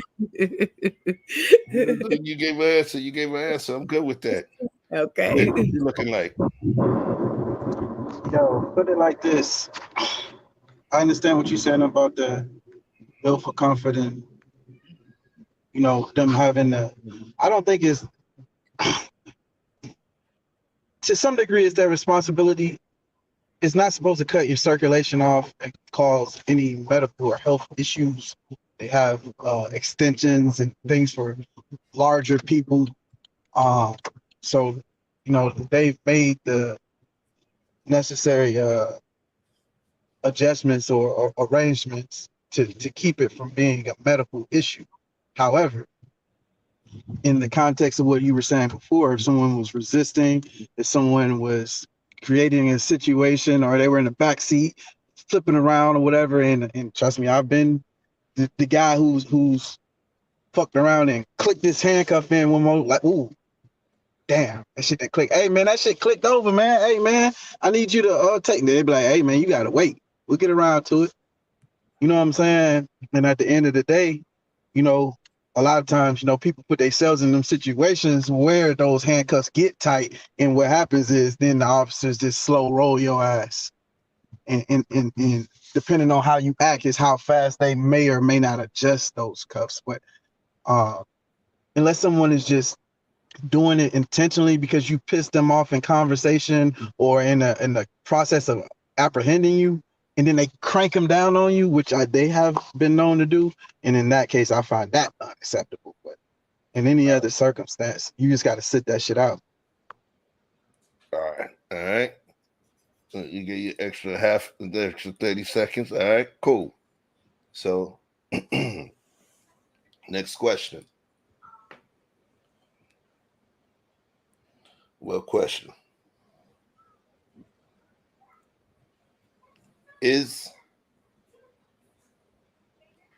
I don't care what the crime is. All right? That's the only context. Do you believe that a police officer is responsible for your safety in their custody? Yes. Do you believe that a police officer is responsible for your welfare? Let's say your welfare, all right? Once they've detained you, yes or no? Yes. All right, chat. Do you believe that a police officer is responsible for your safety once they detained you, yes or no?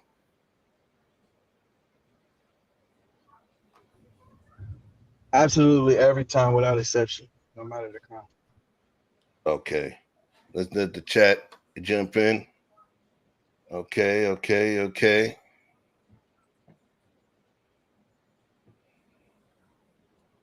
All right. Do you believe that? Now I'm gonna throw another one. Do you believe a cop should go above and beyond to ensure your safety? Yeah, that's his job to until I get to the headquarters. Yes. Okay. Yeah. Okay. Vic. And my answer is yes. Vic. Do you think the cop should go above and beyond to ensure your safety? That's his job before he arrests you. Perfect. All right. Chat, what you got before we keep this moving?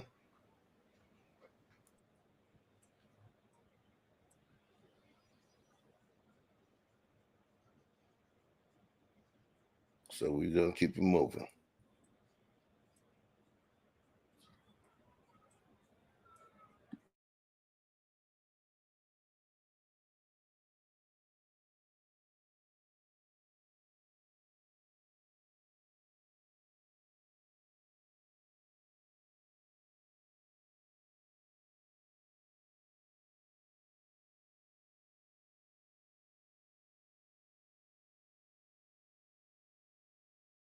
Peace to the homie Carlos King.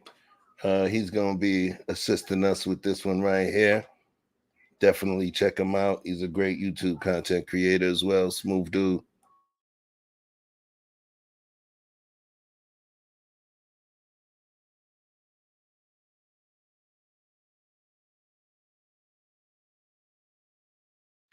And my second YouTube channel gonna be in the comments. If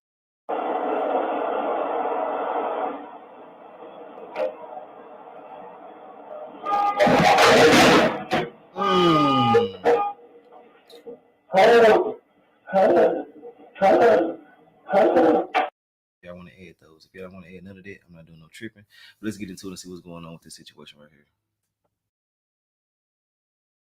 I want to give you guys an opportunity to Google, look up Randy Cox when you get an opportunity. He was someone you might have heard on the news that was in police custody, and he was being transported to the jail. Now, one thing I'd like to do, which is important, you know, if you take a look at the image, let me go and use the mouse so you can see it. You see the mouse? Can you see the mouse moving? Andrea, Vic, can you see the mouse? Yes, I can see it moving. Okay. Yes. Do you notice, what does that look like right there? What do those things that I'm circling look like right there? Like seat belts. Seat belts, aka restraints. Yes. All right, just making sure that we all on the same page. Okay. Let's keep. You saw that, right, Vic? Yeah, I can't watch that shit again, Chef. I'll listen. Okay. Oh yeah. Duh. Yeah, you seen it. All right, so cool. For the record, this is going to be pretty triggering. I'm gonna guarantee it triggered me. It was sent to me with warning. I forgot it was Vic that sent it to me, right? And warned me before it. But it's important that we see it. I seen it too, Chef. All right, let's keep it going.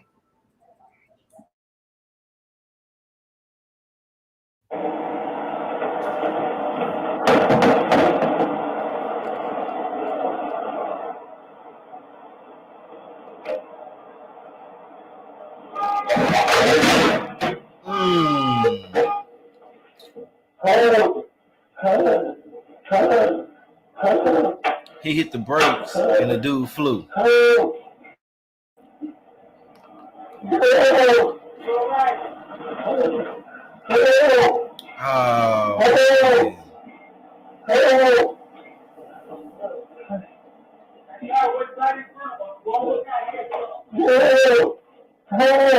Damn.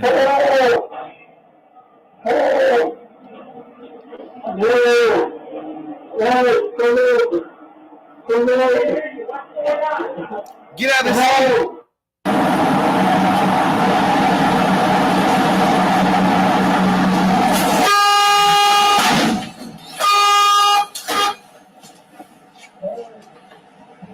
You heard the bang? That was when it happened. 619, 836, 34. Mansfield, division in Mansfield. Damn. He'd have to stop like that, man.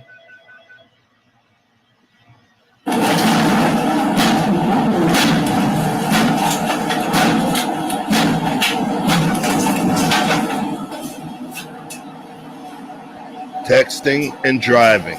Texting and driving. Using the phone. On the phone. Look at this fool on the phone.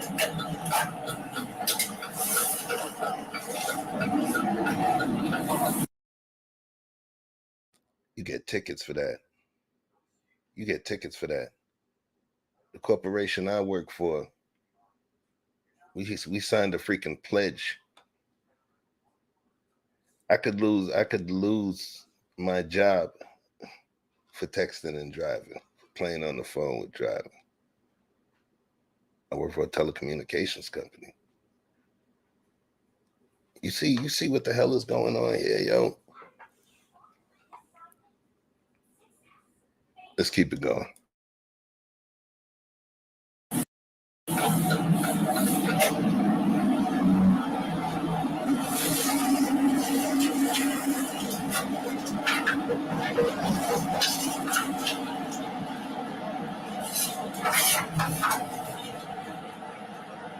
You taking pictures of shit?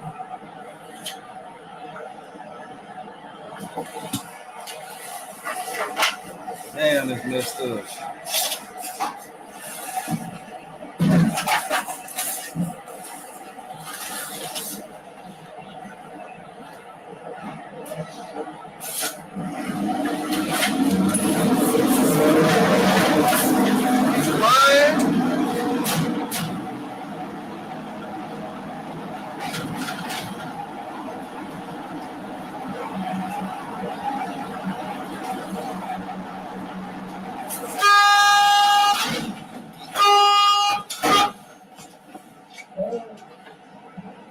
I'm glad they did a full reenactment so we can see what the hell going on with this situation right here. Man, this do not make no sense at all. You know. Whoa.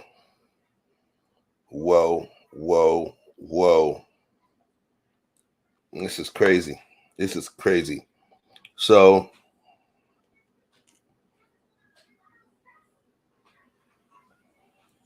Do we believe that?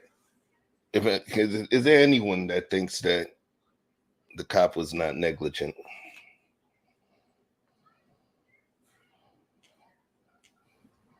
He was negligent. Is there anyone? This is all on him.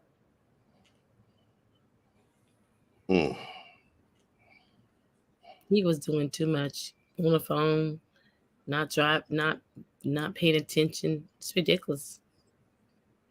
And then he didn't even put the guy in restraints. They had it in the waggy. What was the point of not putting him in restraint in the, like, the seatbelt restraint? I'm confused. It was really hard to watch. It was really hard to watch, man. Like, there's certain responsibilities that you have when you're transporting people. Mm-hmm. There was more to it that one thing I like about covering stuff that elicits feelings is the opportunity for us to have that catharsis and discuss how we feel, so we understand, and it'll put us in a better place when we see something else. The level of disregard for the man that was back there. Yeah. It felt like he was rushing to something. There was some sense of urgency. He had to get somewhere. It was like he had to get somewhere.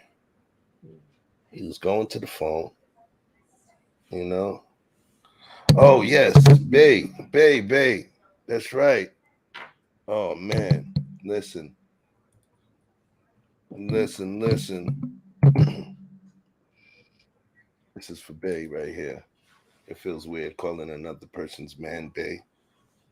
Lieutenant Bay. Peace, Lieutenant Bay. Thanks for your service. We'd love to have you up here. Vic dropped down, so I'm assuming Lieutenant Bay had arrested Vic previously. All right. So Andrea ain't paying attention. That was a pretty good joke. That's that dude texting you again while we doing the show. He's saying, ain't nobody text me. Next time I want you to come out here with a stocking over your head and a bonnet, no lashes, no nothing, So then they'll leave your damn text alone. Like they say in the Tina Turner movie, I'm gonna find your ass. Oh God. All right. Yo, Vic, you all right? He heard Lieutenant Bay was on his way. He was like, nah, I'm out here, man. You ain't catch the joke either, Vic. You left out. I'm just thinking about this dude right here. This is ridiculous. Yeah, sometimes when I deal for the record, I know the emotion kind of switch. I'm one of those people, sometimes I either get quiet when I get upset or I make a joke. To kind of temper my mood, Wait, Lieutenant Bay is King James? Uh-oh. My brother. Listen, look, and you see what he's with? What's that around your neck? The shield. So let me tell you. Look. Let me tell you this. Watch this. That's dope. Wait, let me get you full screen. Pardon me. Oh, there you go. I see you, my brother. First and foremost. That's a shield of my nation.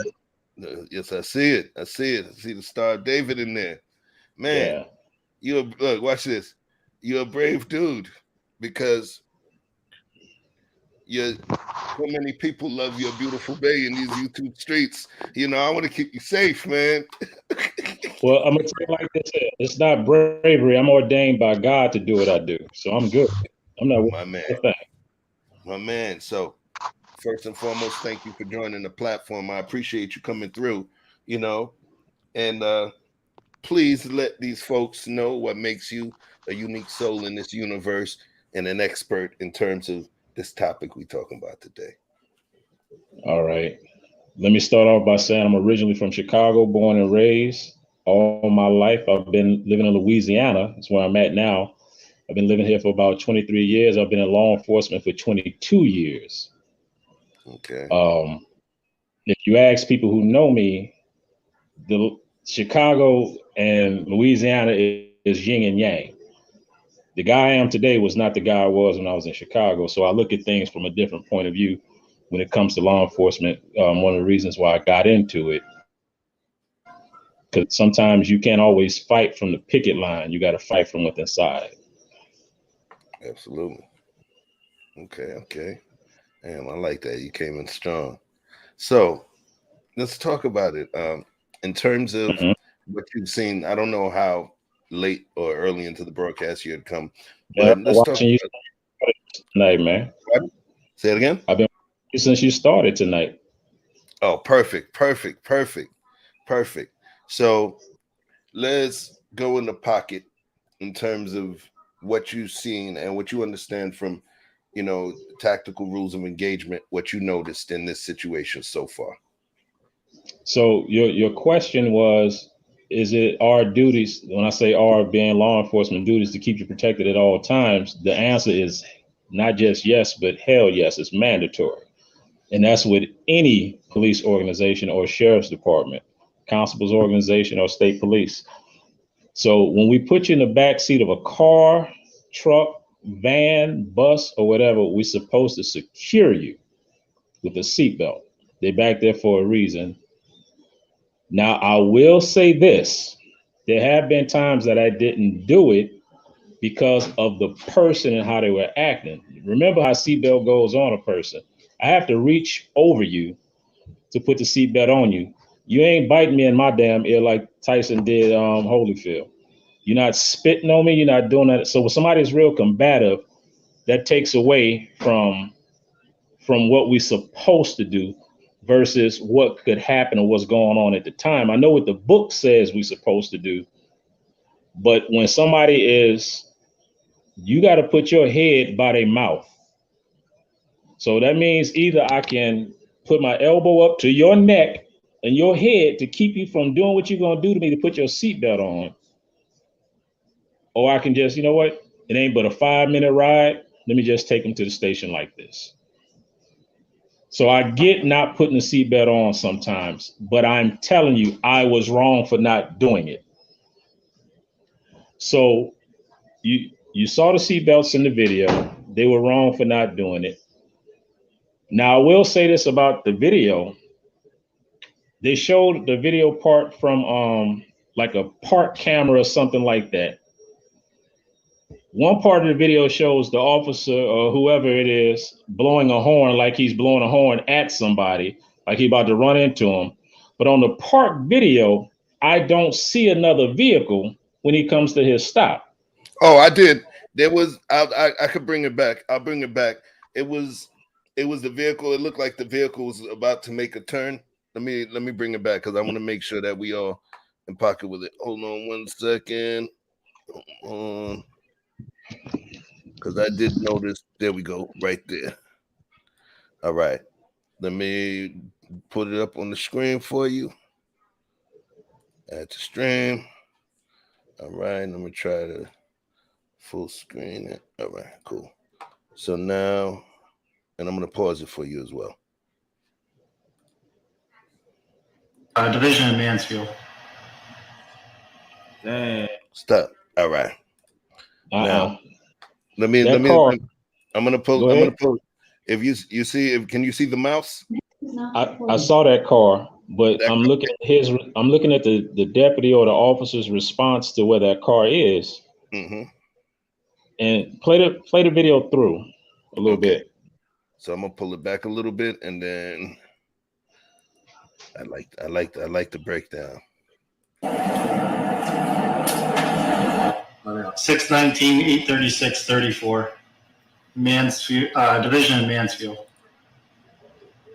Damn. He'd have to stop like that, man. It looked like that car stopped. Well, you see that, and that's what I'm saying. If you notice, that car was coming about to make a turn because you even saw the blinker. He was coming. Let me flip the screens back. Pardon. It looked like he was coming to make a turn. Mm-hmm. What it was the cop's awareness, because remember, he was messing with the phone. His awareness, once he seen what the guy was doing, he started hitting the horn.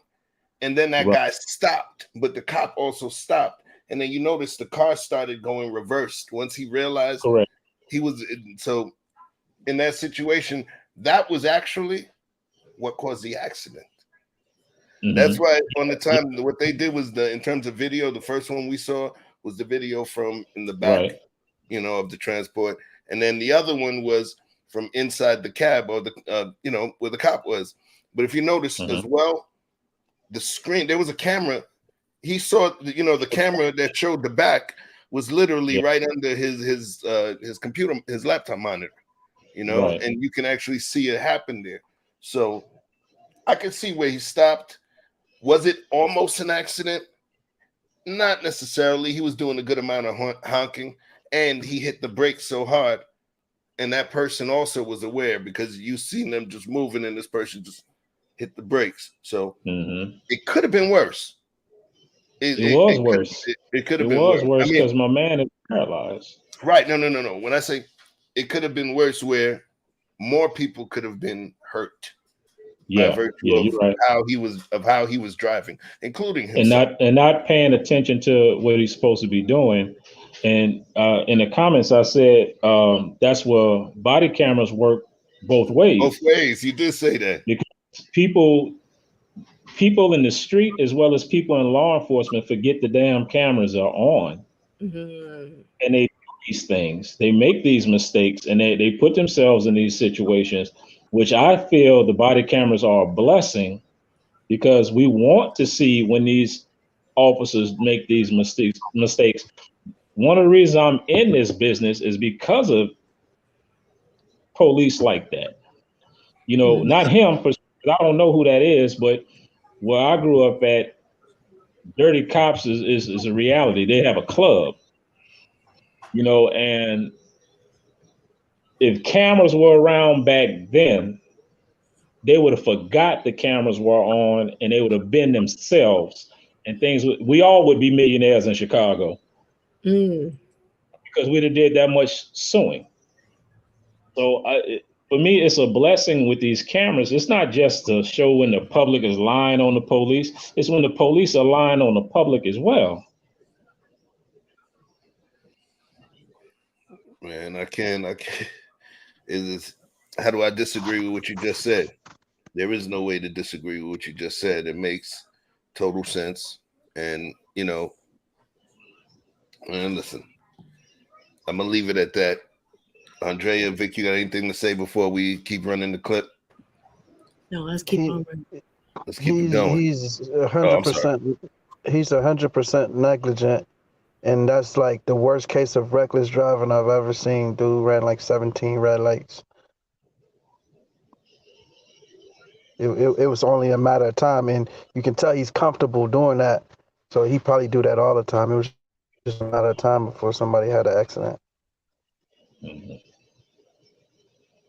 I agree. Dr. Marco. Let's keep it going.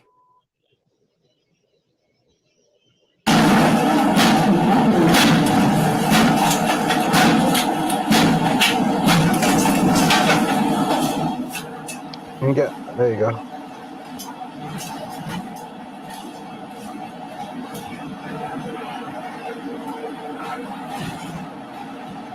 On the phone. Look at this fool on the phone.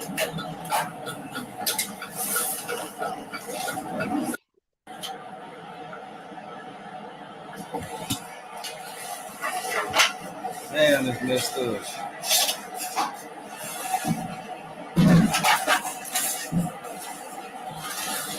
You see the screen below his laptop? You can see his leg kicking up around there.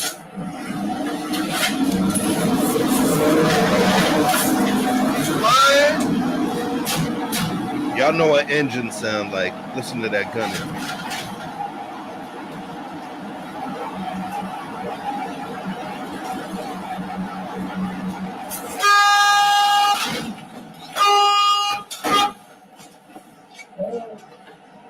That noise was not a speed bump.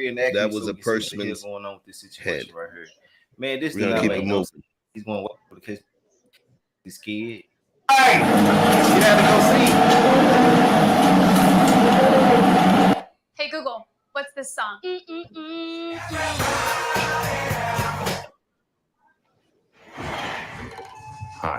There's a gun. It's the quiet car. You don't remember me? I invested in a lot of equipment, computer, camera, lens that cost twice the camera, lights, this, that, the other. So I apologize, y'all. I'm about to do the YouTube premium. Thank you for those that support the channel. Thank you for Danique, as well as Mika Marcel, sending through those super chats. I appreciate you. And special shout out to the A1 Day One. It's almost hard taking her money because of the support she brings. Our girl, Quantum Love. Thank you so much for that Cash App, $15 Cash App. I really appreciate you, yo. Real talk. Real talk. So, yeah, we're going to be flipping to the YouTube Premium. We ain't going to be playing games anymore. Production value shall increase. Let's go. That's crazy. That car went right in front of us and we almost got ahead, bro.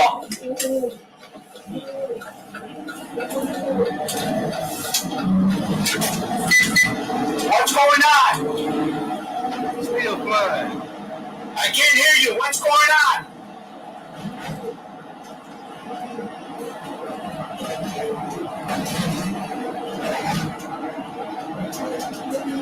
I can't hear you.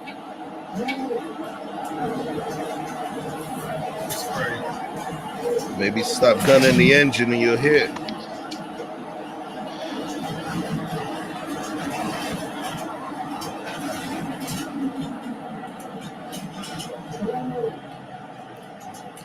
You know what? I apologize. This is what I like to call. I'm going to do a production pivot. We were doing things one way when we just talking about us. And if you remember the description of the show, one of the things that I talked about was, balancing the objectivity versus emotion. So at this point, we have the benefit of someone who is a professional law enforcement specialist on here. So I'm going to do a production pivot and pivot to King James to tell me so far, right, in this dynamic, what you would have done. Because we're going to go through even after they get to where they're going, but in this dynamic so far, please tell me what you think about what he did and how you would have responded within that situation. Well, he's hearing the guy in the back trying to tell him something. He's telling him he can't hear him, but he can clearly look to his dashboard and look and see something's going on. He chooses at that point to pay more attention to whatever the hell he's doing and disregard there's a man laying down face first at the back of the door of the van.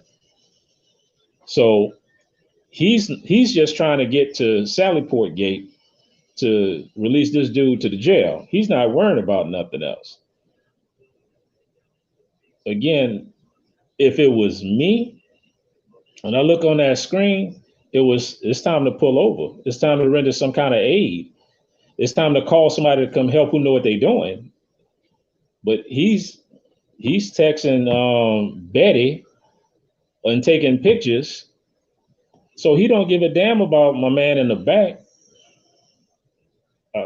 It's from the beginning of that part of the video, the mistake was not putting him in that seatbelt. So the video started off wrong. There's no justification in any of that. You can't fix it. You can't fix it. Somebody's baby is paralyzed. They saw him walking yesterday, and tomorrow they got to see him laid up in a hospital bed. There's no justifying that. No telling what he did that might be never measure up to being paralyzed. So the video is a good video that you showed. I would like to use that video for training purposes. But it's our duty to keep you all safe at all costs. When police officers are sworn in, it's almost like a prayer that you say before the city council, before the mayor, before whoever we say it to, about serving and protecting, it's not necessarily those words no more, but we take an oath. We take an oath, and I'm a dad. It's the oath that I take for the public is the same oath I take for my children. I'm going to protect you by any means necessary, even the bad guy. Regardless how I feel about the situation, if he don't make it to court and something happens because I'm driving, then the family don't get justice. So it's important even to protect the bad guy because the impact that it has on other people. So from the beginning of this video, he did everything wrong by not just buckling them up.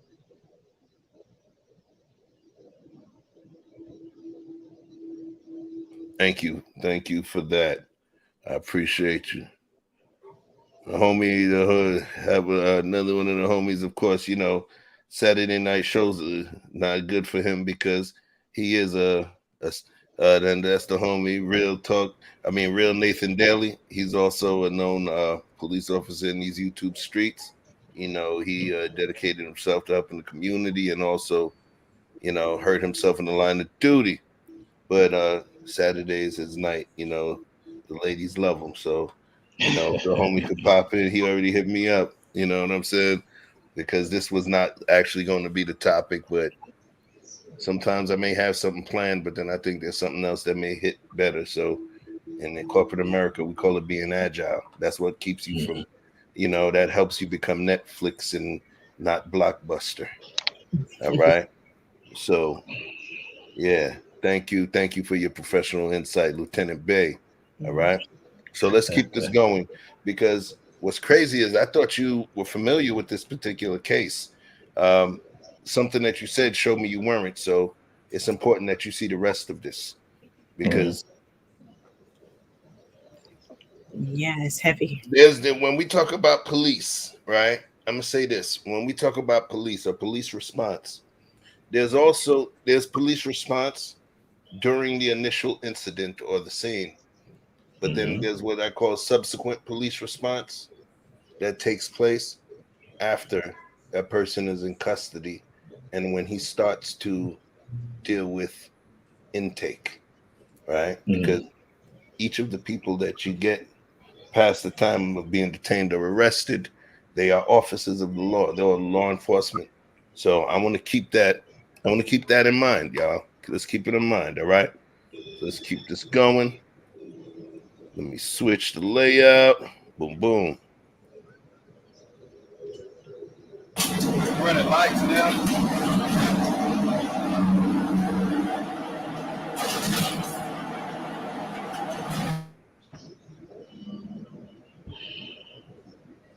We're almost there, okay? What's going on? Huh? You what? I can't move. Yeah. I can't move. I can't move. I can't move. And you hear that banging is not the person banging because he no longer, for the record, you notice what's at the top of the screen, he's paralyzed. All right? Which means he no longer has use of his hands or feet.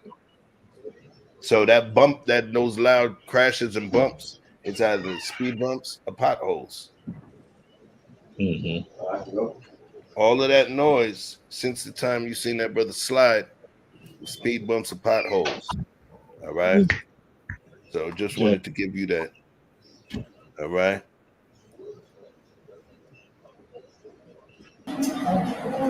You felt?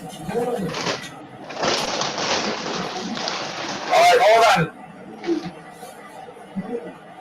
I'll help you out. Just give me a second, all right? You can what?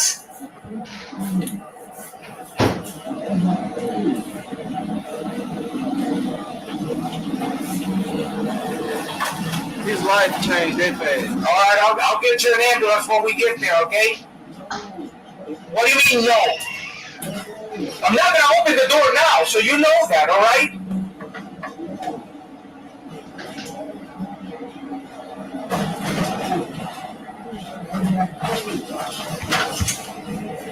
I can see you on the camera. You're on the side. Get up. Hey.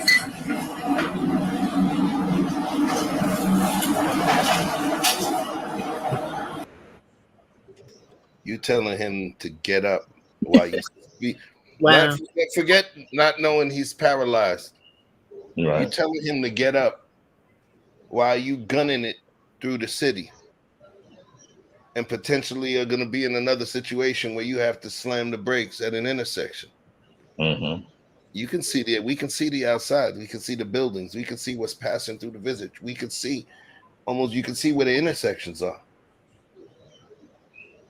The only time it doesn't look like he brakes, it looks like he's just removing his feet. He's taking his foot off the accelerator when he gets towards the intersections. Mm-hmm.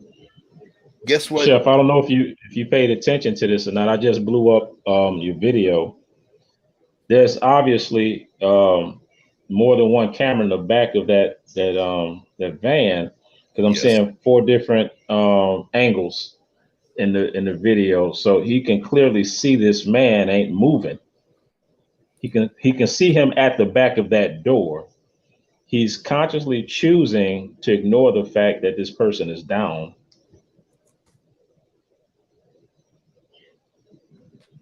Absolutely. Is there another thing that we noticed? Is there anything that we don't see? Is there anything that we don't hear, y'all? He's not calling for help. Yeah. Mm-hmm. Or he didn't stop. He didn't stop to pull over and make sure he was all right. There's another thing. I get the fact that he's not pulling over to do that. Okay. But he's looking at 4 different angles of this person not moving. He needs to be radioing in to somebody. I think I got an injured, prisoner. So they can meet him somewhere.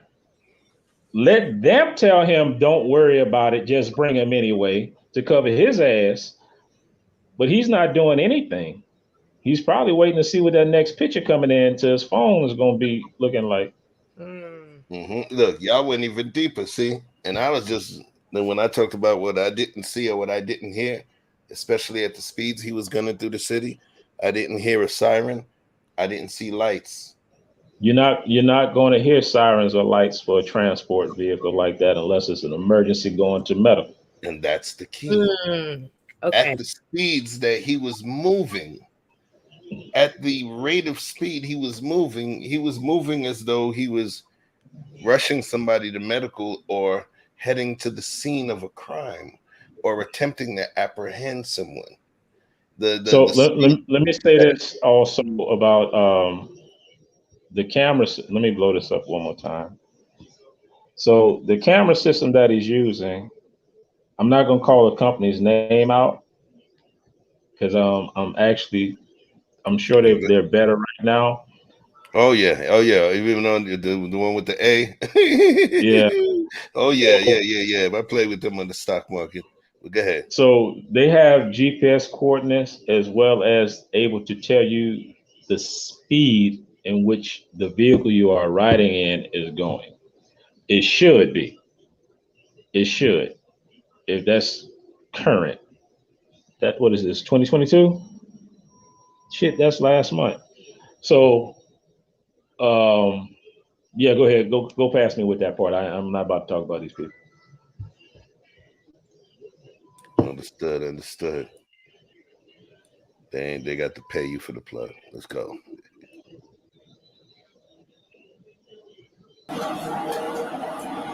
Oh, not again.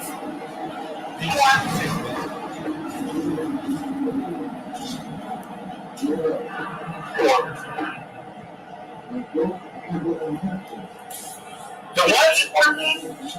I can't hear you. How can you? All right, hold on. Let me stop somewhere. Hold on. He said, I broke my leg. I can't move. Damn, boy.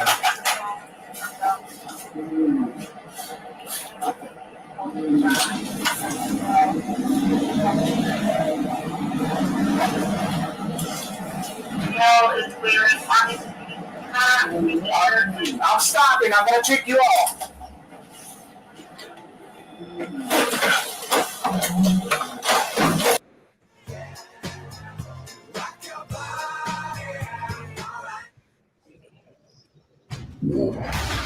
He's a foot.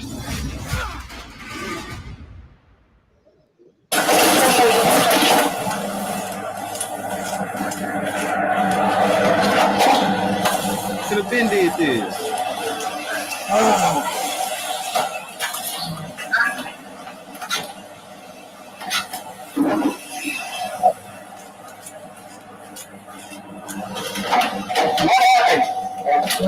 You know what the fuck? What? You fell. What happened? Did you move at all? I can't move. What? How you? Out of respect for time, I'm switching to a different version of that same stream.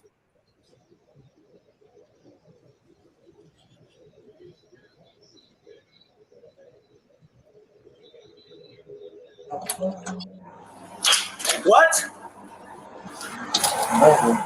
You fell. What happened?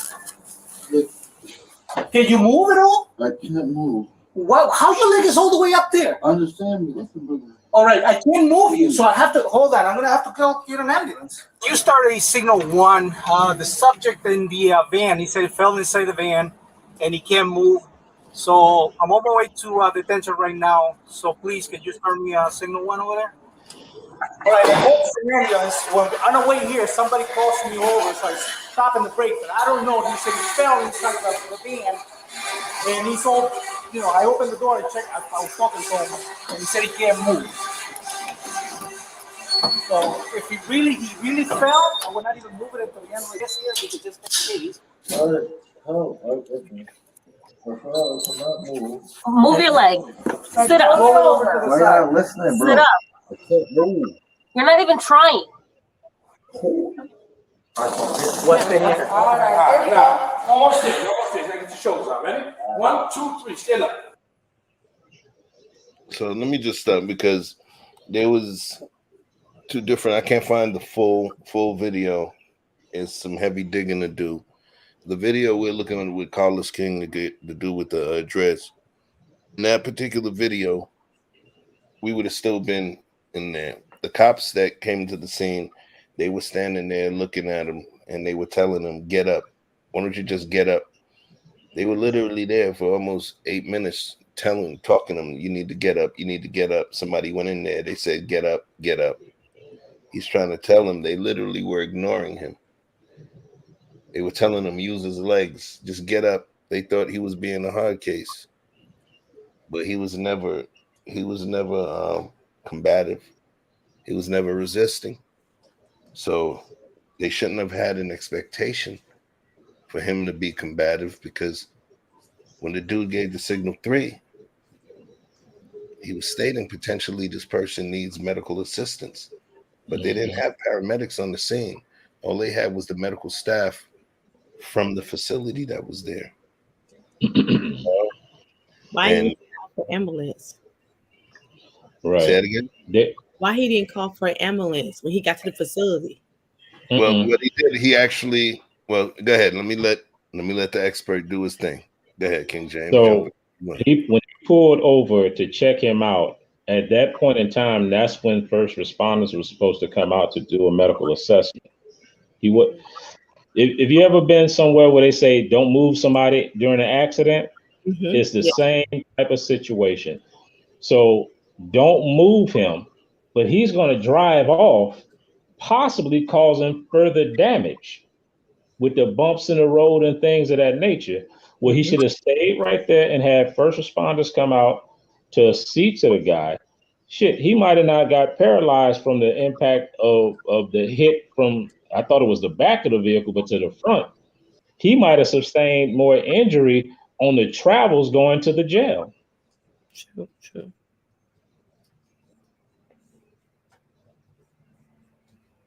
I don't argue with the truth.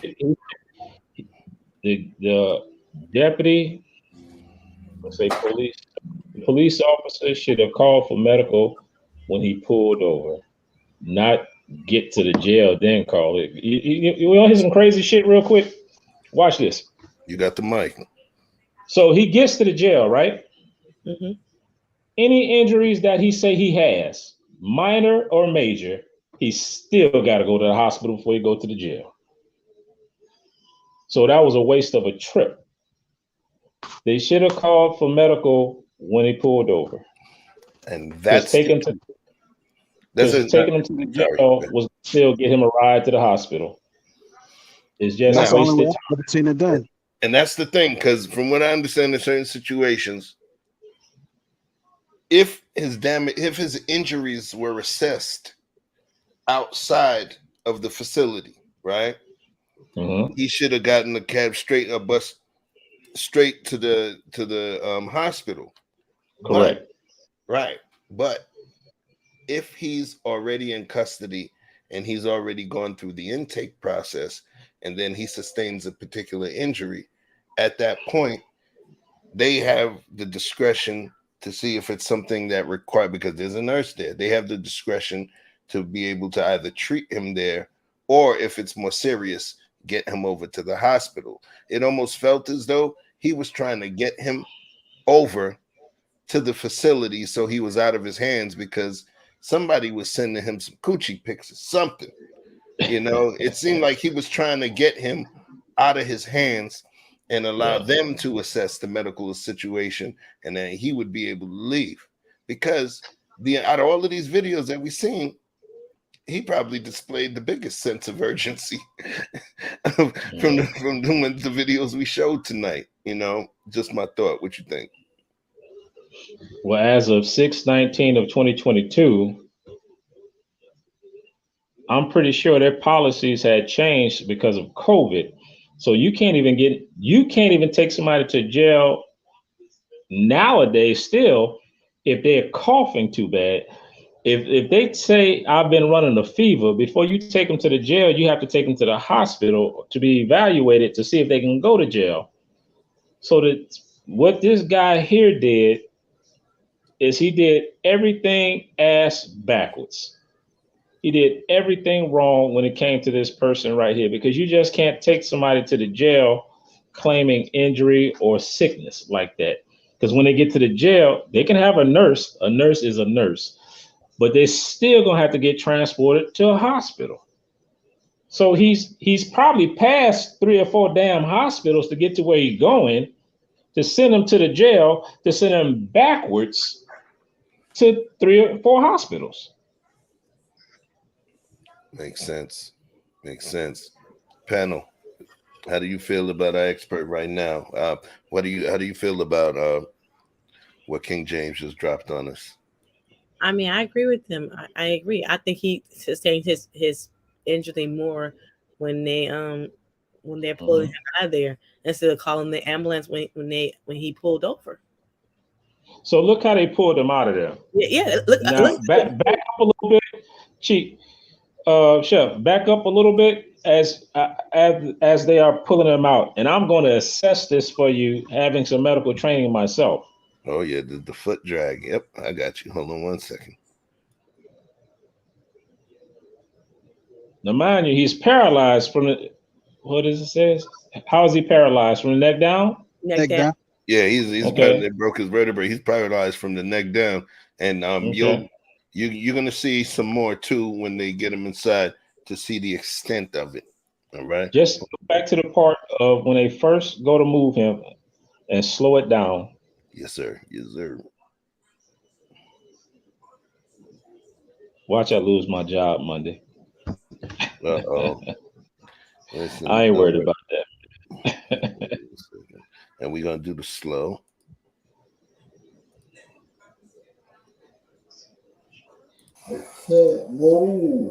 Okay. You're not even trying. Stop the volume. Mute it. So stop right there. Okay, stop right there. Every movement of your body consists of your spine starts in your feet as well, right? So to move his legs like that is constantly making movement to his spine. Now, mind you, There's a grate on the back of that truck, right? Right there, there's a grate. So every movement is a bounce with his spine to his neck. They're causing damage.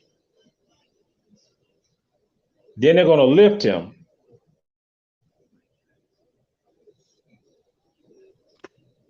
I would think he would need to be on a flatboard or a stretcher. Exactly. The flatboard. Look how they lifting him now. Further damage. Look at this shit.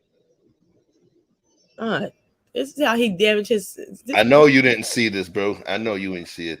You know what I mean? So you need me to pause it or go back? I got you. No, keep going. Keep going. Oh, wow. It gets hectic. And let's keep his shoulders damn near to his heads to cause further damage to his spine and his neck. All right, I left the captions on so while it's muted, but if you actually hear them saying what they're saying, it's annoying. Oh, wow. Even more damage putting him in a chair. Thank you. It's supposed to be on a stretcher or something. Flat board. He's supposed to be on a flat, solid board. Then his ass hitting that seat. So your tailbone, your behind, hitting that seat like that is compacting. Wait a minute right here. It's compacting, right? Mm-hmm. So that's even more damage. He might have been all right when it first happened. They caused more damage to him. I'm gonna allow King James to do, the play-by-play, but then what I'm gonna do before they get inside the facility, I'm just gonna run it back because go ahead. I want y'all also gonna hear a man that is going through this, but I'm gonna let you keep going until they run into the facility. Go ahead. Play your show, man. Okay, I got you. All right, cool. So let me run it back. Because I want you guys to imagine yourselves being the one in this situation. I know some of y'all are going to say, oh, I won't put myself in a position where I'm getting arrested. I ain't trying to hear all of that right now. All right? Because we don't know what he did and at this point, why. But anyway, imagine that you can't move anything below here, but you can feel pain, but you can't move anything and people aren't listening to you. Put yourself in that box. Hold attack.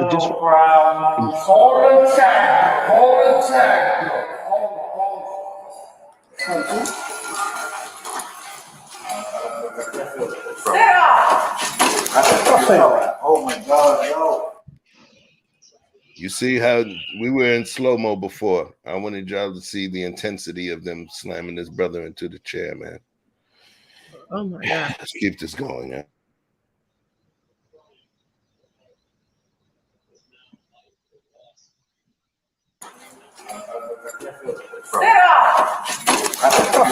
Oh my God, yo.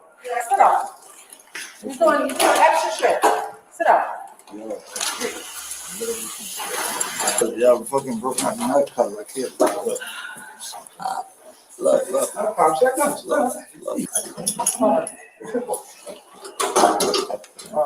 I can't read. No, we don't want you to. Don't worry about it. See that arm? Just grab that arm. Yeah, I don't like the way they truncated this video. He was literally, before they started dragging him, he was literally in the chair, and the sister that was there was like, look, just sit up. You're making this difficult, man. Pick your feet up. They were going to transport him to the back. They brought the wheelchair. They had him, he was in the wheelchair, and what it was nobody, and it went for a minute, right? No one wanted to lift his feet onto the stirrups. But at the bottom of the wheelchair to put your feet up, and they kept saying, lift your feet up, put your feet up on the things. Nobody wanted to do it. So the big dude over there, he was the biggest one there. He's like, yo, don't worry. I got him. I'll take care of it. So he proceeds to put the gloves on and proceeds to drag a paralyzed man. Technically, if you have no use of your legs, if you only have use of your lower extremities or only have use of your upper extremities, you're paraplegic. But when you have loss of all four, you are what's called a quadriplegic, right? Quadra in Latin, four. So he's dragging a quadriplegic. Well, Tough guy. before you go on, Chef, when he was in the back of that van when they first pulled up, and the female officers got in, because I was under the impression that they were paramedics, but then I realized that they were not. And what she asked him, because she says, "Hey, I see your arm moving," and you saw his arm jumping, whether it was involuntary or not.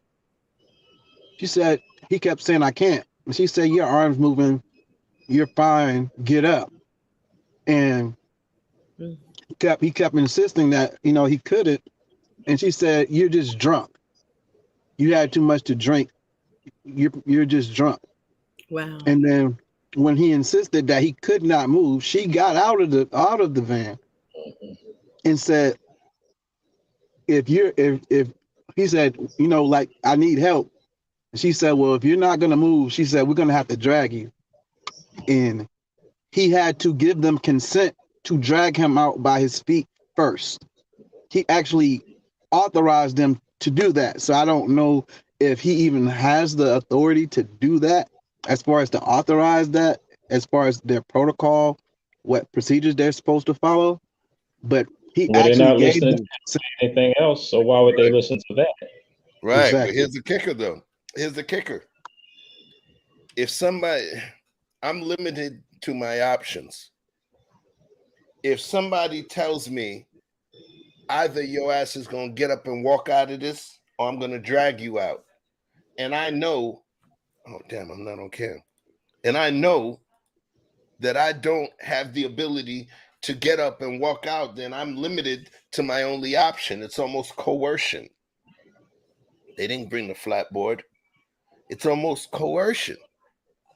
You're going to get up or I'm going to drag you out. Yo, go ahead. Obviously, go ahead was the only answer because she gave him the ultimatum and she gave him the limited subset of options. So he agreed to the only one that he can logically agree to because getting up and walking out was not an option. So I don't believe that that's actual consent that he gave. No. It's like, do what the fuck you got to do. I can't do nothing else. Well, the first consent he would have gave was don't arrest me.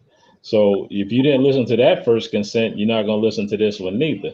Let me tell you what I think is taking place at that time. They know something's wrong. They don't know to the extent of what something's wrong is. Yes. So that's why I'm thinking they're listening and not listening. Now, this is the part that's going to probably get you some bad comments about me because I'm about to talk the police side and the correctional side of it. Do you know how often somebody play the paralyzed game? Oh, there's a lot of people that play that game. I've seen So it. This is what takes place. And I spoke on this on Miss Ty's podcast. Law enforcement officers get desensitized. We hear these, we go through these same type of stories and scenarios so often, and it's fake. We get desensitized. I think this is a case of officers being desensitized and don't care no more because we see it so much. This is what they do when they don't want to go to jail. You'll see a guy who gets arrested. He'll start banging his head against a car window, the back window, right? Or the back seat. Because he know if he busts his head, he's going to go to the hospital first. He ain't going to jail. We get desensitized. And we don't take everything so seriously. I don't work in the jail, so I can't say I've had that experience, but I'm telling you, again, if you go to Red Lipstick Vibes podcast and you hear me talking on there, you hear me talking about how officers get desensitized when it comes to things like domestic violence. If we go to the same house 20 times and it's the same story 20 times, on the 21st time, it's like, okay, what didn't happen now? Again, going into the jail, there are people who have seizures, who never had a seizure before in their life. They had a Fred Sanford thing. I'm having a heart attack. Ain't never had a heart attack before in their life. Whatever it takes not to go to jail, these people have heard it. and they get desensitized. So when something really happens, they don't believe it. Understood. I like that. Thank you. Don't mind that. I just put that up on the screen. That's that's for the clip. That's for the clip. You know what I mean? I was thinking ahead. Production. So let's keep this going a little longer.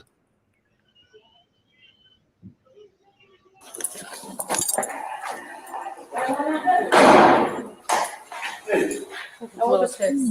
Huh? Just little kiss. He's perfectly fine. You want to put these on? He's perfectly fine. He's perfectly fine. Did you see him? She said he just blew a kiss. Huh? She said he just blew a kiss. He's perfectly fine. Did I miss that? Me too. I missed it. So I'm assuming we think like when I thought blew a kiss, that meant like, but I'm wondering if she just meant like, pause. That was to the ladies. All right. Yeah.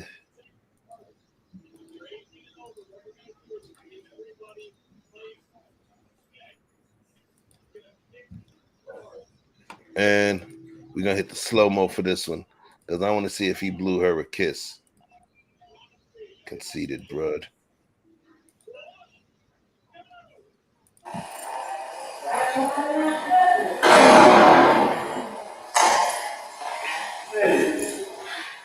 Oh, this kiss. Huh? Did that look like he blew her a kiss, or did he open and close his mouth? I didn't see that neither. I didn't see that either. Like a man's in distress. Okay, that's what it looked like to me. I'm gonna get that one part one more because I don't know about that.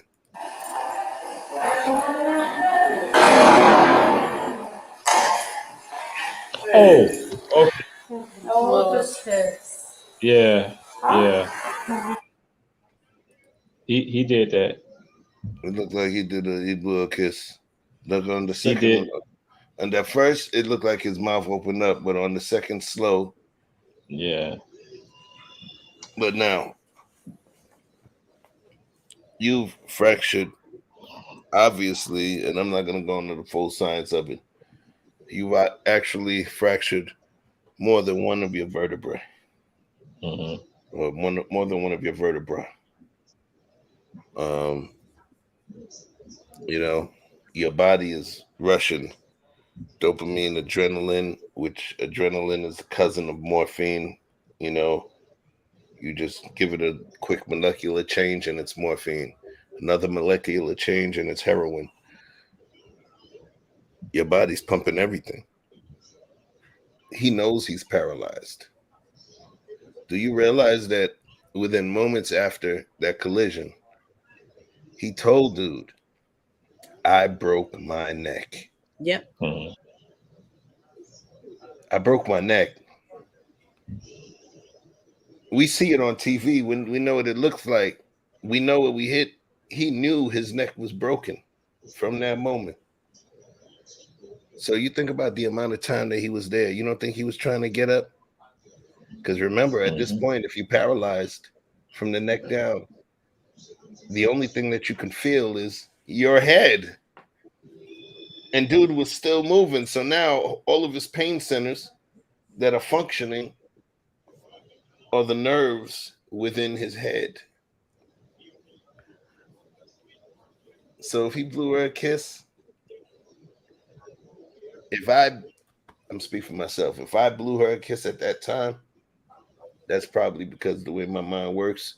I worked this through in terms of the chess game so far down the road that I realized that I was having their badges and their money.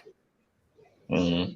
And that was just one brief moment of cynical bravado, like taking all of your jobs.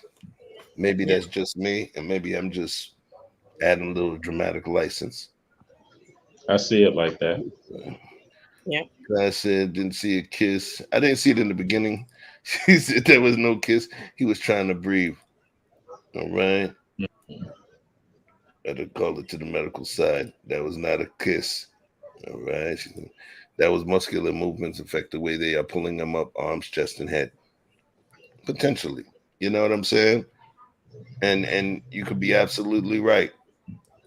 It looked like he was blowing a kiss. But even if he was, even if he was blowing a kiss, it still doesn't negate what he was going through. And that was, right. That was a life changer. And he recognized he was paralyzed. Mm-hmm. So let's finish this off. This. He's perfectly fine. Here, we'll put these on. Yeah. Hold on, Ron. Hold on, Ron. All right.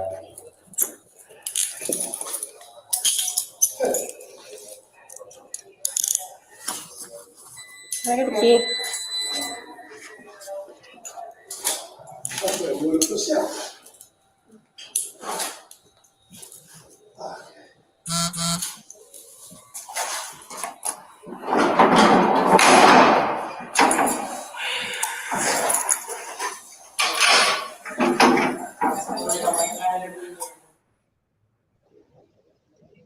I guess that was in case he run in circles.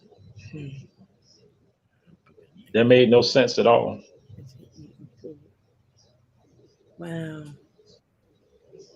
So at what point in time, if you know or not, in the video, do they realize this man ain't moving since we got him here? Absolutely. Mm. Absolutely. At no point in time was any sort of medical triage, questions, protocols performed.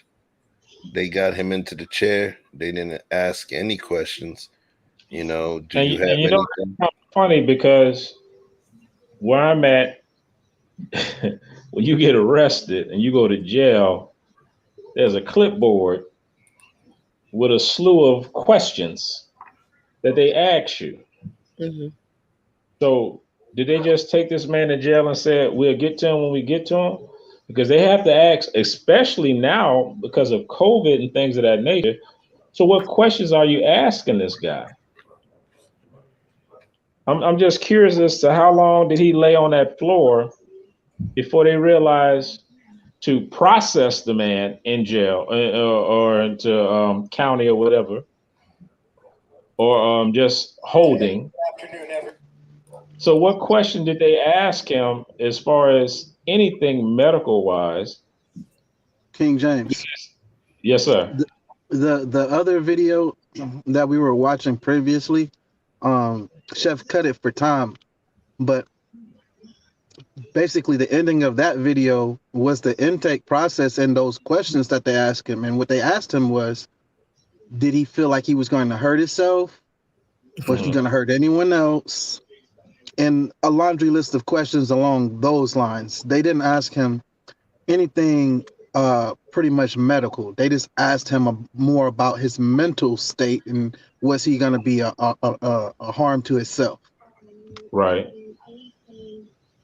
So again, I don't work in the jail part of it. I've heard some of the questions that say, I try to get the hell out of there as quickly as possible when I used to have to take somebody there. But I'm not certain. I just know it's a lot of questions. It would seem as if, like I said, in 2022, one of the questions you're asking is about coughing, sneezing, and fever. So I'm just curious to what questions did they ask as far as what are you feeling right now? Because again, they don't really have to ask him shit. He's going to volunteer his information right now because of what's going on. They don't have to ask him anything. Right. He's going to tell them, I can't move. Y'all broke my neck. He's saying something, and they're not. My point in this is everybody failed this young man. Everybody. As far as his safety, as far as his health, they failed him because, again, he's just typical. They always complain about this. They act like this all the time. Let's just put him in a cell and whatever. We're going to treat them the same way we treat everybody else without thinking that maybe this particular time something is really wrong. They all failed. From the lady who got the kiss blown to her or not blown to her, to everybody that put their hands on him failed. The warden at the jail failed.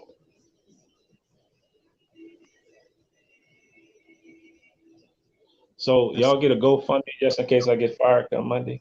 Do that mean that they all need to be fired? Or do that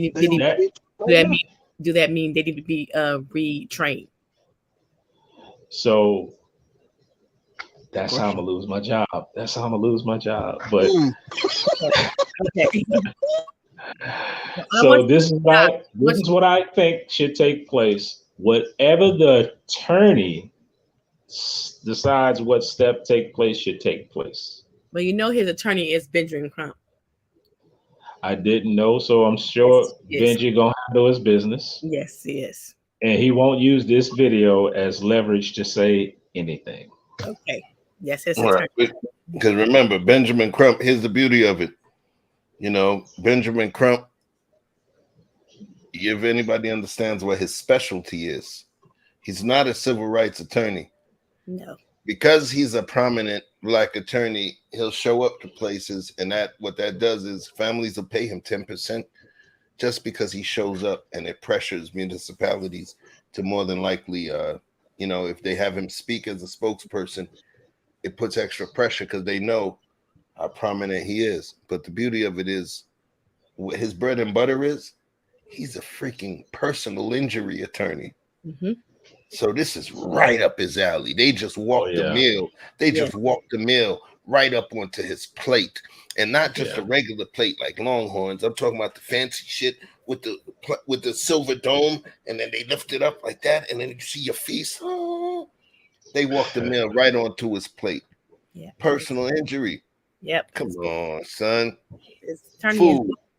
Food. King, do they need to be retrained or fired? Again, they may have been trained perfectly. Mm-hmm. There's no such thing as perfect, but they may have been trained right. But again, like I said, it comes a time where you're dealing with the people nobody wants to go to jail. Yes, right. So whatever trickery I can do to not go to jail, I'm going to do. Mm-hmm. I've seen that myself with somebody claim seizure or heart attacks and stuff like that.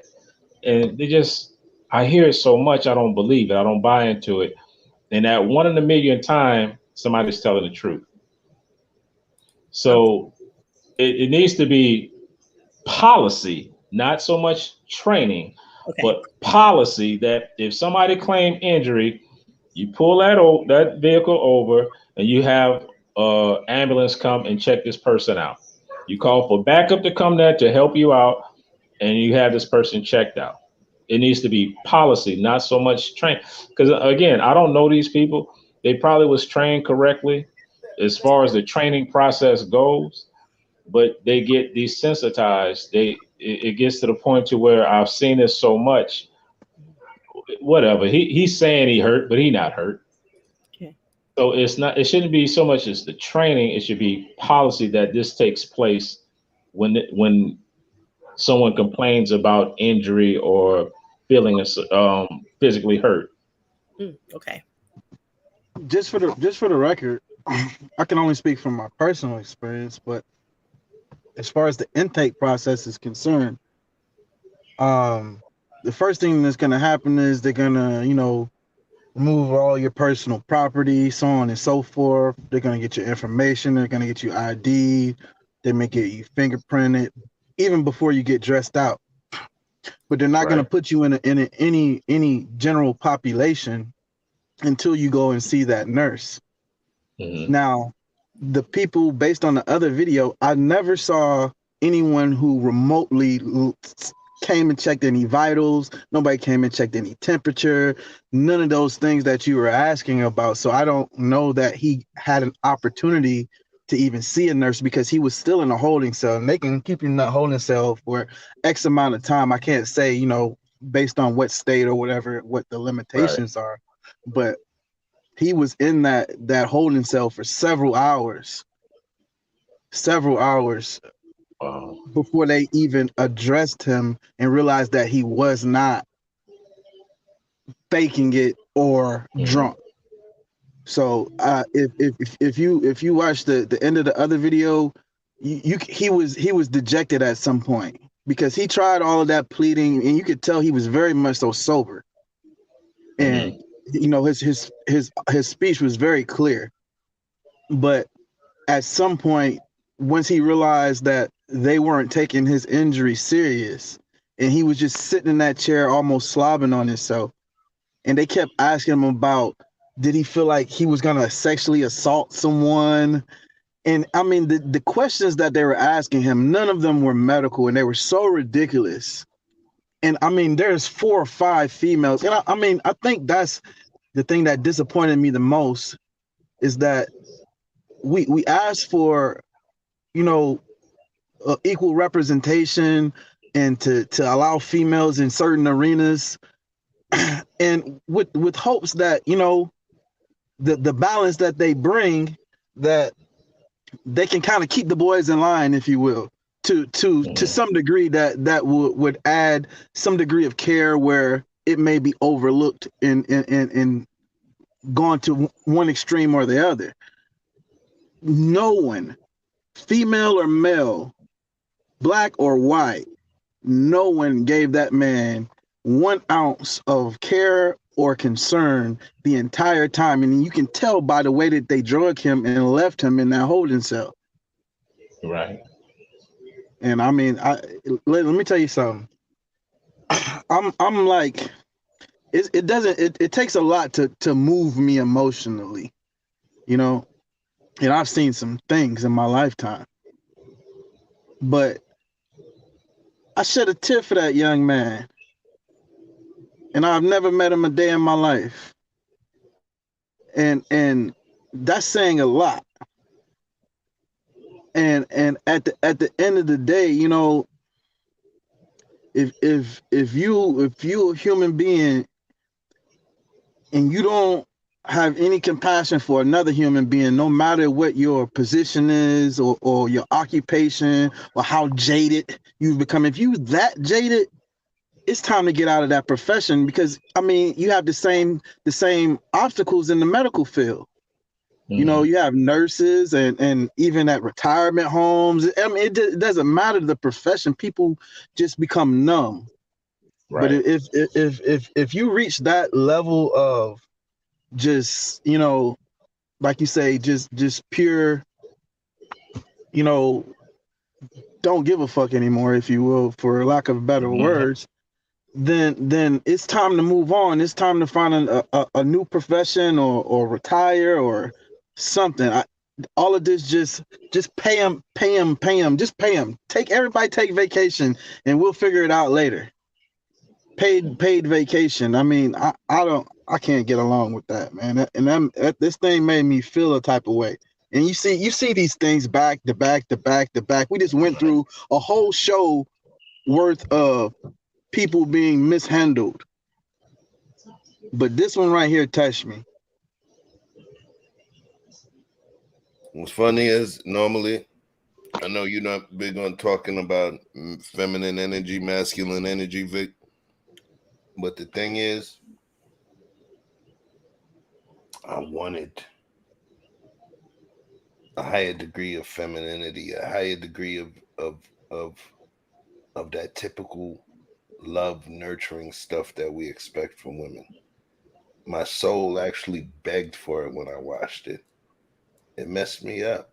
It messed me up because you have somebody that's never going to be able to move again. And remember, when you have that type of trauma, what happens is, you see the way that he was able to talk and do all of that, you realize that the swelling, the trauma, the hemorrhaging, all of the stuff that's going on in that spine, you know, it continues, and becomes exacerbated, which means it's made worse, which means the damage is continuing, and they continued to create more damage in the way they were handling it. The doctors talk about it. They made him worse. So guess what? He was, remember we talked about the blowing the kiss thing. There's a reason I focused on that piece. Mhm. He got worse after that, y'all, because he had to endure 2 surgeries. But guess what? He was unable to eat. He was being fed through a tube, remember? Mhm. He had to be fed through a tube, which means that he lost the ability to voluntarily eat and swallow, which means it started to go above his chest. It got worse. And them motherfuckers did it. All right. And they did it. So let me do this real quick. They did it. What can I say? Switch my camera real quick.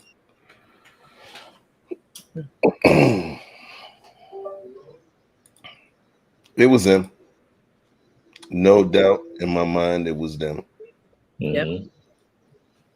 So I don't think that I need to go through the charade of going through the 1s and 2s for understandable versus unacceptable. If there's a brave soul that's somewhere watching this, a brave soul or a brave troll, it's a fine line. And you feel that, excuse me, and you feel that the behavior of the police involved were understandable, please speak on it. Please speak on it, and I'll give you a couple minutes to do that. So first, I'm going to go to the person that's trained to do this, because if you're trained to do this, you understand that there's a certain numbness or a certain callus you learn to build when it comes to the pain of doing the important job that you do, King James. So how does it make you feel saying what you saw? All right. So let me talk real talk right now. Do your thing. My 17-year-old son just went to a party. My 18-year-old son went to go visit his girlfriend. My talk to my sons tonight was, the state police are out there, the police are out there, sheriff's officers out there. Don't get caught up in nothing. Now, I got kids that are awesome, but they're kids. Thank you. So it worries me the people who do what I do for a living who target. It worries me people who do what I do for a living might hear my last name and decide, let's get him because they don't like me. It worries me because of this color not being the right color at the right time. So my sons are out and about right now, which they could have been this young man. Well, my sons don't. Now, I don't. The video that you showed, this guy had a gun in his waistband, right? The video of this guy who just got paralyzed. When you showed this last video, was that a gun in his waistband? Okay. So you talking about this one right now, the Randy Cox? No, he was unarmed because he was unarmed. He was already in their custody. So they no. When you showed the video when they walked to him and they lifted his shirt, was that a gun? Because it went kind of quick. I didn't see that part. Okay, it might just be me and Crown Apple, but it worries me because everything you all think, I think too. Every phobia you all have, I have too. I chose to fight from within. So I don't mind the criticism. I don't mind the attacks. I can defend me. I worry because two of my sons on a Saturday night in Louisiana is 12:25 and they're out and about. And I'm scared as shit. Because your fears are my fear. I'm no different. You know, I know what goes on. I grew up into madness. So when it comes down to it, the bigger question would be, what do we do about it? Yes. What do we do about it? I think a lot of times this here is our favorite toy to play with. Think about the pictures you have on your phone you don't want nobody to see. Think about the videos on your phone you don't want nobody to view. Everybody choose to video after the fact. We want a video when the police get here and doing what they're doing. We want to video this, or we want to tell people to video. Use that phone as a tool, not a weapon. Use your phone as a tool and not a weapon. Call your mama, call your daddy, and put it on speakerphone. Go home. We'll deal with the tickets. We'll deal with everything later. Go home. Don't talk shit to the police. Every cop ain't me. Go home. Yes, sir. No, sir. Go home. We'll fight this tomorrow. It's our mentality in our community, in our Black community, is fuck the police. I'm with you. I just got in trouble playing it the other day. I'm with you. I'm with you.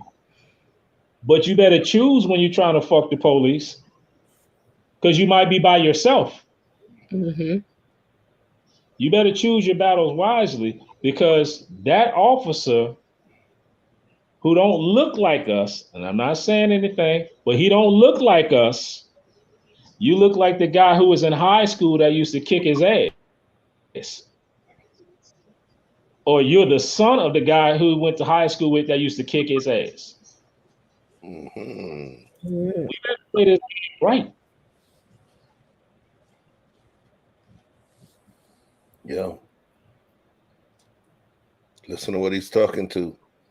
And I'm giving you an open invitation to another production that we have that's one of the favorites of the folks that started with us. It's called the Fatherhood Sip, the Sunday Fatherhood Sip. It started as a Sunday Fatherhood Cognac Sip. And what it is I came up, and myself and Vic, we came up with a group of what's called literacies. Just like this, you have literacy in terms of reading and different types of literacies. We came up with some literacies that were necessary for building, you know, intentional men that we're putting into the community. And it was literally a father's show only, where it was talking about us and our sons. Andrea became a part of that show. Why? She wasn't even part of the team at the time, but because she's a 20-year plus foster mother, and she's raised multiple children, including her son. She's divorced, you know, but there ain't gonna be no fathers in the child's lives that of the boys that she raises. So at this point, you know, I thought it made sense, and she fit where she was a sister that was in a situation where the fathers can't be there. So something she could learn. And we had, one of them was emotional endurance. Another one was education. Another one was violence, where people thought we were talking about not teaching them violence. No, it was talking about allowing them to understand the need for violence at times so that they would not become susceptible to tyranny, bullying, things of that nature. The violence one is one of my favorites because there was a couple rabbit holes where we put you in certain positions. You know, another one was relationships, you know, detachment from relationships. And one of the other sips was about, we always talk about them being good men, staying, this, that, and the other, but it was about them picking, the vetting process, courtship process. And we went through playing videos, showing dudes trying to, write love letters, and we talked about different things,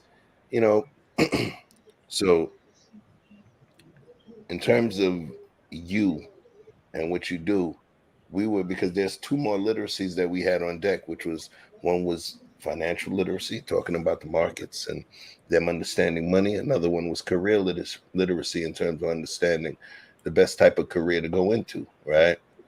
Mm-hmm. But because we are men of color, we are Black men specifically, I want to do one in terms of survival. Yes. Survival. Be good. Yes. And I'm definitely going to want to include you. Of course, I'm going to definitely include Nate as well. But I think survival. So I want to stay tuned. Listen, your old lady is my folks right there. So, you'll know she'll hit you up, and we'd love to have you on. All right, you got me. Yeah. So let's do this. I want you to tell me your final words as someone, because we've been critiquing folks that do what you do for a living. Yeah. That dope White Sox fitted. You know what I mean? I know you got a hellified Xbox in the crib with that headset you got on. So that career that has PS5. Oh, PS5. Okay, let me mute your ass now. You know what I'm saying? But let's say this career we're critiquing that's helping pay for red lipstick, Miss TY's next pair of red bottoms. Tell me what you feel about what you saw tonight. So, like I said, she put me on tonight that you was on, because I have a little podcast that's on Tuesdays, Inside the Mind of a Thin Blue Line. Please share make sure you share it in the back chat so I can put it up there on the screen. I definitely want to make sure folks go and check it out, please. Okay. So the whole idea is the idea of the podcast is hear it from somebody like me. Okay. Who's in law enforcement. You're gonna hear a different style of talk because I'm from where most people have been, and I talk like you talk. I feel like you feel. Like I stated earlier, I don't fight from the picket signs and the picket lines. I fight from within because I feel the only way you're gonna win the battle is to fight from all the way around. You can't just protest and fight. You got to fight from within, and once we learn how to fight together, then we win. Amen. So one of the things I want to say to people, everybody has not everybody, a lot of people have a lot of negative stereotype about police officers. But if you met me out at a club, or if you met me at a grocery store or something, you wouldn't call me no police. If you sat down and hold a conversation with me, you wouldn't call me the police. You'll call me a man, Black man, or whatever you want to call it, dad, because I'm a very strict father. I've been a single dad in my children's life for a very long time. My children live with me. So that's what kind of single dad I am. So every struggle that the people in the public have gone through, I've gone through it too. I had to learn some things along the way. I had to learn how to shut my damn mouth when I get pulled over. I still get pulled over now, but I know to shut up. I don't even throw out there what I do for a living. I let them find out on their own. And what I want to share with your fans, as well as anybody else, the fight and the struggle, don't talk about it, be about it. If you want change to come into law enforcement, stop telling people to fuck the police and start telling them become the police to create change. Fighting the police officers you don't have a reason to fight with. All of us are not the same people who have done something to somebody. You've never heard my name until tonight. You've never seen me until tonight. You've never seen me on the news doing anything to anybody. I'm doing this 22 years. I live in New Roads, Louisiana. Anyone of y'all heard that before? No. So you never heard police brutality in New Roads. Like I never heard of police brutality in some place I've never heard of before. You want to fight? Let's fight together, and let's fight from within, not just from the picket signs and protesting. You want change? Create change. Encourage people to create change. You encourage people to run for politics, right? You encourage people to city council, the mayor, encourage people to become the police to create change. Now, again, I'm going to tell you, I'm from Chicago. I'm a 70s baby. There was a plot and a plan to create change throughout my culture in Chicago, where it was doctors, lawyers, judges, nurses, police. Become these things so we can create change. Some fell off. The plan didn't work because people didn't stick to it. We have a chance now to stick to a plan like that where we can create change. We got kids that's coming up now that are smarter than what we were. Talk to them. The police don't make no money. You'll never be a millionaire. You'll never get the fame. You'll never get the glory. But you can create change for the better. You can help your community for the better. You police in your neighborhood. You police around people you grew up with. You save the lives of your community because they're going to respect you. They're going to respect your thoughts and your ideas, and they're going to listen. Crime ain't going nowhere, and neither is the police. So we got to figure something out, y'all. We got to figure something out. Thank you. And if you guys see, can you hear me? Everybody can hear me? Yes. Gotcha. Cool. And if you see in my box that says Chef Choupino, you'll notice it says we are our own worst enemy. Rules of engagement. All right. Go large screen, Chef. Excuse me? Go big screen. I got you. All right. We are our own worst enemy. Rules of engagement. And you can't see it all, but it says accountability, acceptability, and liability inside the mind of the thin blue line. So for the record, I was telling you guys to go to his page. What it is right now, he's Lieutenant Bay, and we already know his Bay is a YouTube superstar. So, just I want y'all to close your eyes for a minute and envision Red Lipstick Vibes, aka Miss Ty, being Ike, and he being Turner. He being Tina. I'm Tina.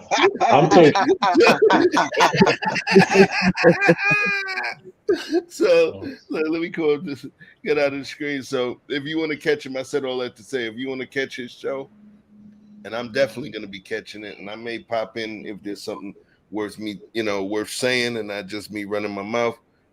I'm gonna be there, and I may jump in, but you'll catch him on Red Lipstick Vibes podcast, and that show is actually scheduled for July 26th at 5 p.m. Eastern time. If you're in Cali, it's 2 p.m. So I told her to put his page in.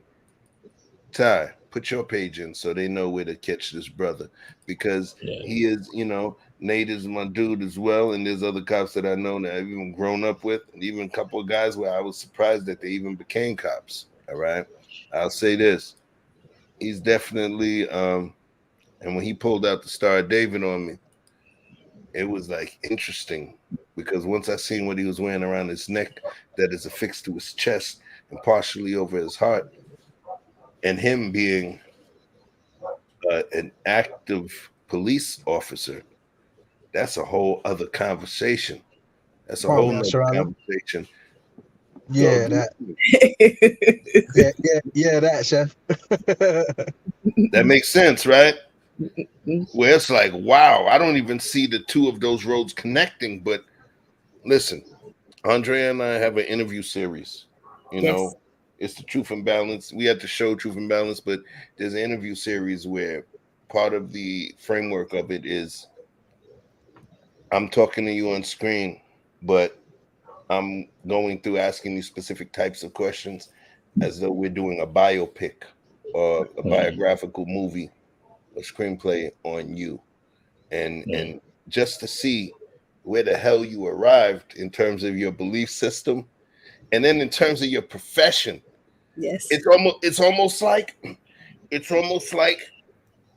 your mom was a 7-day Adventist, your pops was a Muslim, and then now you're like you make the best bacon sandwiches in Louisiana. I'm trying to see where they connect, but I'm gonna leave it there.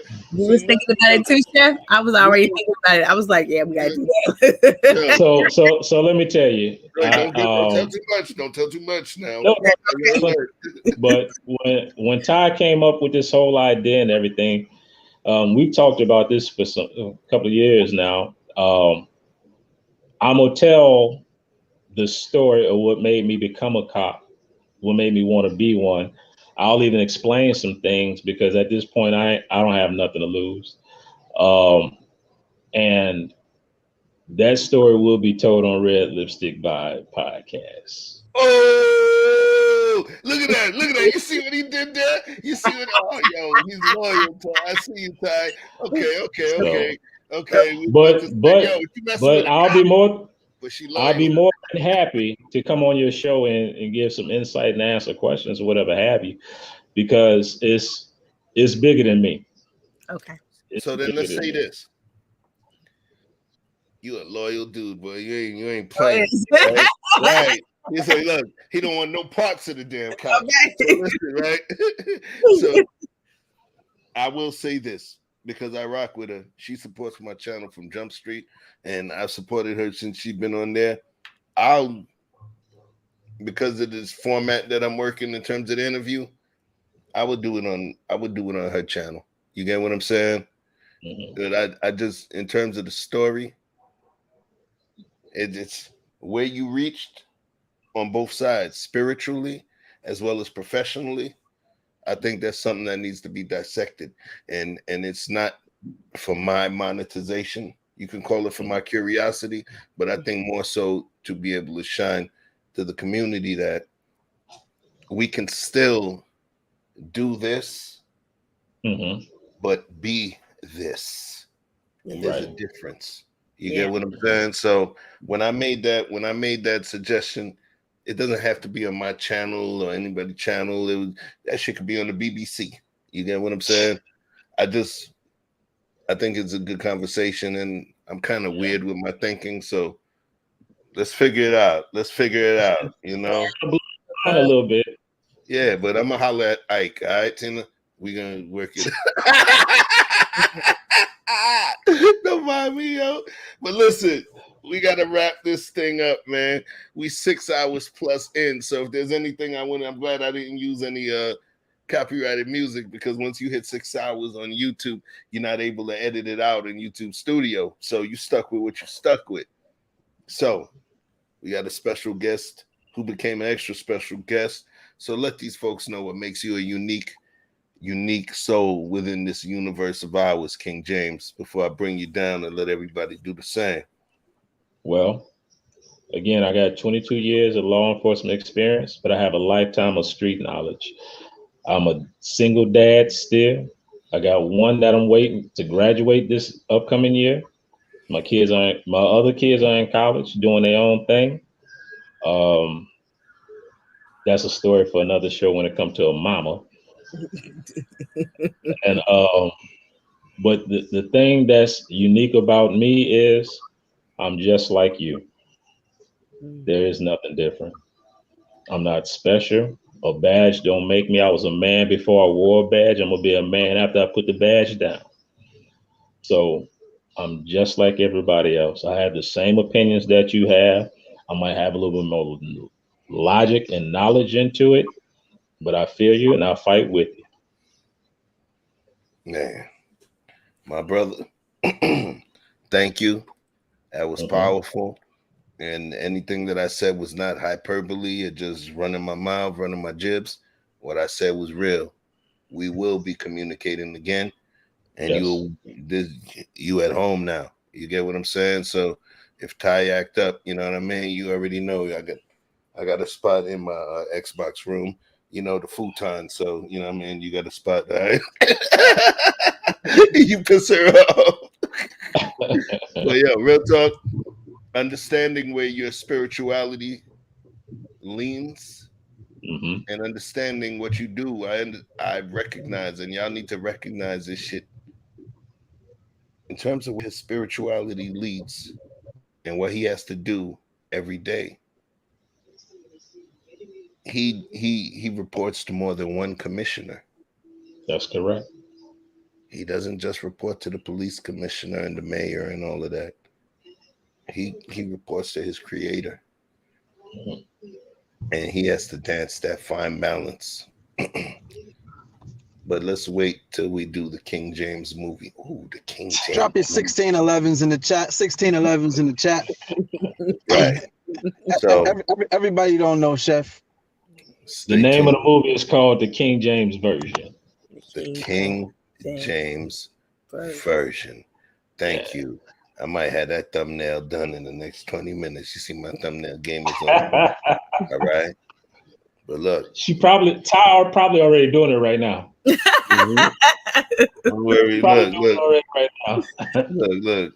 Stay tuned, y'all. Y'all witnessed seed being planted. It's gonna be a mighty tree. Nice to meet you. Nice to meet y'all. Let me tell you, from the time you started, from the rap music, I was listening to. I was actually working tonight. I was working a detail. It was a cancer benefit. I was working tonight, and I'm into it, but I'm not into it because it's about a child. And I try not to get so wrapped up into hearing that because I don't want to get emotional. Put yourself in the spirit while you're working. Yeah. So I put the earbuds in, wherever it's at, and I listen to your show. And look, I'm telling Ty to text. I was like, send him this. Because I don't have the YouTube on my phone where I could have just sent you messages myself. And man, I really enjoyed it. I really, really enjoyed it. It's to have me for 6 hours. She don't even get me for 6 hours. So we took your man. Pause. So, I really enjoyed it. You remind me of somebody from a while back, Chef, and I'm gonna figure it out soon. Out of New York, right? Yeah, I hope it ain't nobody owe you no money. No. Then that'll be handled on the King James version. But, right. But I heard your name is familiar, very familiar, rap music wise, and you sound like somebody I heard before. I'm a rap god myself, not the lyrics part, but just as a fan. And so the chef you thinking about is actually one of my boys too, but he may not be. You know, it's not me because in terms of hip hop, the other chef, if you go to my IG, my old IG, because it was hacked, it's is a chef, which is Chef Raekwon or some clone. Yes. Yes.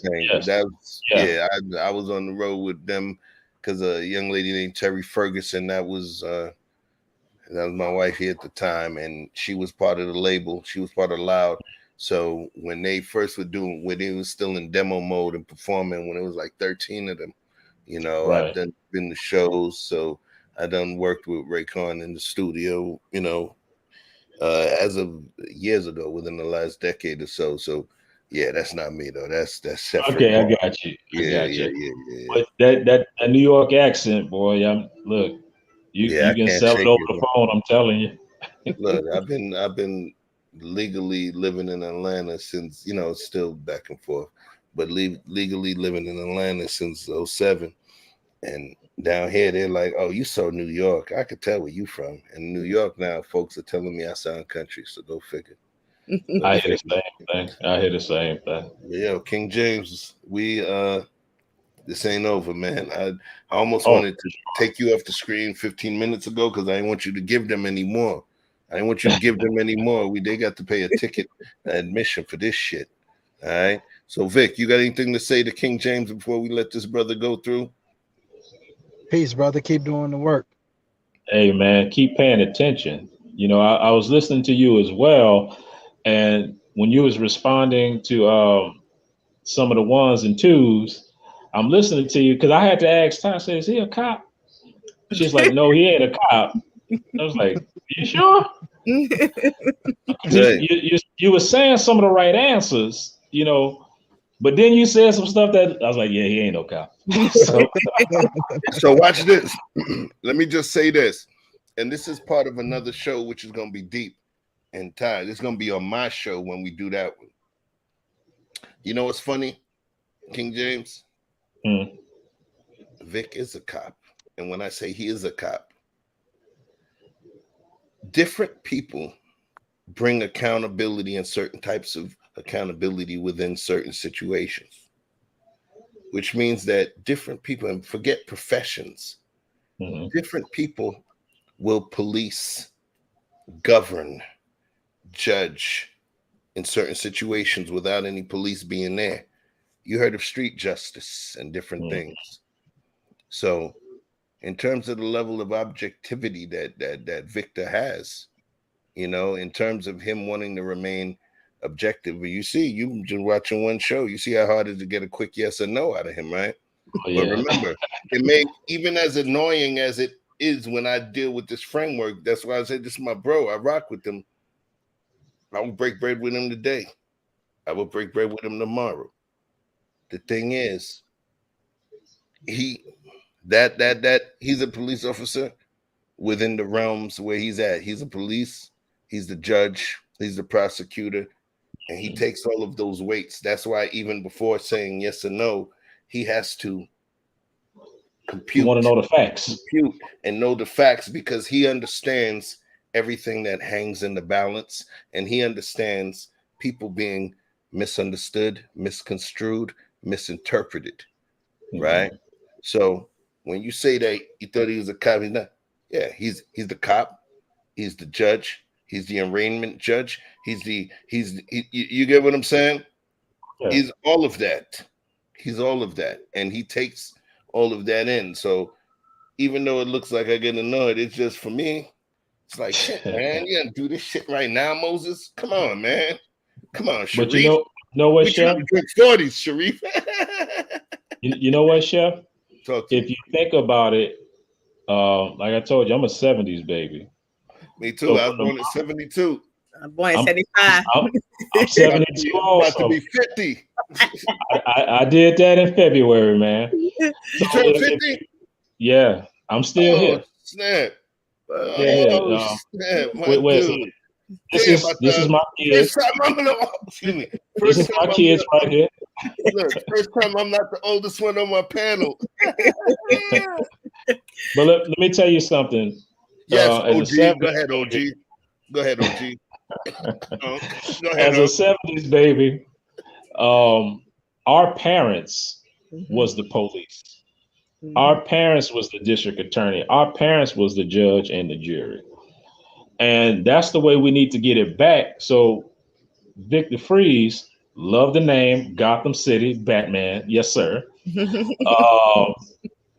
sir. I love the fact that you like that, because think about this. When you acted an ass back in the 70s, down the street, by the time you got home, you probably ain't got 3 whippings. True. Because our neighborhoods policed us. Our neighborhoods governed us. Our neighborhoods disciplined us. Sure.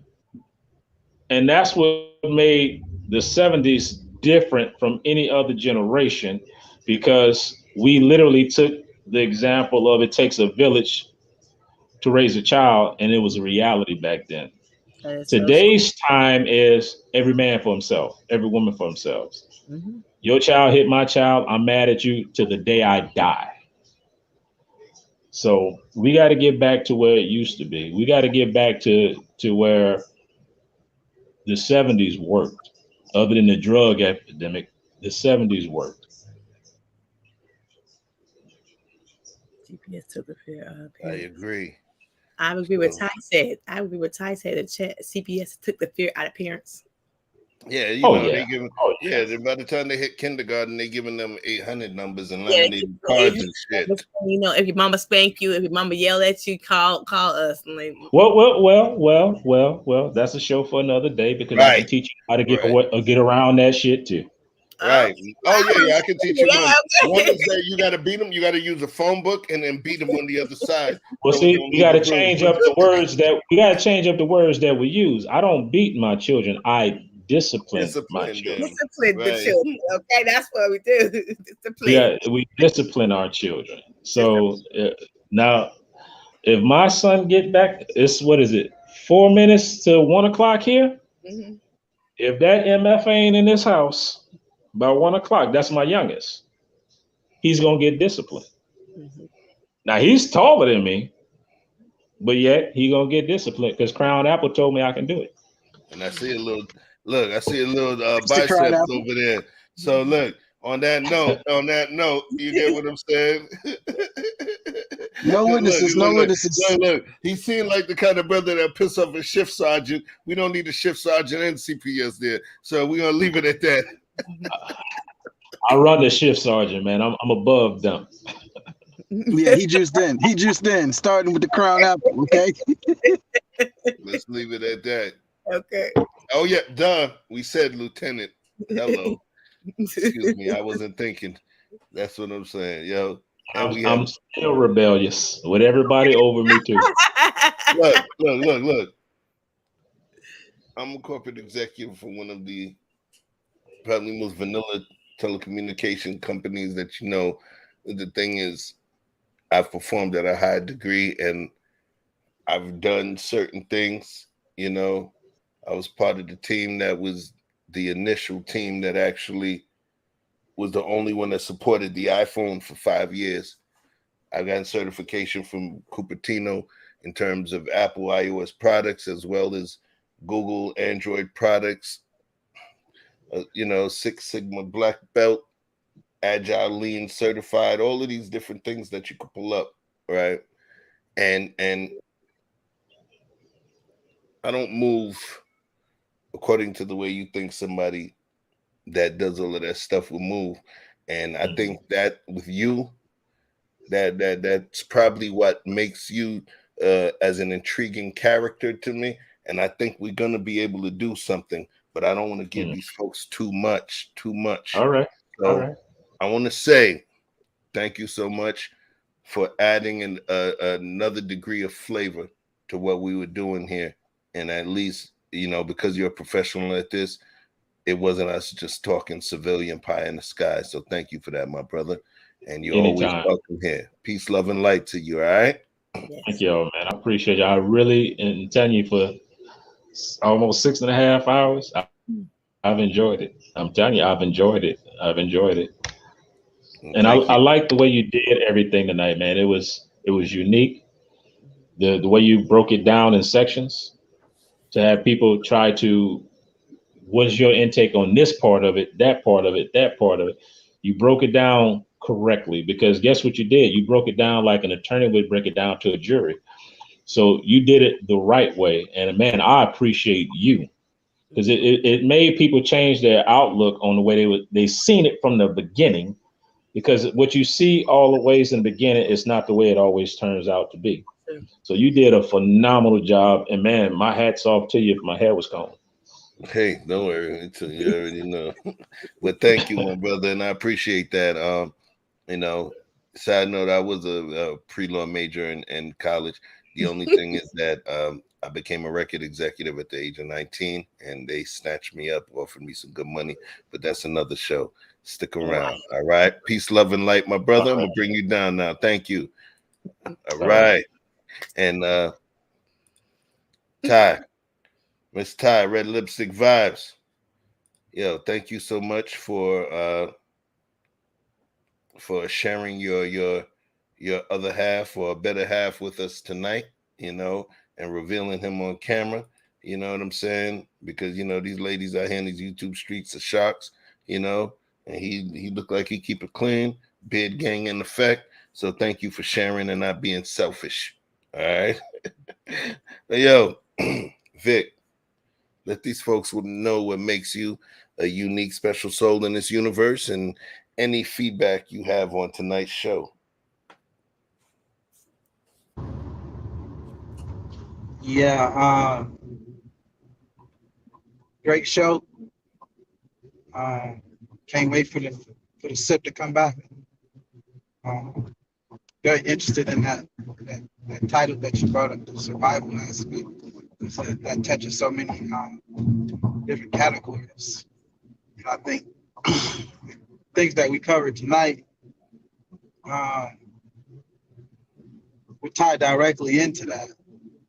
And at the end of the day,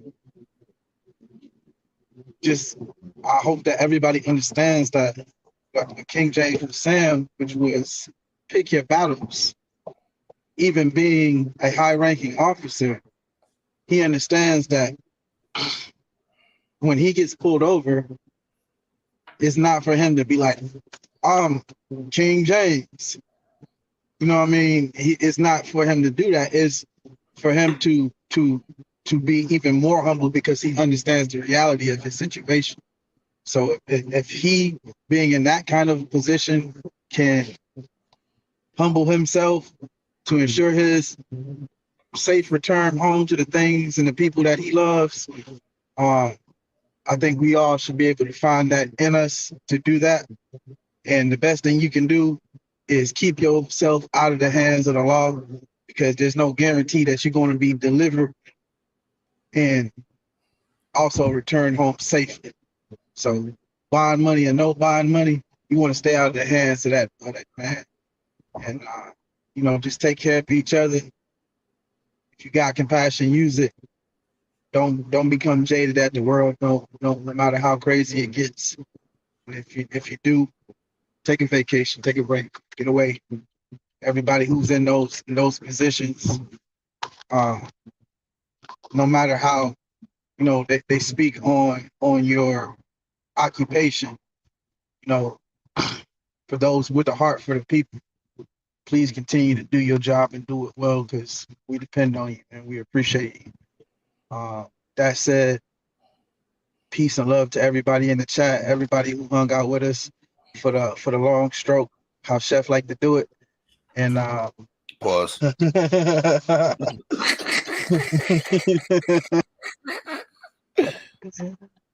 heard that, did you? Hey, but yeah, man, peace to the chat, peace to everybody who came up. King James, Andrea Lynch, much love to all of y'all. I'm up through there. My name VictorFreezeMusic. Holla. My dude, peace soldier, appreciate you coming through, even understanding everything you do. When we call them the hardest working, you guys have no clue. Peace, love, and light, my G. First lady of the channel. Man. Let them know first what makes you a special, unique soul in here. You let them know after. You let them know what you felt about the show. And I know you're going to say, yes, Chef, you need to bring the sip back. I've been telling you. You see, I've been telling you. You need to bring the sip back. Go ahead, man. Say your shit.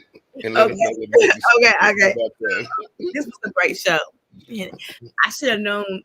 You always hiding shit. Okay, I'm just being honest. You always hiding shit. I should have known that you went to law school. Okay, I should have known that shit. No. I didn't go to law school. I was a pre-law major in college. So I would have gone to law school once I had completed my my undergraduate. But at the age of 19, I was offered I had been from the end of high school and into college, I had been an intern at a major record label, and I helped sign, and I had connections with a lot of artists that was on the label, and I helped sign a major artist to the label that went, consecutive years, Grammy award winning and platinum and all of that stuff. And I got a job, and they offered me a position. So I didn't hit law school. I was still an undergrad. Okay, so the show was good. The way you formatted tonight was excellent, and I'm happy to meet King James. I think he's fascinating. I can't wait to see that interview. That's gonna be off the chain. And he's fascinating. Yo. That's gonna Bro be is. But I love the way this format is. I love the way we do things over here. And you know what makes Andrea Lynch is I'm human. I'm free. It's a new song I've been listening to. And I'm just human trying to be me. She's single, yo. So, you know, I'm just at a new level in my life. I'm human. I'm free. I'm comfortable who I am. And so I'm learning to embrace that. And thanks to you and Vic, y'all take my ideas, y'all take my shit, and we got an interview coming this Wednesday night. So I don't give a damn what nobody say, and it's gonna be off the chain. And you know, I can't wait to do the interview for you because I think I got some questions for you. Okay. Oh, snap. So I got some questions for you, but you don't know me. But you know what? I am so happy that the father sip is coming back. Because why? Because I tell him every time to do the fatherhood sip because I think that is the most important show. I'm not saying I love the other shows. Don't get me wrong. They're off the chain to me. But the fatherhood sip is something special. The YouTube streets don't get it. They don't know about it. And he got to bring that back. And so he been promising me. I'm giving him that he got into after his birthday to bring that back. I gave him some homework to do. Okay. After his birthday, we're gonna roll on that back. Okay. So you know, I feel like I'm a producer around here too. Okay. In Creole, in Haitian Creole, li bom devoir, oui. What that means is I just said she gave me homework. But you know what? I think the Lord blessed me to meet you and Vic at a perfect time in my life. And it's good. It's good to know good people and encourage you to do the best and be the best you can. And even though I have faults and I have mood swings, you and Vic is always steady keel. And that makes Andrea Lynch a good person. And she needs balance. So peace, love and light, vibing. Love everybody. Well, she said vibing. Peace, Andrea. Thank you. You're welcome. Yo, you know what? Let me do this thing the right way. The right way. Here. Boom. Full screen. Giving it to you in booger vision. All right. Yo.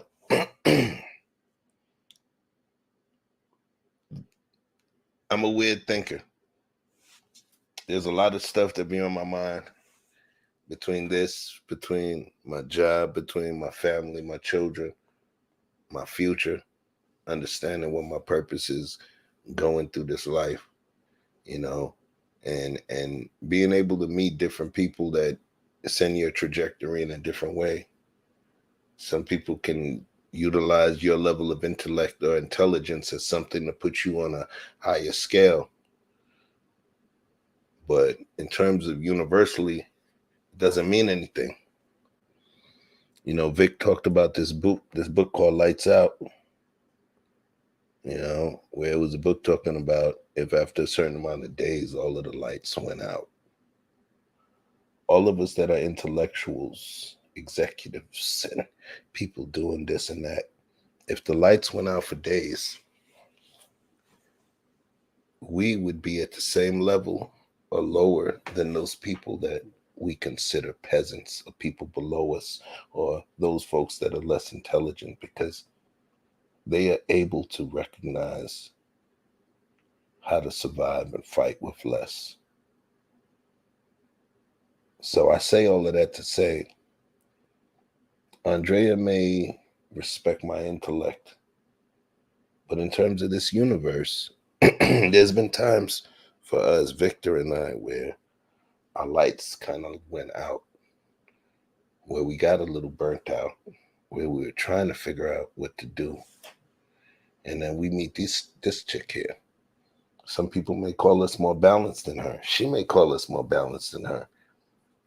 But folks don't understand the level of energy that she injected into this thing that we're doing. It's powerful. So, folks, you may understand there's people out there that you may think are more balanced, more focused, sharper, more intelligent, have more money, or this, that, and the other than you. Don't lose your level of understanding of your importance and your power, because you'll bring something to their universe that their level of intellect, money, degrees, all of these things couldn't bring. Andrea brings that to us. She lit this shit up. People that I know, and my old lady was like, yo, she's a part of your channel. I don't care what you say. And this is early in the game. So I'll say this to Andrea, we got you, we love you, we're going to hold you down. Keep doing what you do.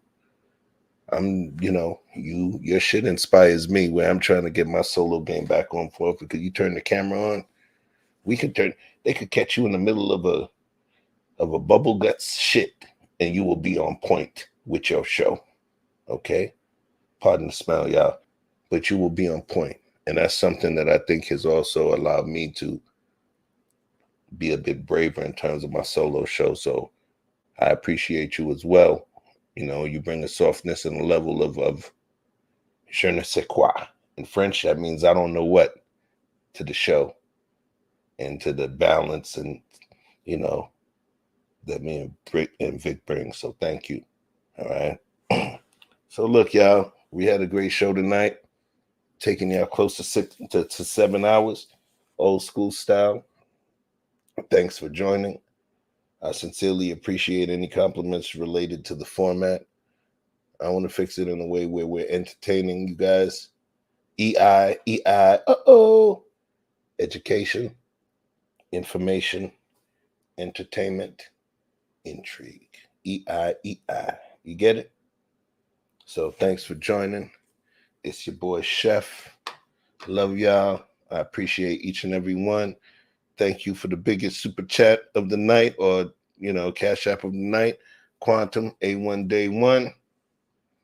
Yo, man, thank you, y'all. So, I don't just send you guys to the street just on my words. Peace to my boy Roll Paper, one of my most celebrated recording artists. We send you to the streets vibing. Let's go. Up on jump, it's the weekend. Dream come true with the big friends. Hitting on doors, that's a defense. Rolling with all that's our friends. It me change, you let me preaching. With a bull shaking to my maybe drop pins. Today on by and I say, today on by you the kid play, baby, tell me what you want. Julian, I know you need fun. Ever since remember we been knocking at the door. Y'all been moving paper, we be running up the school. Never for that pillar, we was sleeping on the floor. West side Africa, you know the shit ain't hard. I don't care what they say. We don't care. Driving all night long. I don't care what they say. We don't care. Pop it, baby. Come roll with me. All night long. As times relax, my mind's relaxed. I got now from who got next. Here's my number, just send a text. You got a man and she responds, nah. Okay, sure enough. I'ma let you go, don't wanna hold you up. I'ma call your phone when I'm putting up. Whoever let you go must be them as far. Wait far. Girl, you so fine, I pay for. Fly you first class to LA for. Body so blessed, I pray for. Body so blessed, I pray for. Because I don't care what you say. I don't care what they say.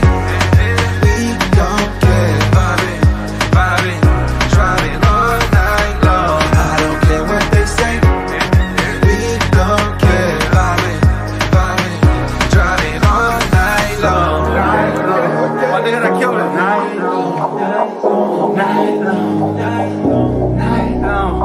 That's the part where you get your girl, nigga. Make sure she focus, nigga. Make sure you focus, nigga. Let's go. 1, 2, 3, hit it. I don't care what they say. We don't care. Vibing, driving all night long. I don't care what they say. We don't care. Vibing, driving all night long. I don't care what they say.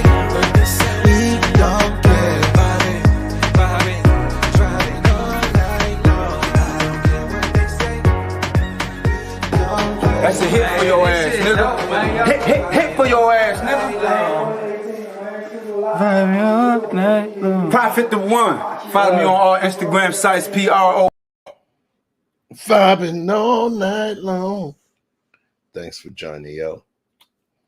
Peace. And another one in the books. We took it